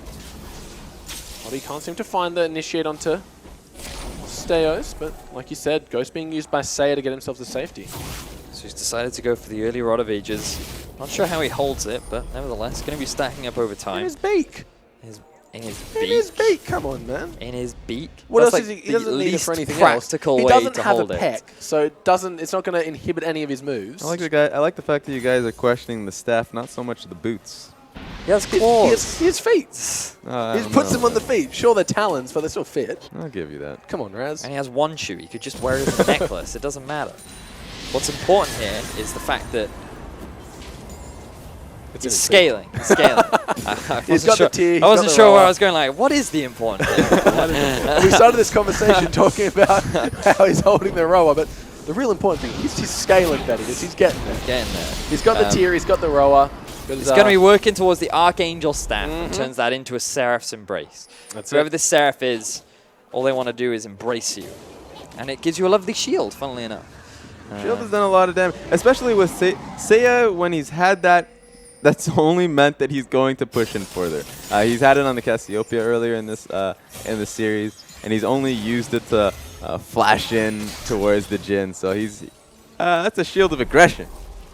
It's efficient use of the effective health that you get. It's one of those things. If you're playing Kog'Maw, you're playing Karthus, and you're not utilizing the passives, you're not using the champion correctly. So you've got to make sure you're utilizing the shield correctly. You've got to be in there. If it's not taking any damage, you're not utilizing your shield. Ooh. I was going to say, who do you know that plays Kog'Maw on Karthus? White Lotus. Played the Kog'Maw. No Karthus yet, but we saw the Kog'Maw. So now, Albus Nox taking advantage of the fact that Lyon are somewhat out of position. They're getting a lot of damage down to this turret. They should be able to get this one for free. Yeah. Honestly, just an oversight, putting much more focus on the mid lane. So it looks like the Lion will return with this mid lane tower. But in terms of map control, they're definitely behind Albus Nox right now.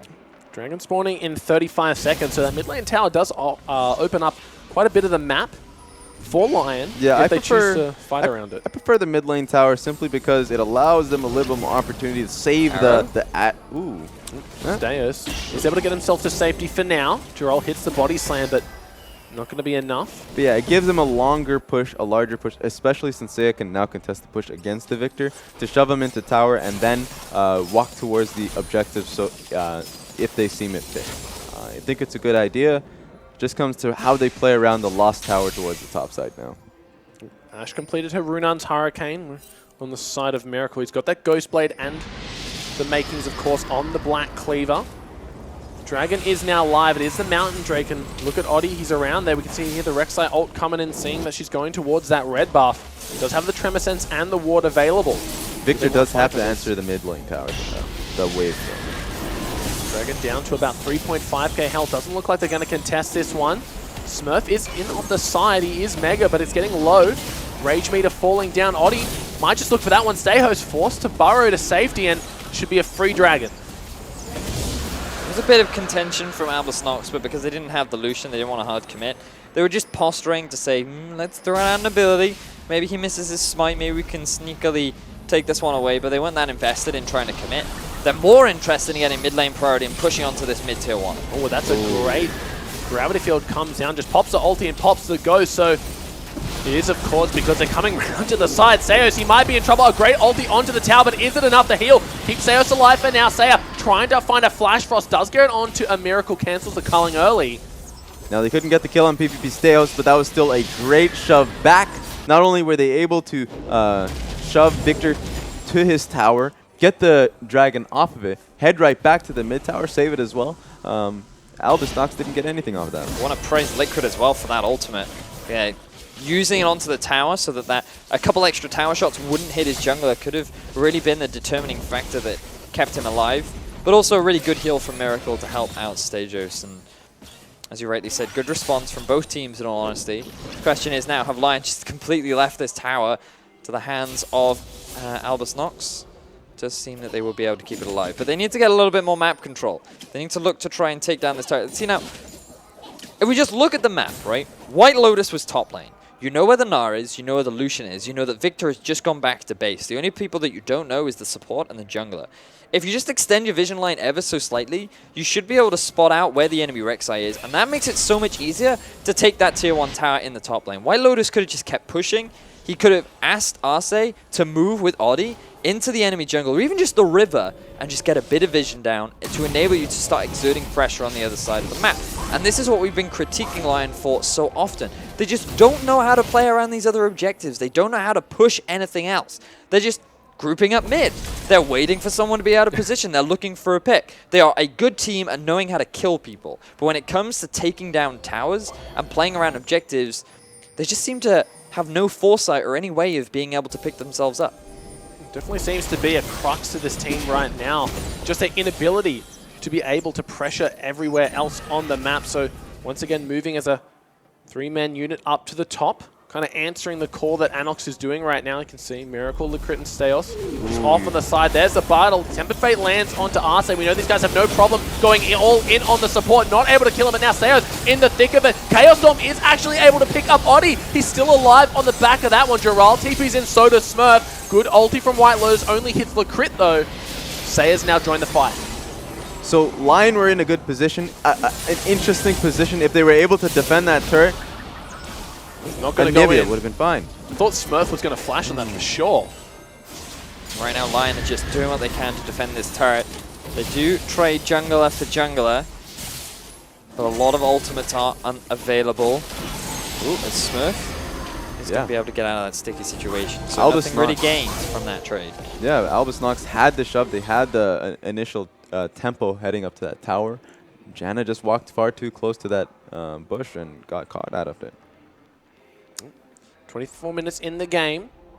Albus Nox still holding about a 3,000 gold lead here. Black Cleaver has now been completed by Miracle. White Lotus still working towards that Infinity Edge.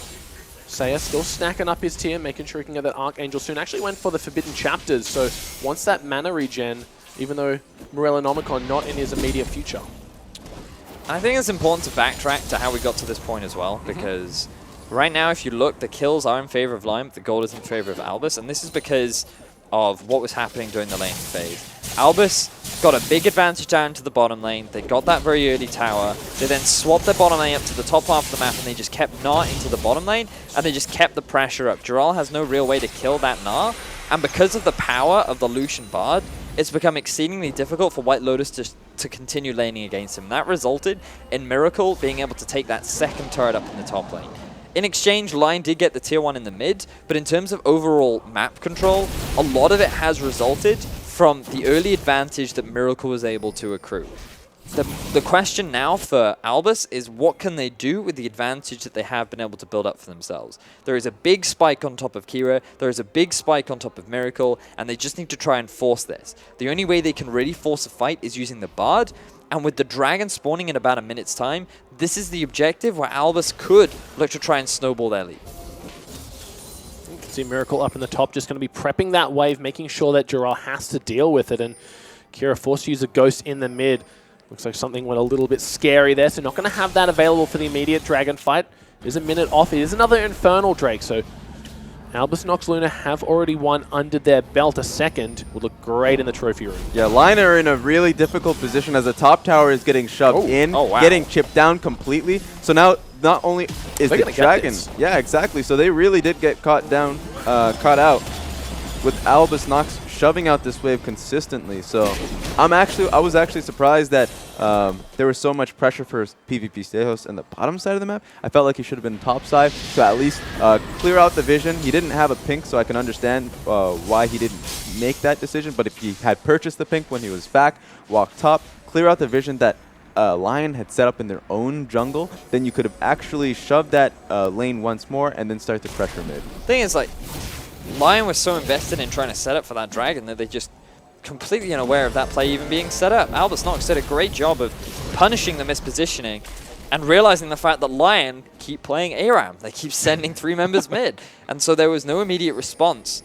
And honestly, Albus Nox again outplaying Lyon on the map, and now they have all their members to contend for this dragon. There is vision on it for Lyon. Miracle over the wall in the back of that. Kira, he's been hit up, but a beautiful ulti from the crit keeps him safe for now. Smurfy's nearly mega in the backlines. Kira trying to hold off Dural, but look, he goes back in the fight. Smurf doesn't have the ultimate available. A beautiful double stun from the crit with the wall, keeping them safe for now. Sayo, he's over the wall. He's found one. Can't find another. They get themselves the Infernal and a kill. Albus Nox playing this beautifully right now. Not only do they get themselves the Infernal Drake, but they also get a kill. Now they're in prime position to die. Oh, White Lotus just gets stunned up. A beautiful flash Q from Lecrit. His Bard is a thing of absolute beauty right now. That would be an aggressive journey. I'll just say that for now. But Lecrit throughout his entire game has been, or at least in that dragon fight, was fantastic. His ulti to save out Kira was perfect, and it really denied Audi entirely in that engage front and created an opportunity of their own, including his Q. So now they're just going to go for this Baron. Well, Baron's getting lower and lower, below 3,000 health. I think they're just going to have to forfeit this one away, and ANX from nowhere get the top tower, rotate to Dragon, win the fight there, and use that advantage to get the Baron. But notice the difference between the two teams, because it is 28.5 minutes, Albus Nox have a Baron. Yeah. It took Lyon 40 minutes to do that exact same play. And this is just because Albus are playing the map better. They are punishing your mistakes and your mispositioning.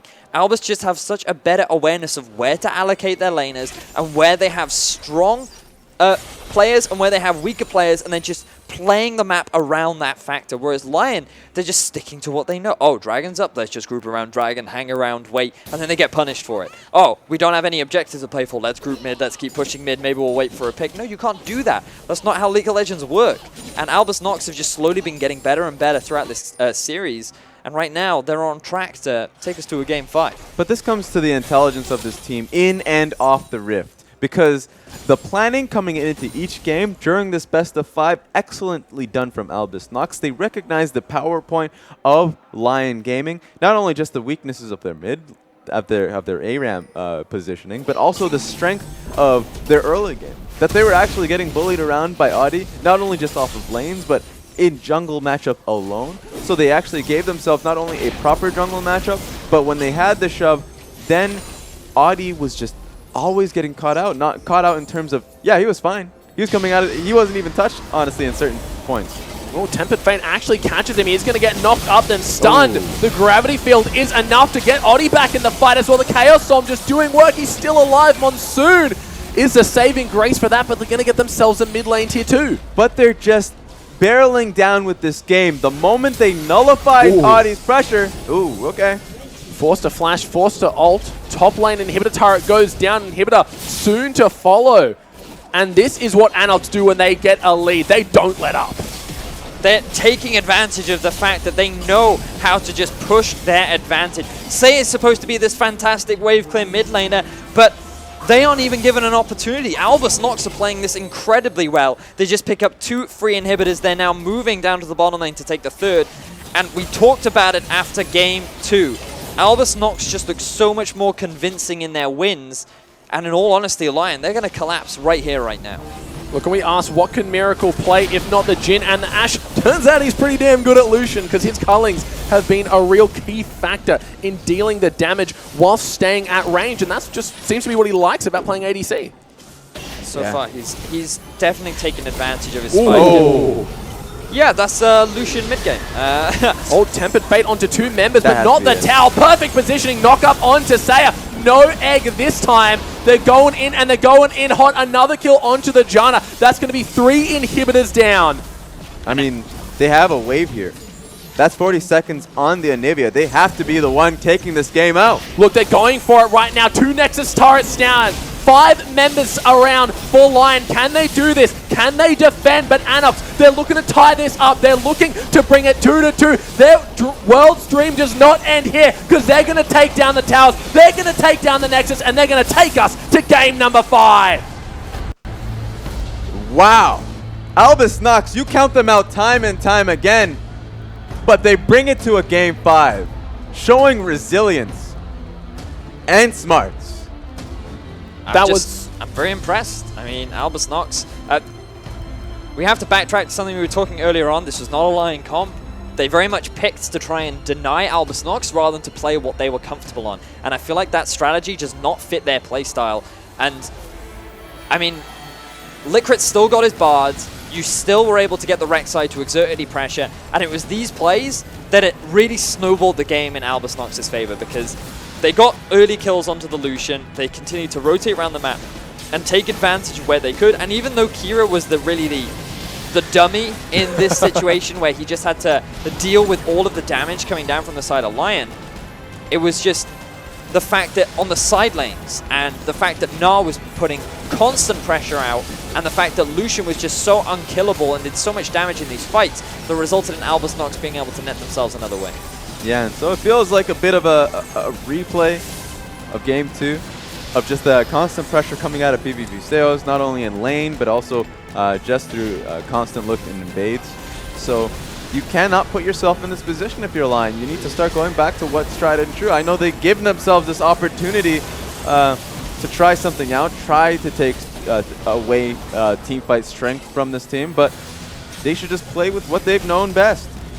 They've done it in the regular split, and now they're struggling. Game 5 up against an Albus Nox. We popular thought was a 3-0 for this one. I feel like for Lyon, or for Albus Nox to close this one out, because bear in mind again, blue side have won 9 out of the 10 games in this playoff. Yeah. Lyon will be moving back to blue side for game 5. Lyon are looking dominant. They're looking very impressive when they get the picks that they need. But Albus Nox, they just need to accept the fact that bans need to be less of a priority. You should give away things because you have answers to them. We have seen little Talia, we have seen little Kassadin. Leave the Vlad open, bait your opponents into picking it, and then just get the other OPs. Take this Rek'Sai because it enables you to have so much more early pressure. Try and get yourself the Gnar. Try and get yourself winning lane matchups, because what we've seen so far throughout this series is whoever is able to get that early lead is the one that's able to eventually close out the game. Yeah, exactly. And with a bigger point too is the fact that Miracle is able to play Lucian. That's a fact. Not even just able to play Lucian. He was given the lead. Really, he's just on any AD carry. He can just barrel that through. So now the pressure, the focus that we saw from Lyon Gaming of trying to deny the pick backfired in their end, and going into the next game, they just need to play their style. Alrighty, guys, we are one more game from finding out which team is going to be going to the World Championship. Don't go anywhere. We're going to have a quick break, but you don't want to miss this next game.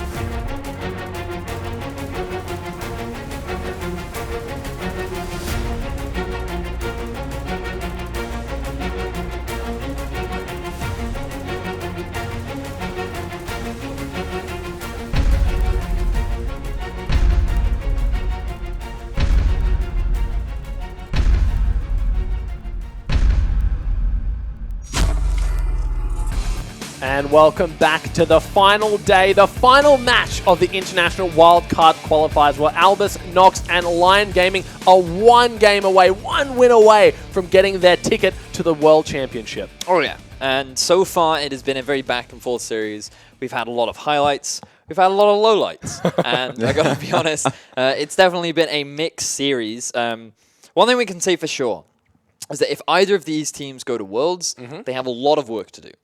Because when you consider the caliber that is being sent to the World Championship, there is definitely a large gap between what we're seeing right now and what they will be going up against in the near future. Yeah, exactly. So one big point, too, is I do think the major attraction going to Worlds, it feels going to be the scrimming that they can get to that. It goes back to your point. Look, I'm going to check out who won the MVP award of this game, and without a doubt, it's got to be FLICKR. His Bard ultis were on point. No deaths, no kills. Not a very bloodthirsty support, but he gets 7 assists. The Tempered Fates were constantly catching out the correct members, allowing, of course, for the jungler to set up. And look at that juicy 17 farm. Absolutely fantastic. This man is a farming beast, but 007, that's the real point here. That's it. Blow smoke out the gun. Special Agent LaCrit.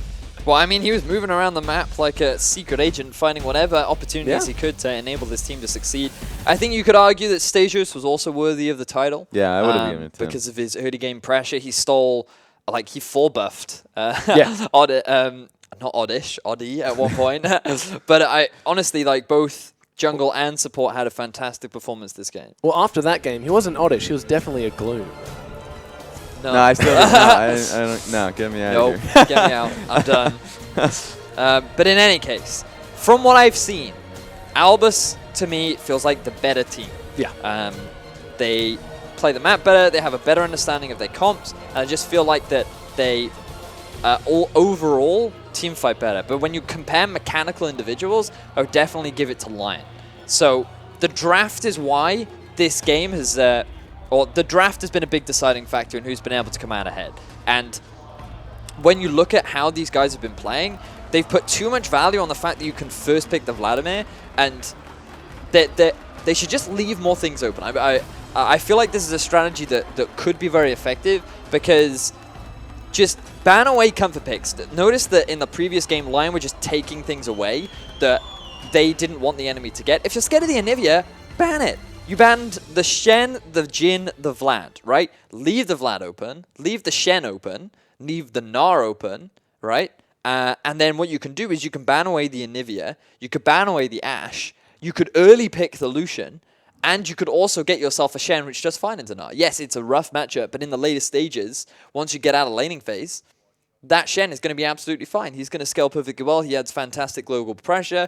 And you could also pick the Aurelia into Gnar. You could pick the Fiora into Gnar. There are so many options that you have available where if you just left more things open, it would give you more flexibility in what you were trying to bring out in the draft. Even simpler than that, they should just be confident in their style. Yeah. There is no reason to be experimenting, especially since from the very beginning, they've been hammering through games, coming out with successful wins just based off of the simple early game style that they've accrued with. So if they decide that game 2, they're going to try and be a lot more, a little more cute with the what was it, the Zac pick.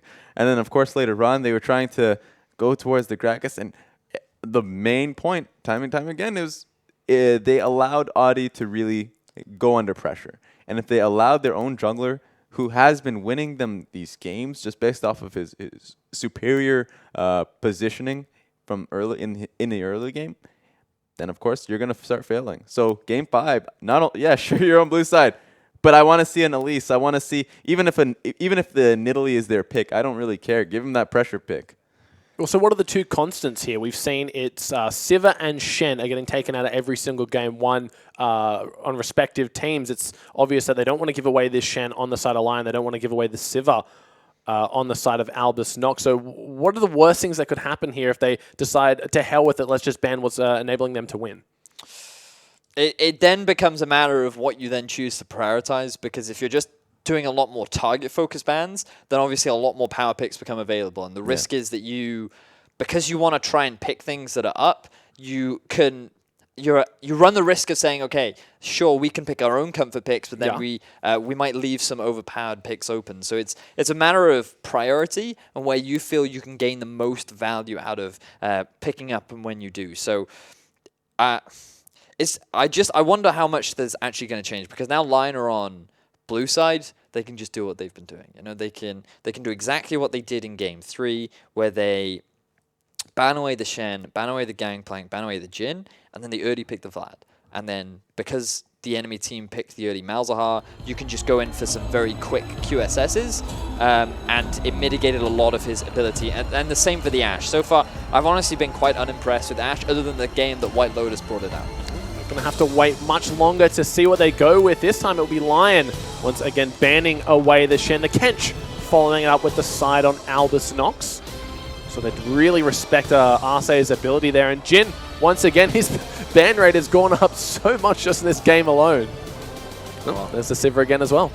You want to take that away from Miracle. He has had the best performances so far on the Tahm Kench. And wow. That's respect right there. This is game 5. They know it. They don't want anything getting through for this Albus Nox bot lane. Now, this is leaving a lot open. Bear in mind that Rek'Sai, Gragas both open. We haven't seen much ban prioritization towards them, but they're still available. Nidalee is up as well. The Gnar is free, as well as the Vladimir. And this is where Albus have to make a decision. Do they ban away the Vlad, or do they just leave both open? It's a risky choice. They go for the Ezreal, actually, the first ban of the tournament in the last game of the tournament. They know that White Lotus played a quite convincing Ezreal here. So notice now that Lyon are not insta-locking, because they now have to make a decision. Do we want the Vladimir, or do we want the Gnar? I feel as though the Gnar would actually be the better pick, because there are plenty of things you can pick into a Vladimir, and there aren't as many strong picks into the Gnar. Ashe is a bigger one too. With those 2 picks, we have a Jin ban, we have a Sivir ban, and an Ezreal ban. The only 2 picks that are available is Lucian and Ashe. Looks like the Gnar, as you said, goes through. So Albus now have to respond with the Vladimir, because you can't just allow that to get through for free. And you can, as you rightly said, in terms of power picks, I feel like Lucian is a little bit higher right now, given as what we've seen from him. So you should go for the Lucian and the Vlad, so that you've got a solid mid lane and you've got a solid bot lane. So even if you're going to fall into a deficit in the top half of the map, you can almost guarantee yourself strong laners in the mid and the bot. Yeah, so looking good so far. I like it, even though it was just based off of 1 hover. It's the right mindset. Look, things are heating up right now, despite Brand not being on the Rift, but these guys definitely respecting each other a whole ton, because throughout this game we've seen very quick insta-locks coming in and potentially giving away the Vladimir here if they go for the Gragas. This should not be their mentality. Last game was fantastic. The Rek'Sai worked well. Give hit. All right. So you're going to see Vlad and Elise now. Maybe not on this rotation, but Vlad and Elise will come out for the side of Lyon. They could look to early pick the support. I don't know if Arce actually plays Bard. We haven't seen it yet from him, but Braum is also available. So Lyon could just look to pick up Braum Ashe now. Not only do you deny it from the Lucian, but it's actually a pretty powerful level 6 all-in. And you also have pretty solid disengage too. So yeah, it would be a fairly solid rotation. So I would say Vlad Braum right now would be a good rotation for Lyon. It would be fantastic. You're right in that it just completely disables the engage coming from, or at least not completely, but it does disable the engage coming from Gragas and nullifies the actual lane. But Bard has been giving them a lot of success. Well, you guys critiqued this when they did it with the Anivia, so do you think picking the Bard here, considering we haven't seen Arce play it once, is the correct choice? Because it is basically a denial pick. They go for the Elise if he as well. can play it, there's nothing wrong with the Bard true. pick right now. There's absolutely nothing wrong with it. The risk you have is now Albus going for the Braum, and the all-in power of the Lucian Braum actually being very powerful at level 6. Because when you think of the number of AD carries that are left, there are very few things that are going to do well into the Lucian. You could go, I was going to say you could go for the Ezreal, but that's already banned off the table. Looks like that prediction skill's not quite on point for this final game. Well, we're seeing a lot of new things, and one of our points were just to go back to your picks. Go back to what's comfortable for you. And then RC, we're going to have to see if that's something that he's well and comfortable with, because he hasn't played a single Bard game throughout the entire tournament. And look how far Vlad has made it through the pick and ban. This is very surprising, given that Lyon blind picked the Vlad in game 3. They had monumental success with it. I mean, Say even got the MVP as a result. Gangplank. That's something that fell through too. Oh, that's very true. We critiqued Lyon's ability to deal with the Gangplank earlier on, and now we're going to have to see once again if they can shut this Gangplank down. They have the ability to. Not only do they have the Bard, Elise, and Gnar. Sorry, I just realized why they're not actually picking the Vlad is because they're expecting the Anivia pick to come out from the side of Albus, so they're a little bit hesitant to pick that one up. And then if you go for anything else, Albus can respond with the Vladimir. That's a good point. So Lyon are right now stuck between a rock and a hard place because they need to think of something that does both well into Vlad and into the Anivia. Malzahar would be fine. You could also go for a Talia, or you could just go for something safe like a Lissandra. With 13 seconds Talia left would on be the great. clock, they're going to have to make up their mind Oh, soon. But the right. Casio! There are so many picks I know dropping that through. we're trying to keep tabs on every single champion here, but this is kind of the phase that we were alluding to where so many things make it through. It's just hard to get them all. I still would have liked a Talia. I think you have so much rotation, so many picks coming off the Elise, the Bard, and the pressure coming in both side lanes that a Talia would have been great. Probably wouldn't have been the best versus certain picks, but it would have been good into Vlad as well. And it worked well for the composition. Of course, with that being said, hasn't been played by Seiya. That was the quickest lock-in we've seen this entire draft phase with 30 seconds left to go. They get that Anivia. They know who they're up against, and they still are confident in Kira's ability to win this lane. This is quite exciting. I'm looking forward to seeing how these two teams match up. If we just look at the compositions as a whole, Albus Nox, great team fighting, great objective play composition. The only issue is they have no reliable way to force a fight. But what we saw from Kira's Anivia earlier on is actually the way which he uses the wall to start fights was actually incredibly impressive. So you also have the Gangplank ultimate and the Gragas where you could set up zone controls around objectives where it enables you to take the objectives for free, or if the enemy team starts an objective, you have a great way to then collapse down onto them. So I think Albus do have a fantastic team fighting comp, but when you look at the lane power that is coming out from the side of Lyon, it does seem that they have the advantage because they have the Casio in the mid, they have the Gnar up in the top, they have the Elise for early ganking, and then you've got a Bard Ashe bottom lane. So both teams, I feel, have actually got somewhat of comfort styles of play, and now we're finally going to see a clash of styles because you've got Lyon, who want all about the early lead with the early lane dominance, and from Albus, you've got fantastic team coordination and team fight presence that does a great job of playing the map. Does remind me of game one. It actually feels like we've gone straight round where we have an amazing teamfight comp versus just strong laning. So now that we've gone so far into this series, gone so far into the set, it's down to the last game, and they've gone straight back to their comfort, straight back to their styles. Let's see how much they have learned from this set.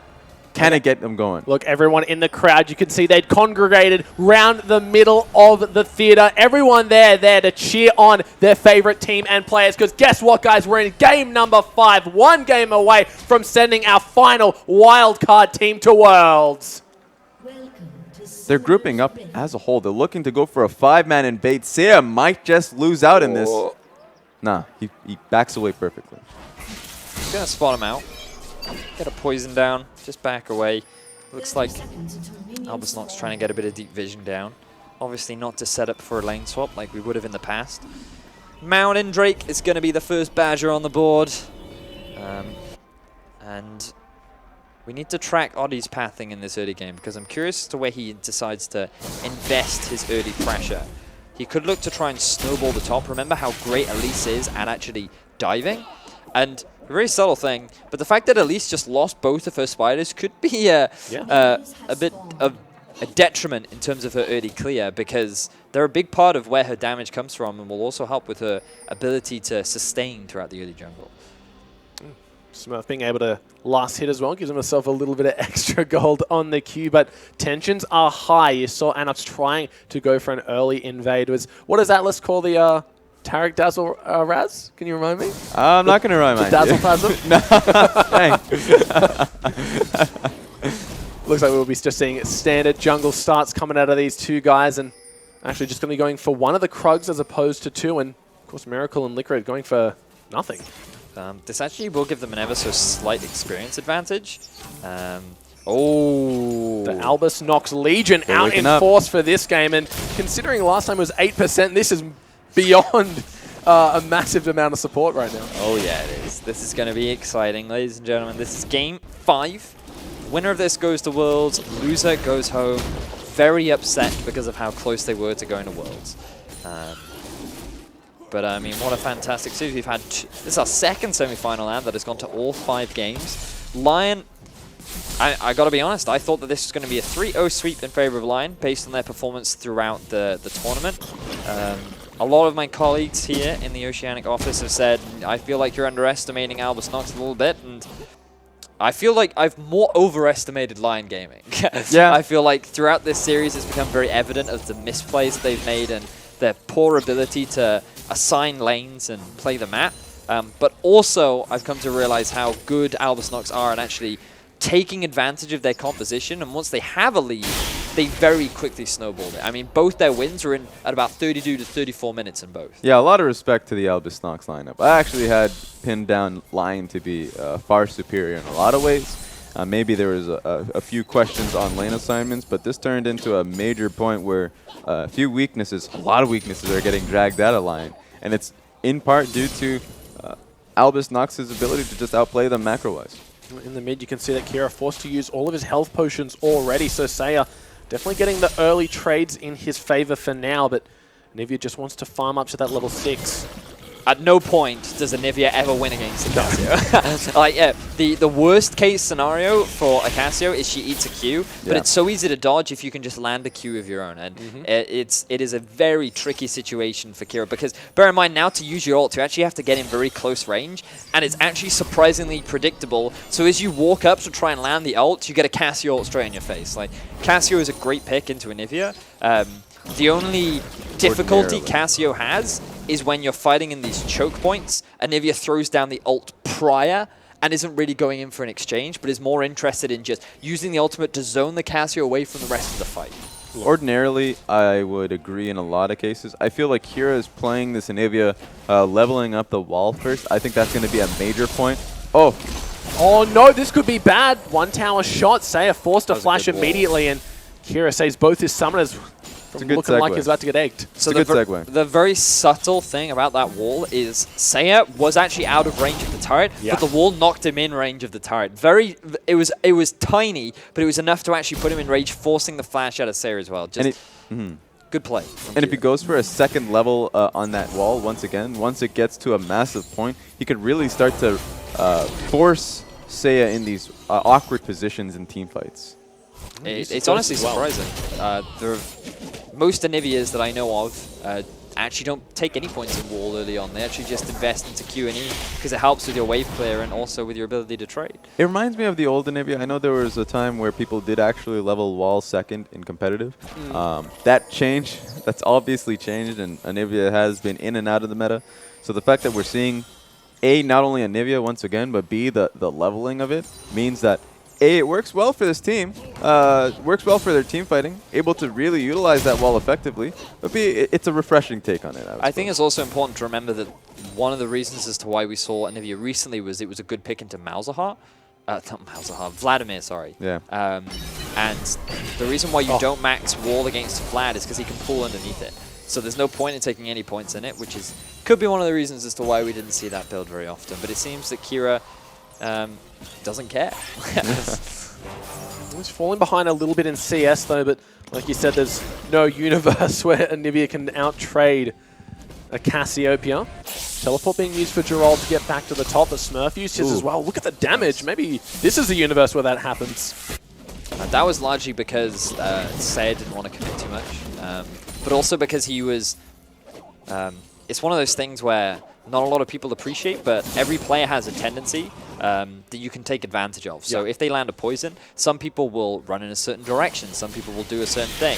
And Kira now has played Saya for the 5th time in a row, and so he started to identify some of these tendencies, and right there he was just taking advantage of the fact that Saya, whenever he lands a poison, he just runs ever so slightly to the right, and that's why he threw out his Ice Ball and was able to land it and get the harass. Well, we saw that in game number 2 when Miracle on the Jhin was able to predict White Lotus with that curtain call and completely shut him down, hitting all 4 shots at maximum range. It looks easy, but it's actually a little bit difficult when in practice, so props to these guys. But like you said, it's game number 5. They've been playing each other for nearly 5 hours now, so... And we're back once again to look at this top lane matchup. We've seen this globally. It's usually fairly awful for the Gangplank. He is far behind in this matchup now, so the question is, what is Albus Nox going to look to do that? Can't really do much since they're getting shoved in bot 2, so with both of their side lanes getting shoved in, question is, how are they going to actually weather this pressure? Miracle, big wave crashing for him down here. Should have no trouble last hitting all of those. He is falling quite far behind White Lotus, 20 CS at a stage. And I want you to keep your eyes on the minimap because notice the positioning of Oddie right now and look at where Smurf is underneath his turret. Rage Bar is being built up for Dural. This could be an opportunity to set up a dive onto the gangplank and solidify that lead up in the top lane. Well, they might be going for it here. He's got to move up faster. This has got to be a bigger point. They can't really wait. There we go. He can't really wait for the wave because the initial keg that blew up near Dural kind of sped up the process. So Audi had to speed up to the wave fast if they wanted to make that play happen. That was a very respectful flash. That was good of Smurf. I actually really liked that. It was unfortunate that it didn't push the rage bar up until to maximum, so he had to actually wait much further on. Well, it's one of those things where a lot of the times we do see people flashing too late, and it ends up costing them those lives. And you're saying, oh, why didn't you just flash like early? Arsa earlier. I mean, he was playing the Tom Kench, gets hit by a Bard ult because he didn't respect it. Ends up being punished for it, so it was a safe play to make. Yeah. And he's already stuck underneath this turret anyway, so may as well. But now Oddie should really look to move back to the top half of the map and try and set that play up again. But right now it looks like he's posturing around the dragon, as it is the mountain first. They want to try and get some vision control around that area. Look, there's no way that I'm not going to call Arce LaCrit just once because he's on the Bard. Flashing from LaCrit, though, gets the stun onto White Lotus. There's a Tempered Fate only hitting LaCrit, but that's a lot burnt. The trade goes in favor of ANX. So flash for flash traded between the supports. White Lotus does still have his summoner spells, same for Miracle. They were able to trade back a little bit, alleviating some of the pressure that this Ashe Bard lane was able to exert. Funnily enough, they're right back to it. They know they have the support from Oddie, but Stagers is also hanging around in the event that we have a bit of a party down here. He should have been spotted out. Good deep wards. Stun comes in. Both of them miss here. White Lotus is going to be turning it back around. Can Miracle get up the ulti in time? White Lotus flashes from that one. A great ulti from Sejos. Knocks him back into the fight. And this is definitely a party that didn't want to be a part of. First blood goes to LaCrit, but White Lotus answers with a kill into Miracle. Great movement from White Lotus to try and dodge out that cask, walk a little forward. Unfortunately, not forward enough. Didn't have the speed to it, so he did get knocked in anyways. But he tried. That's all you can ask for. But praise for White Lotus for being able to get a kill at all, because in all honesty, I thought that he was just going to end up losing his life, but he managed his focus well enough and managed to get enough damage down onto Miracle that actually netted him a kill. And note that Miracle did not get the kill himself. That kill actually went over to LYNCRIT, which is not what you really want coming out from your support. Look, that's the thing, right? He killed the most important member in what was looking like just a whitewash. So props to White Lotus once again, his positioning and just kind of heads up play in those super stressful situations has been on point all series long. Yeah, great from PvP Steos. Go to the bot lane. That was actually a really well done gank. Crit in the top side, so it looks like they're actually just going to swap this once again. Yep, this is something that we saw them do in the first game of the series. It didn't work out. Funnily enough, there was an Ashe in the bottom lane. A cross-map arrow came and hit the support in the face. Oddie, though, look at his positioning. He's not moving to the top. Not moving to the top side is Dural taking a lot of damage. Forces the flash out of Dural, but here comes Saya. Doing some good damage onto Miracle. It's a barrel for his trouble. Steos is up here as well, so we see 4 people top, but they're going to get this. Yeah, they're just going to lose the bot lane tower. White Lotus gets himself the gold for that. 650 on the AD carry that already have 1 kill. It's absolutely monumental. They can now keep pushing this because they have a massive tempo advantage. I mean, that was a questionable play from Albus Nox. They should have had their jungler to force the 4-man. They instead decided to go for the dive rather than just zoning him away from the tower. And now that Say is here, they might not even be to get contest for this. Dural's teleporting his way back up. LYNCRIT Miracle might be in trouble. Here comes the Ashe ulti. He said deja vu. Could it be? Oh, that's support again. But it doesn't matter this time, as it is going to be Stejos who actually goes down, and 4 members strong. The flash coming in from Saya. Ulti on the tower. LYNCRIT, he's going to go down now. Miracle not going to get hit by the Cosmic Binding. Oddie, he's quite fast, being sped up by the Shrine. Can't get in range, though. We're all struggling to breathe because this is exactly what happened in Game 1. Lyon get themselves 2 kills. They punish the play coming out from Albus, and they're looking to take down this tier 1 in the top lane. The next wave's coming up fairly quickly, too, so they can actually stick towards this. They're going to back anyways, though, so not happy about that. They could have actually powered through this turret. It's an ever so slight adaptation from Albus, though, because what they've done is they've rotated the gangplank down to the bottom half of the map, and they've just tried to get a bit of extra farm onto the Gangplank, which they have succeeded in doing. The biggest problem was the use of the TP coming out from Droll, setting up from the flank, rather than just zone away the Gnar. They ended up going up against the Cassio, who, but if you overstep ever so slightly, can very readily punish you, which is exactly what she did, and it enabled Lyon to get themselves 2 kills in the top. Look at the gold discrepancy. Still not too much. About 2,000 at the moment and change. Lyon doing a good job. But this is kind of a story we've seen before. They get their advantages, and then they kind of just go mid as 4. They need to swap the lanes back now and go back to standard 2 versus 2. They could even just send their bottom lane up with the Gnar and with Oddie, and they can just push down the tower. There's nothing that the enemy team can do about it. You can easily set up for the dive. You have Mega Gnar, you have Bard Ultimate, and that was something we didn't actually praise. But Arce, sorry. Yes, I told you. Arce, really good ultimate onto the tower. See, and this is why. This is why you should have sent your bottom lane up to the top half of the map, because you could have easily defended that turret. You could have responded in kind, and we're actually going to get a bit of a replay of what happened. Yeah, so PvP Steos gets caught out, but with that being said, we didn't catch the Ashe ulti coming cross map. Gets down Tarek, so he couldn't join in the play.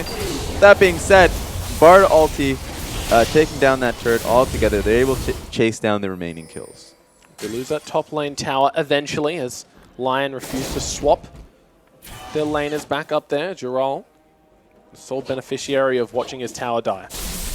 Makes me sad. I feel like Lyon could have defended that tower. They could have even taken that tier 1 in the top, but they don't like swapping lanes. You know, top lane belongs to Jirol, mid lane belongs to Seiya, and that's the way they're going to keep it. It would have been interesting to watch them back in the lane swap and see how they adapted to all that stuff. Maybe that's why. Perhaps that's where their snowball wins for their 14-0 came from. The moment the patch 6.15 hit, they were just like, standard lanes forever. We're on fire now. Yeah. Oh, This now they do the boys. swap. Okay, now they're going to do the swap. Now they can move up with Gnar. A little bit delayed, but the play itself is still valid. And then what they can do is they can use Gnar to...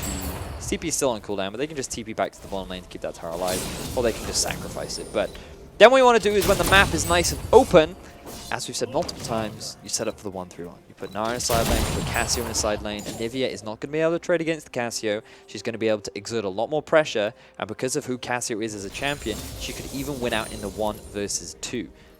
Redius? They go on bot. I'm going to have to direct your attention to the mini. Wait, they went back to bot? Why are you back bot? Why? I hate to break it to you. Oh, great delivery, Raz. God damn, this makes me so sad. Oh, look. Arce might be able to turn your Fran upside down if he goes for a hype-tempered fate here. But they're in a long lane, so actually with the Ashe ulti available, they're in a pretty difficult spot. Albus Nox have to respect that and back away entirely. Steos making his way up. Kira really struggling in this mid lane. Despite having the CS lead, he hasn't been able to do much in Seiya with a kill and an assist to his name already. LYN does get hit by the Ashe ulti.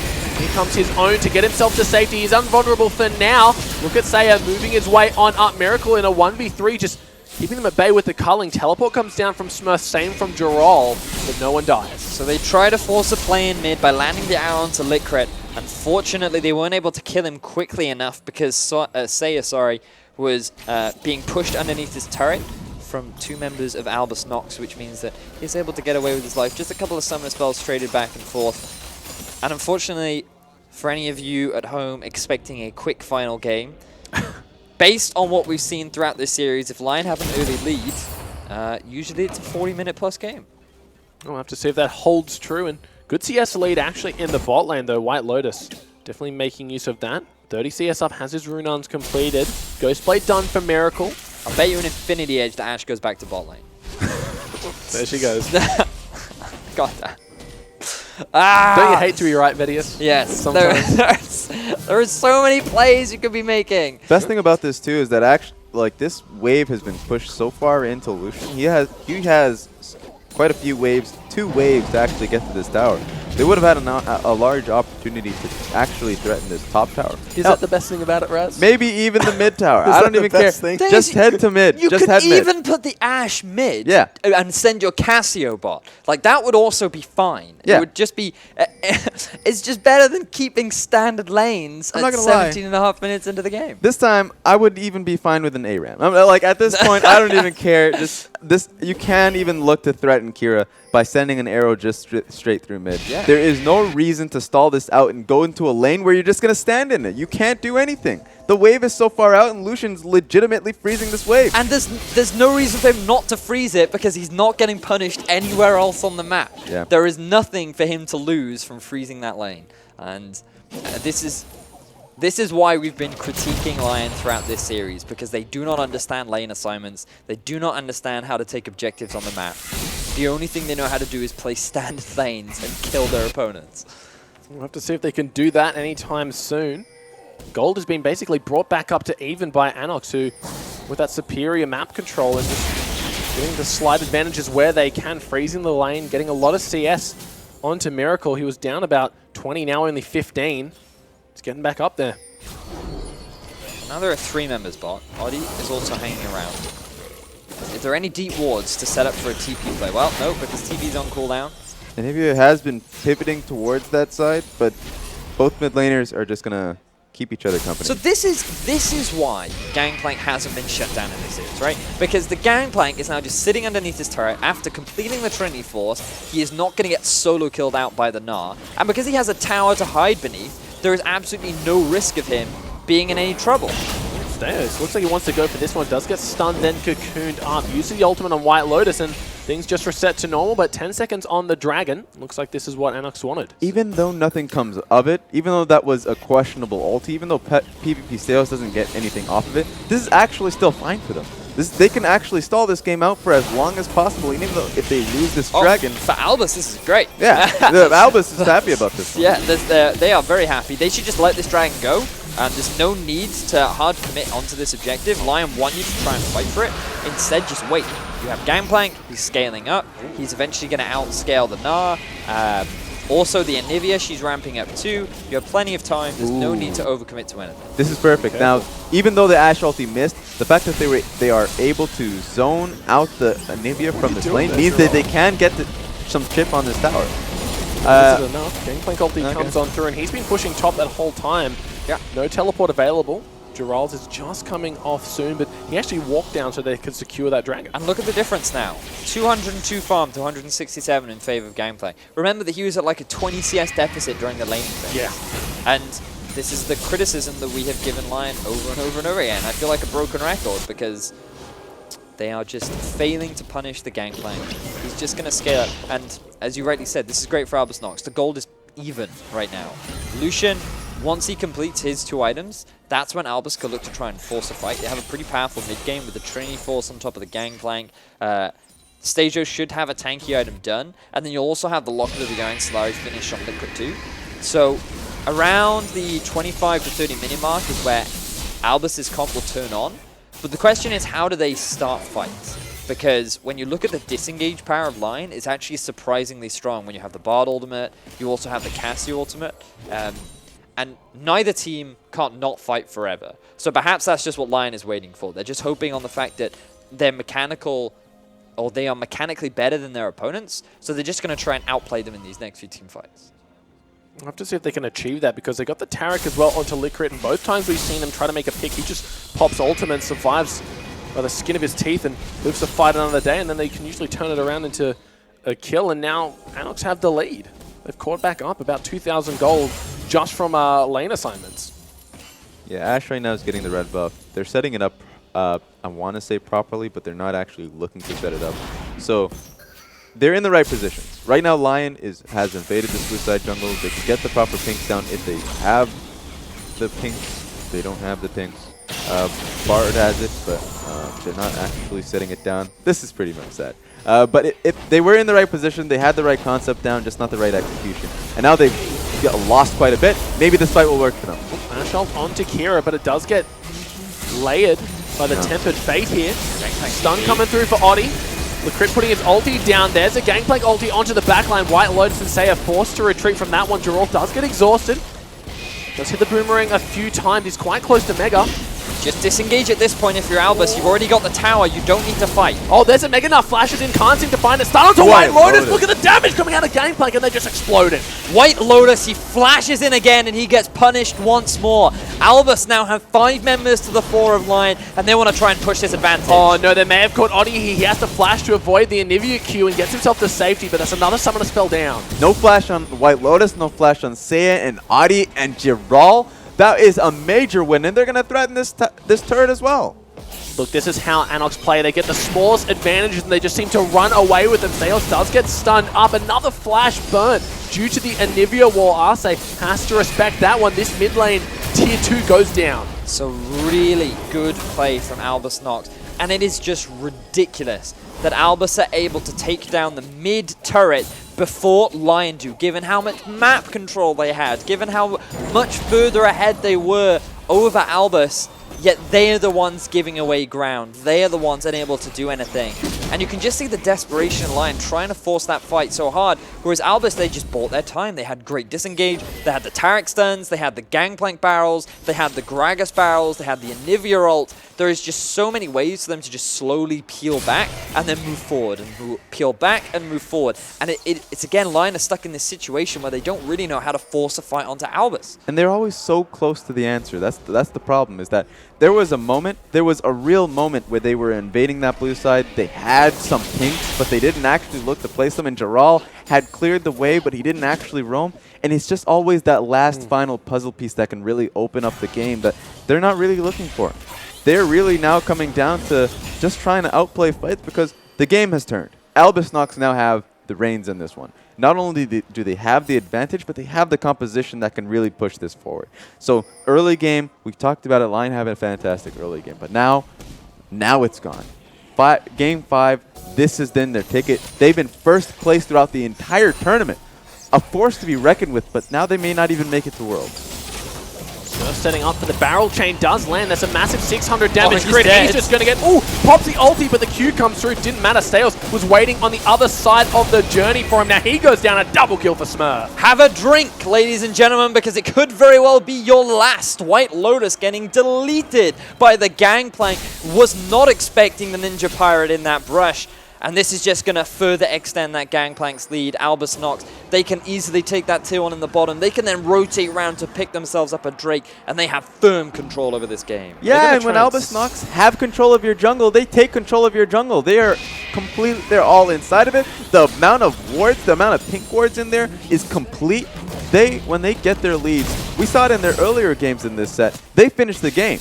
Yeah. They don't allow you time to pressure. Now, Lyon actually have to start contesting their own jungle. They didn't give Albus Nox that same liberty when they had that control. Yep. You can see that Lyon, after that, they have their sights set on this Baron. They do have 2 Mountain Drakes and the Cassiopeia, so the burn damage is there. It's just whether or not the safety. I mean, it could very well be a last-ditch effort, or they look for a pick as Albus Nox come to try and clear out. You can see the standoff. Neither of them can see one another. But they can sense one another. That's it. Well, here comes the Baron being kicked off. It's been started by the side of Lyon. A 25-minute Baron. It's getting quite low. Only about half health. Jirol jumps his way on in. Baron still laying down the damage onto Oddie. Magical Journey gets them to safety. This could be good if Steos can find a way and stun onto Kira. Kira was looking for a wall right there. He wanted to try and cut them off in the blue pit. Wasn't quite able to find it. This is going to be the 3rd Mountain Drake. I thought it was the 3rd Mountain Drake for Albus, but that's also part of the reason as to why that was going down so quickly. Yeah. Because of the double Mountain Drake on the Lyon. So Albus, they're going to pick themselves up a single one. And now Lyon going back to the Baron. They might have to race for it here. There's a Gangplank ulti, keeping them at bay, and the Baron damage as well. So once again, forced off this Baron and Lyon. They're really trying to do this, and they're just not getting anything for it. Yeah, Albus Nox are trying really hard to get this dragon. If they can get this dragon that denies Lyon away from it as well, that would be really powerful. And they just stall out the Baron, completely deny that opportunity for Lyon. That's just a net plus for Albus. Look at mid priority as well. Because of the Baron pressure that Lyon were trying to put down, Albus could shove in the mid lane. And now they're rotating around to bot. They have full control over the bottom half of Lyon's jungle. And with that additional mana drake, it's going to help take these towers down.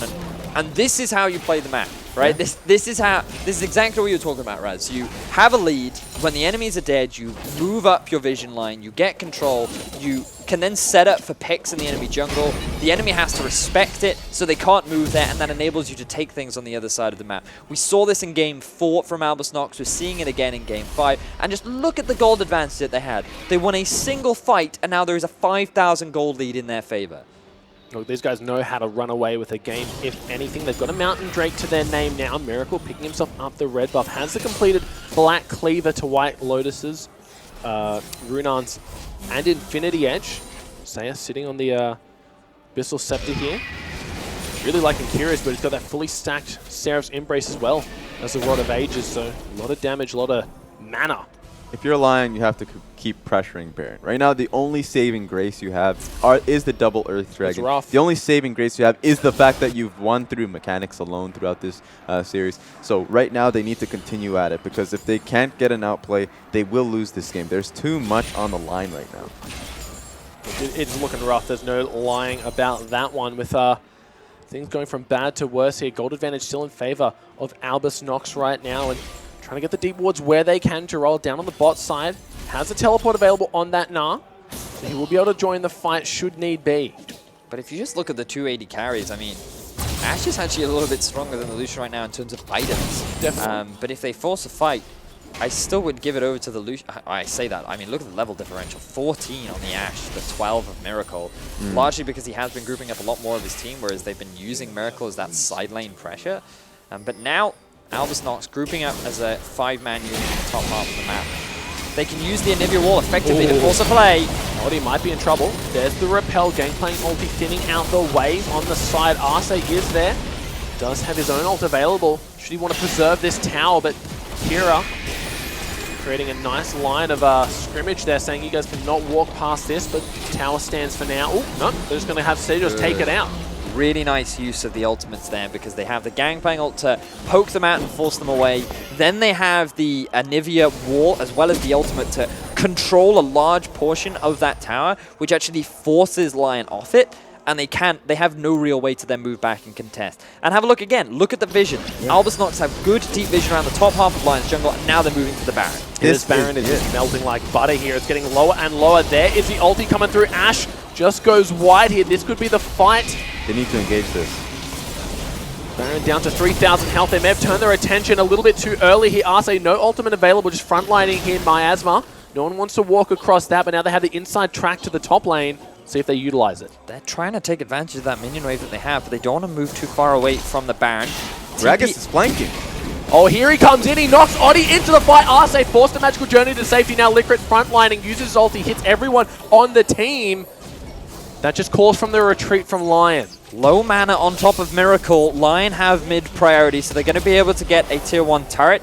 Question is, how do Albus respond? Do they want to try and force the fight? Oh, Flash War comes in. It is on to White Lotus. He's so damn low. Cullen can't seem to find him. Oddie goes down, stuns. Not going to land. Magical Journey gets them to safety, but they find a pick regardless, and it's on the jungler. That is the jungler gone. The smite is unavailable. Lyon have no real way to try and steal this Baron, and Albus Nox are making their way straight to that objective. Yep. Their options are limited. It looks like they might have to just take the 4v5. Yeah, they might have to. Exactly right. The barrel line giving them enough time to work with here. They're not doing too much damage to the Baron, using it more as a bait till Smurf now finally getting on in this one, but they just want to force the fight here, but they're taking a lot of damage from this Baron. They need to make a decision, commit to the fight or commit to the Baron. You can't go half-hearted as to either one. They've already took too much time at this point. They have to disengage entirely, as A Miracle is probably far too low. Yep. Same with LYCR. Oddie's back up now, but he's got his sight set on that bot lane, but yeah, kind of a little bit of indecision here, potentially costing them either an ace or a Baron. It's very close stuff, but you can see Albus Nox really snowballing their lead. If they had gotten that Baron, that almost would have been the game for them. But still, you have to take into account the big experience disadvantage between the 280 carries, but then vice versa for the top lane as Smurf. That massive crit onto Oddie is really what won them the team fight. And this Gangplank is becoming an absolute terror. We've talked about it throughout this series as to how Lyon have really struggled to stymie the late game power of this Gangplank, and they failed to do it once more, as he's now 4-0-1. 4 items completed, and now they're back on the Baron. Yeah, Baron's being started again, this time with such vigor. Look how low it's been taken already, down to about 8,000 health, but once again they peel off. The volatile Spiderling is enough. The ulti from the Ashe comes on through, only hits onto Steos, but yeah, Miracle, he got chunked very, very low, so they have to respect that. Got chunked out way too much. The Baron, unfortunately, decided that he would be his meal. Therefore, Miracle took a lot more damage than he originally planned on taking. He doesn't have any lifesteal just yet. Yeah. So he's just going to have to back away from that one. Now 3 level difference between the two AD carries. This could become a problem as the Ashe now has that Bloodthirster completed. The White Lotus, we've seen his mechanics in the past. We know he can make these massive outplays if ever given the opportunity. And now... This is a good place for Lyon. This is actually fairly good. Miracle has to back away. If he commits to this fight, he doesn't have the lifesteal necessary to continue in this fight. But they're going to actually have to look at the respect side it. lanes. You can see a massive wave pushing top, a massive wave pushing bot. And you also have the Anivia wall to actually cut off the entrance if Lyon want to try and contest. They're going to go for it. Watch the wall from Kira. He's going to wall them off. Oh, this Baron getting taken down so damn fast. Already down to about 1,000 health. It gets taken before the ulti can come in. Dural, the wall completely blocks him off from the rest of the team. He just gets layered on layered by CC. No way to escape. Look at Smurf. He's teleported down in the bot lane. He's got a huge wave of super minions at his back. You just need to stop the backs if you're Albus Nox. Smurf can take down this inhibitor, but Albus are quickly trying to respond. Look, they're pushing up the mid lane and they're pushing hard. Smurf, he wasn't able to get the inhibitor. They were able... Lyon were able to defend. They had the inside track back, and once they left Dural for dead, the first thing was making sure that their inhibitors are safe. There's simply no way for Lyon to be able to engage on this composition. LYN still has his ulti, and on top of that, PvP Steos is a god right now. They can just take this inhib for free. They're inviting a fight. They don't want to walk too far over that miasma and get caught without any means of escape. Oddie's back up. I mean, Dural, he's still on that respawn train, but they get 2 inhibitor turrets for their trouble and still have Baron buff on 5 members. 10,000 gold in the lead. So Dragon alive as well. Albus Nox turned this game around after what was a really bad start for them because Lyon did not take advantage of the early lead. They allowed Albus Nox to just gradually farm up over time. They were able to find themselves a fight. They were able to gain control of the game, and they have just been relentless with their pressure. They get so many towers in the bot. They get all the towers in the top. And then they play around the Baron so well, and they just make it so difficult for Lyon to even contest anything that they are setting up for. And this is the difference between these two teams.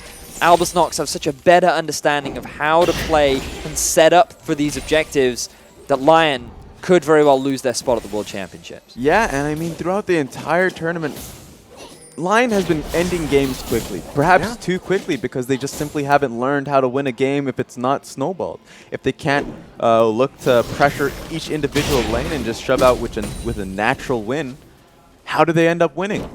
It seems like this one series is teaching them a lesson, but you don't want to learn this late in the game. White Lotus gets taken so damn low, unable to be taken out by the cannon barrage, but this could be the mid lane inhibitor. Steos, he's made his way in. It's getting very, very low. There are the barrels. With the damage coming out, we see that Oddie, he's built himself a Zarot portal, and it's not doing too much in the bot lane. They've got their sights set on the inhibitor. Seihos does get cocooned in. There's the ulti from LYN. Everyone's invulnerable right now. The wall trying to divide the team. Dural jumps on in, can't find anything. Teams are at odds right now. Dural does have flash though. The combo that you always have to be careful of is the Cassio into Gnar ultimate. Oh yeah. Because you cannot flash out of it once you're stuck in that miasma. But Dural's Mega Gnar is gone. This would be a prime opportunity for Albus to try and force a fight. Super minions are pushing down the mid lane. Baron empowered minions in the bottom lane. And there are a lot of ultimates still up for the side of Albus Nox. They've missed their opportunity. They need to look towards using Dural for a flank. At this point in time, threaten the backline. It comes time and time again where Kira, Miracle, and LYN. Whoa. Seihos, he might be in trouble here, but he's so damn tanky and able to heal himself up every time he uses an ability here. Yeah, but the 3 threat comp are too strong right now, especially if you're trying to go front to back. Culling being used quite aggressively. Dural has that Mega Gnar available, can't seem to find a way in. Tempered Fate does go wide, doesn't hit a single member, so Ultimate's lacking right now, and Meganar starting to tick down. Yeah, there's nothing stopping Albus Nox from pushing forward. Look at Arsa. Oh, he hits a double stun, but here comes Doral, a massive 3-man into the wall. Can he find the kill? Eggs, Kira, Stayos goes down now. Miracle trying to dish out the damage, but he's exhausted. That's 2 kills already. Make it 3. Lyon, they're coming in clutch. The ult from LYN just in time. Miracle, he's still alive though. He's still invulnerable. But here comes Arsa. Here comes White Lotus. They aren't able to keep up as he does flash to safety. That fight was exactly what Lyon wanted. They get the 3-man Nara ultimate. That makes it so easy for Seiya to get all that damage down onto Kira, force Miracle out of the fight, and Lyon are keeping their world's dream alive. Push comes to shove, and they push back. That was exact. Giral just needed that ulti. He got it. And Albus Nox pushed too far in, and they've got demolished from that. That was really, really smart play. They were desperate for that because the waves were pushing into the Nexus towers, and they were able to extend the game. If it wasn't for the Gangplank barrel, that could have gone so much worse for Lyon, but fortunately, a big crit enabled Smurf to shut down some of the members of Lyon, force them back, deter them from continuing their push. So now, they're just going to return to the base. So keep your eyes on this. The person that I want you to keep your eyes on is Giral. His Meganar is just about to run out. Flash, 3-man knockdown, and then you have the Cassio flashing in with the wall, and then you have the Miasma follow-up, and then watch the Gangplank. Big crit onto 4 members, forces them back immediately. They're not quite able to net themselves a kill, but they are able to get the disengage. And it was just that damage from the Gangplank that really stymied any consistent follow-up from the side of Lyon. Look, this has been such an epic back and forth Lyon. They started off strong, then it was all about Albus Nox and their impressive map control. They got themselves a Baron, but Smurf, they may have caught him too. He's forced to flash over. Ooh, that was too close for comfort. Very risky, trying to pick up that scuttle grab. He thought he was safe, but there was no vision in the top half of Lyon's jungle. But this has given an opportunity for Miracle to try and take this inhib. He definitely should have been safe. There is no reason for Lyon to even be in that position. They've got caught off guard, almost lose their inhib just because of that. Inhibitor down to half health, and I feel like we've seen this before. Everyone grouping up in this bot lane. They want to get this inhibitor down. It is down to half, and Giral doesn't have the flash available this time, but still has the Gnar, so different circumstances this time. Arce gets taken down to about half. Forced to use his jump to safety as well as the Mega Proc. Smurf gets a barrel onto Oddie, does a lot of damage here. Can't seem to hit this inhibitor though. They have to give this one up. Remember, ladies and gentlemen, that a World Championship spot is on the line. Albus Nox are doing everything that they can to try and secure it, but Lyon will not go out without a fight. Oh, they get it. Finally, Miracle able to work his way on up, and that's because there were super minions on the Nexus turrets. They aren't able to deal with that. And so at least they have the top wave going for them because the Zerat's portal was built from Elise. So now the wave is positioned properly for the top side. That's going to stall out Albus Nox a little bit. Baron is coming up, so perhaps with 20 seconds left, instead of going for that top tower, they're just going to go straight towards Baron positioning, especially with 2 inhibs down here. The thing is for Albus Nox, though, as you rightly said, they have a choice now. They could go for the Baron. There is the risk of the collapse coming out from Lyon, or they could just look to push in the top lane. But given that pushing has proven pretty difficult for them, Baron is the more likely objective, and Lyon realize this. They want to try and contest, and if they can somehow steal the Baron away, it will be enough to try and delay the game even further. The Baron has been started, getting quite low. There's a Tempered Fate to delay it. Teleport from Giral coming in on the right. Kira still using his ulti on the Baron. They're trying to go for this one. They do secure it in the end. There's the Tarek ulti down onto 3 members. Now Giral's in the pit for Stayos. He's alone. Is there anything he's dead? They just completely delete White Lotus. He gets taken down. Now Oddie stuck in the pit. There falls Giral. The repel not going to get you to safety, mate. You're taken down. That's 3 kills for 0 in favor of ANX. All the crit. He's going to go down. Now Seiya in a 1v1 hits the ulti. Can Arce get a double kill for Seiya? Seiya doesn't want to follow that journey, that's for sure. That could have been game. Whoa. It still very well could be. There's only Seiya left alive. Could he be the hero that Lyon needs? He's found Stayos. Oh, he's trying, and he's trying his hardest. He wants to keep his world dreams alive. Can't seem to find it. Those super minions are going to be barreling in from the bot. They're not there yet, but they have a huge Baron-empowered wave in the top. Where is Seiya? Gragas not letting him back. It's all onto Arce. Tempered Fate is so close to being on cooldown. It looks like that Lyon are going to be able to keep the game alive for now, and it was all off the back of Seiya. Albus Nox got a little bit too big for their boots. They tried to get the kills rather than try and end the game, and they end up failing. They thought they can clean them up. They thought they could take every single member down, but that was, once again, we talk about the individual skill of these players. Seiya able to take down 2 people. Almost 3. Yeah, almost. Save his team the game for that small moment, but that being said, 3 exposed inhibs, 2 inhibs down. They don't have the luxury of even contesting this. They've got their work cut out for them, that's for sure. Elder Dragon is going to go down, falling in favor of Albus Nox Luna here. They've got the Baron, they've got 2 inhibitors, and the Elder Dragon buff being empowered by 2 dragons prior. Zero Portal in the mid. Not even going to worry about it for now. Miracle's going to go and take that one out, but this is absolutely intense. The tension is so high. So this could be the game-ending push for Albus Nox. They have everything that they need. There's a 14,000 gold advantage. They have the Baron. They have the Elder Dragon. Ooh. But Lyon, they're setting up for the sneaky bush play. Oh, they're not going to take the bait, though. They move on in straight for that mid lane inhibitor.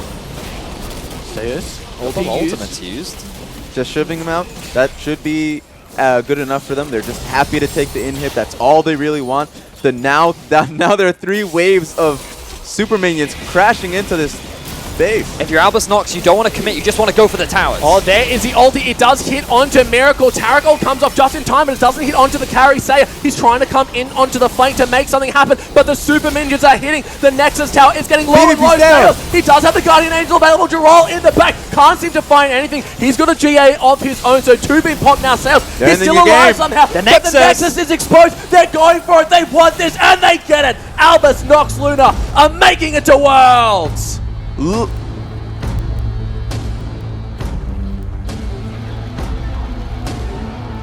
An absolutely unreal performance. Look at them. They are so damn happy right now, and they deserve to be.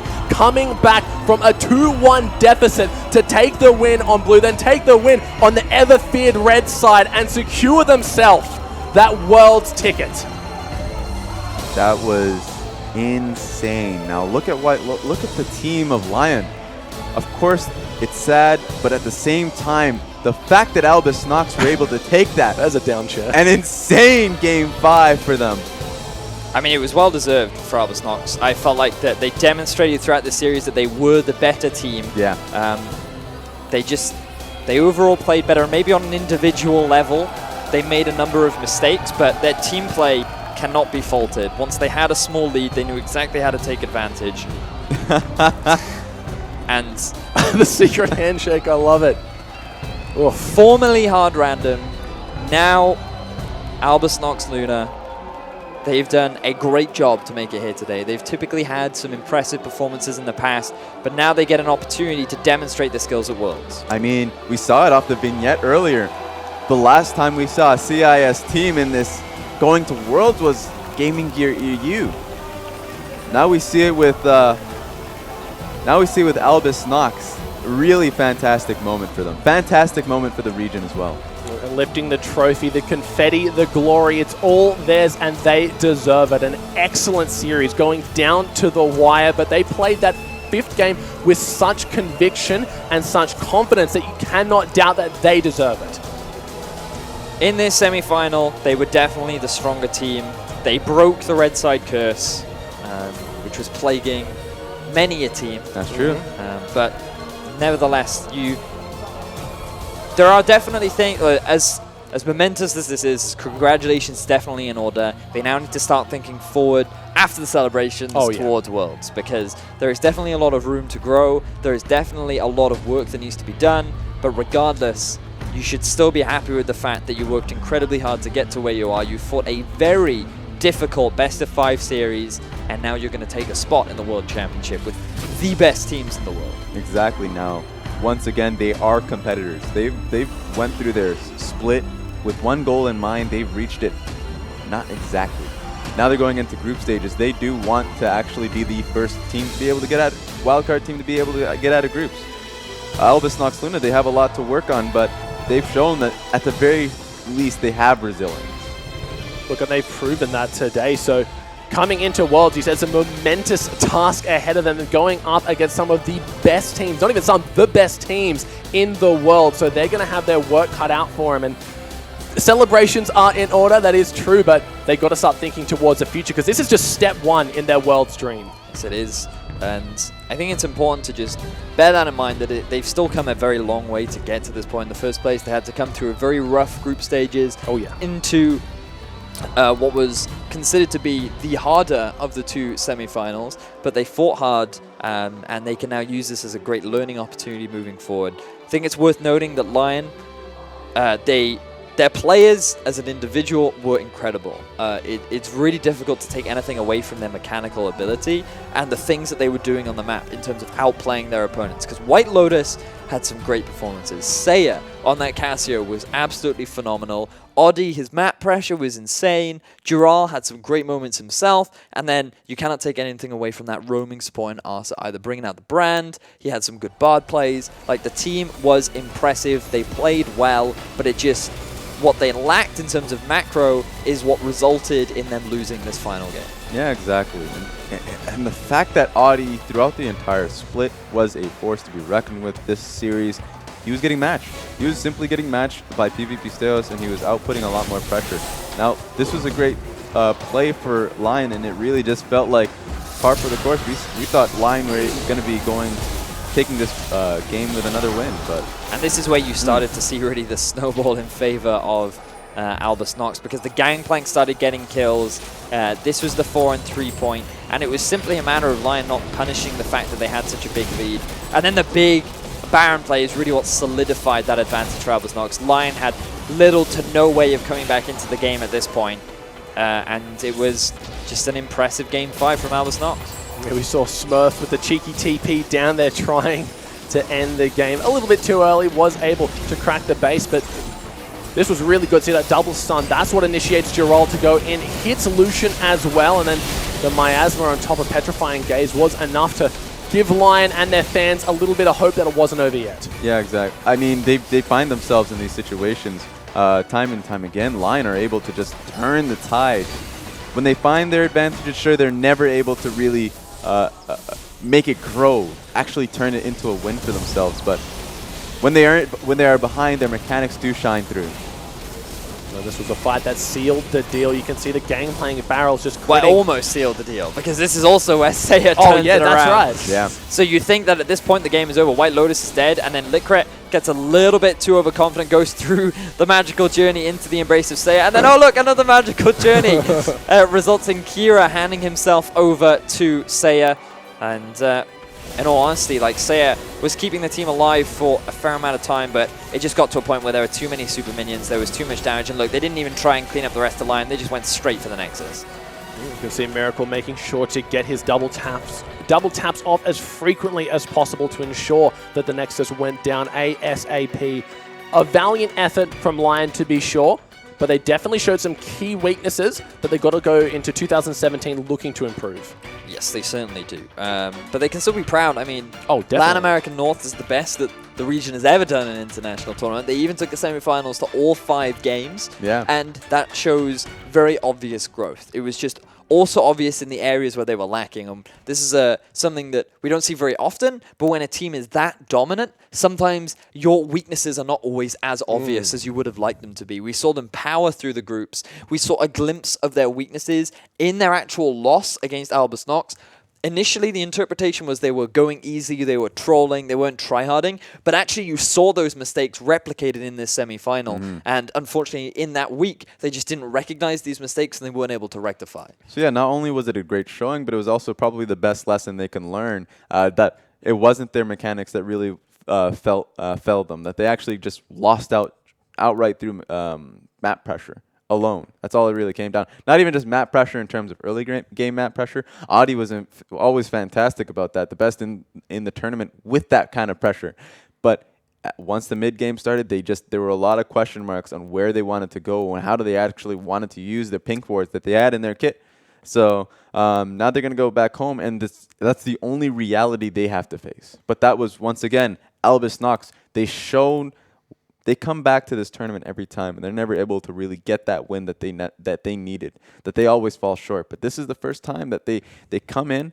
They've shown strength, not only strength in their mid laner. People talk up Kira a lot, but the rest of the players shine through, especially the support and the crit, especially Smurf played fantastically, even though he was allowed to. he played his role and he played it well, and PvP Steos actually outshined Audi here.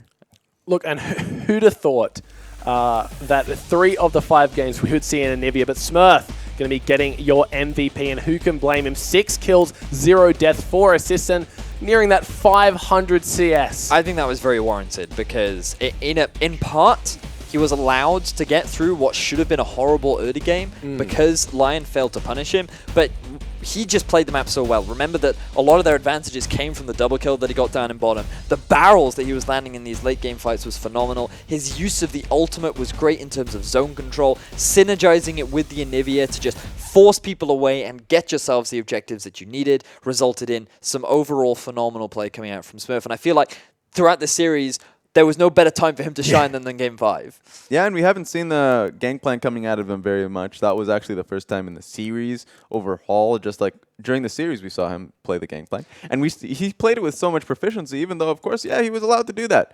But when we started to see the kegs from him, it was so impactful. They really could not get a fight started against them. Really, it was very difficult for Lyon to start any engage. And the only way they could do it was off of something... yeah, sure, Alpha of Albus knocks his mistakes, but they had to create a flank situation, and they never could actually get that going for them. Yeah, look, it was very difficult to emulate because Jarol constantly, whenever he would get in that backline, it never seemed like he was tanky enough to provide that just time sink that it takes to kill a tank, whereas Gangplank, if he gets in the backline, he just straight kills him. Yep. There's no way around that.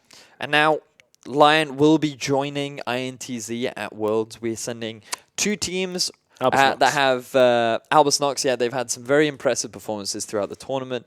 I think that it's fair to say both teams have a lot of work to do moving into the World Championships. We have to be realistic about the competition when you think that there's going to be ROX, SKT, we've got G2, or Samsung as well. We've got G2 and we've got H2K coming in from Europe. Yeah. There's TSM, and then there's COG coming in from NA as well. There are a lot of powerful teams that are coming into this World Championship that right now are head and shoulders above the international teams. That's true, but they can do it. And we saw it last year that we saw Pain going up against the teams of Flash Wolves, now a first seed team, which is very likely they can find themselves drawn into that.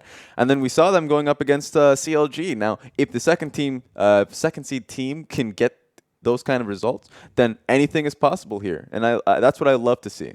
Look, an incredible performance once again. And these guys, like we said, they deserve to celebrate, but they do have such a long road ahead of them. But speaking of the winners, we got Hingers standing by with an interview. Thanks very much, guys. I'm joined backstage here by FLICKR from the victorious Albus Nox team. How do you feel? You're going to Worlds. I feel proud not only for myself but also for my team, for my region, because we have never achieved this since Gaming Gear, which were actually from CIS. And today we showed that if you are enough dedicated player and enough motivated, you can reach whatever you want without any doubts. Because we don't have offline league to play online. We don't have any money in our region, like one player of Dark Passage earns more than whole our team combined. We don't really have we don't really have a huge fan base. But the thing is that we and people who trust in us really give us power to achieve what we have achieved. Yes, it's a little step. We haven't won Worlds, we only won a qualifier. But you know? Yet. But the thing is that for every player in League of Legends who plays professionally, there is a dream to win as much as he can win. And this win today is the first step towards our dream.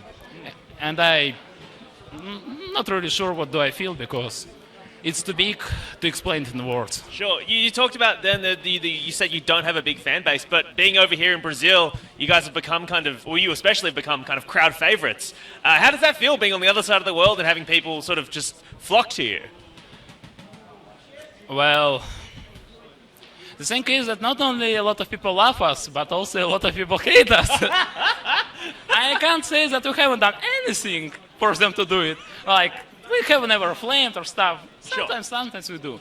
But the thing is that people who are cheering for you, rooting for you, they really give you power. Yeah. Yeah, I even heard that in Brazil, crowd is expected to be the 6th player in every team because crowd decides who will be the winner, who gets an advantage, or having thousands of people shouting for them, "Go ANX, go Lyon." Doesn't matter. Well, thanks for everyone for supporting us, guys. So what's next between now and Worlds? What are you guys going to do to prepare? What's the road look like for you? Well, first we go on vacation. Because every European team going to big international tournament, probably one of the most important in their lives, go on vacation. Absolutely. Yes. And we just can't break the tradition. So that's our plan. We'll relax for 3-4 days. And after that, we're going to prepare ourselves to start as hard as possible to show world. Unfortunately, we do have a little bit of technical issues with the interview there, but I think we got the gist of it. He is over the moon to have won. The confidence is so apparent, and you heard it from himself playing on such a massive stage, having the crowd cheering for you. It feels as if it's a 6th player. Yeah, lost for words definitely seemed to be the best way to describe that situation for him. But we heard how animated the crowd was and how involved they were in all the action, how exciting it was to actually be there. At the very start of the broadcast, we could almost feel the energy coming through the screen, and I imagine that it was a really fantastic place to play, and I'm sure that there was cheers for both sides. Yeah, we saw the flags of Albus Knox flying in the stadium, which was really fun to see, and it's great to see so much power, and not so much power, but passion coming out of these players, especially LYCR. We've had a few interviews with him already, and so the fact that we saw him really just couldn't put it into words, as you said, it's beautiful to see for this team. And now it's the first step, as he said, going into Worlds, and let's see how they fly. Look, and I think it's about time for us to wrap up the International Wildcard Qualifiers. Once again, a huge congratulations to INTZ and Albus, Nox, Luna. Thank you from myself, our casters, and the production staff. Thank you so much for watching, and have a good one.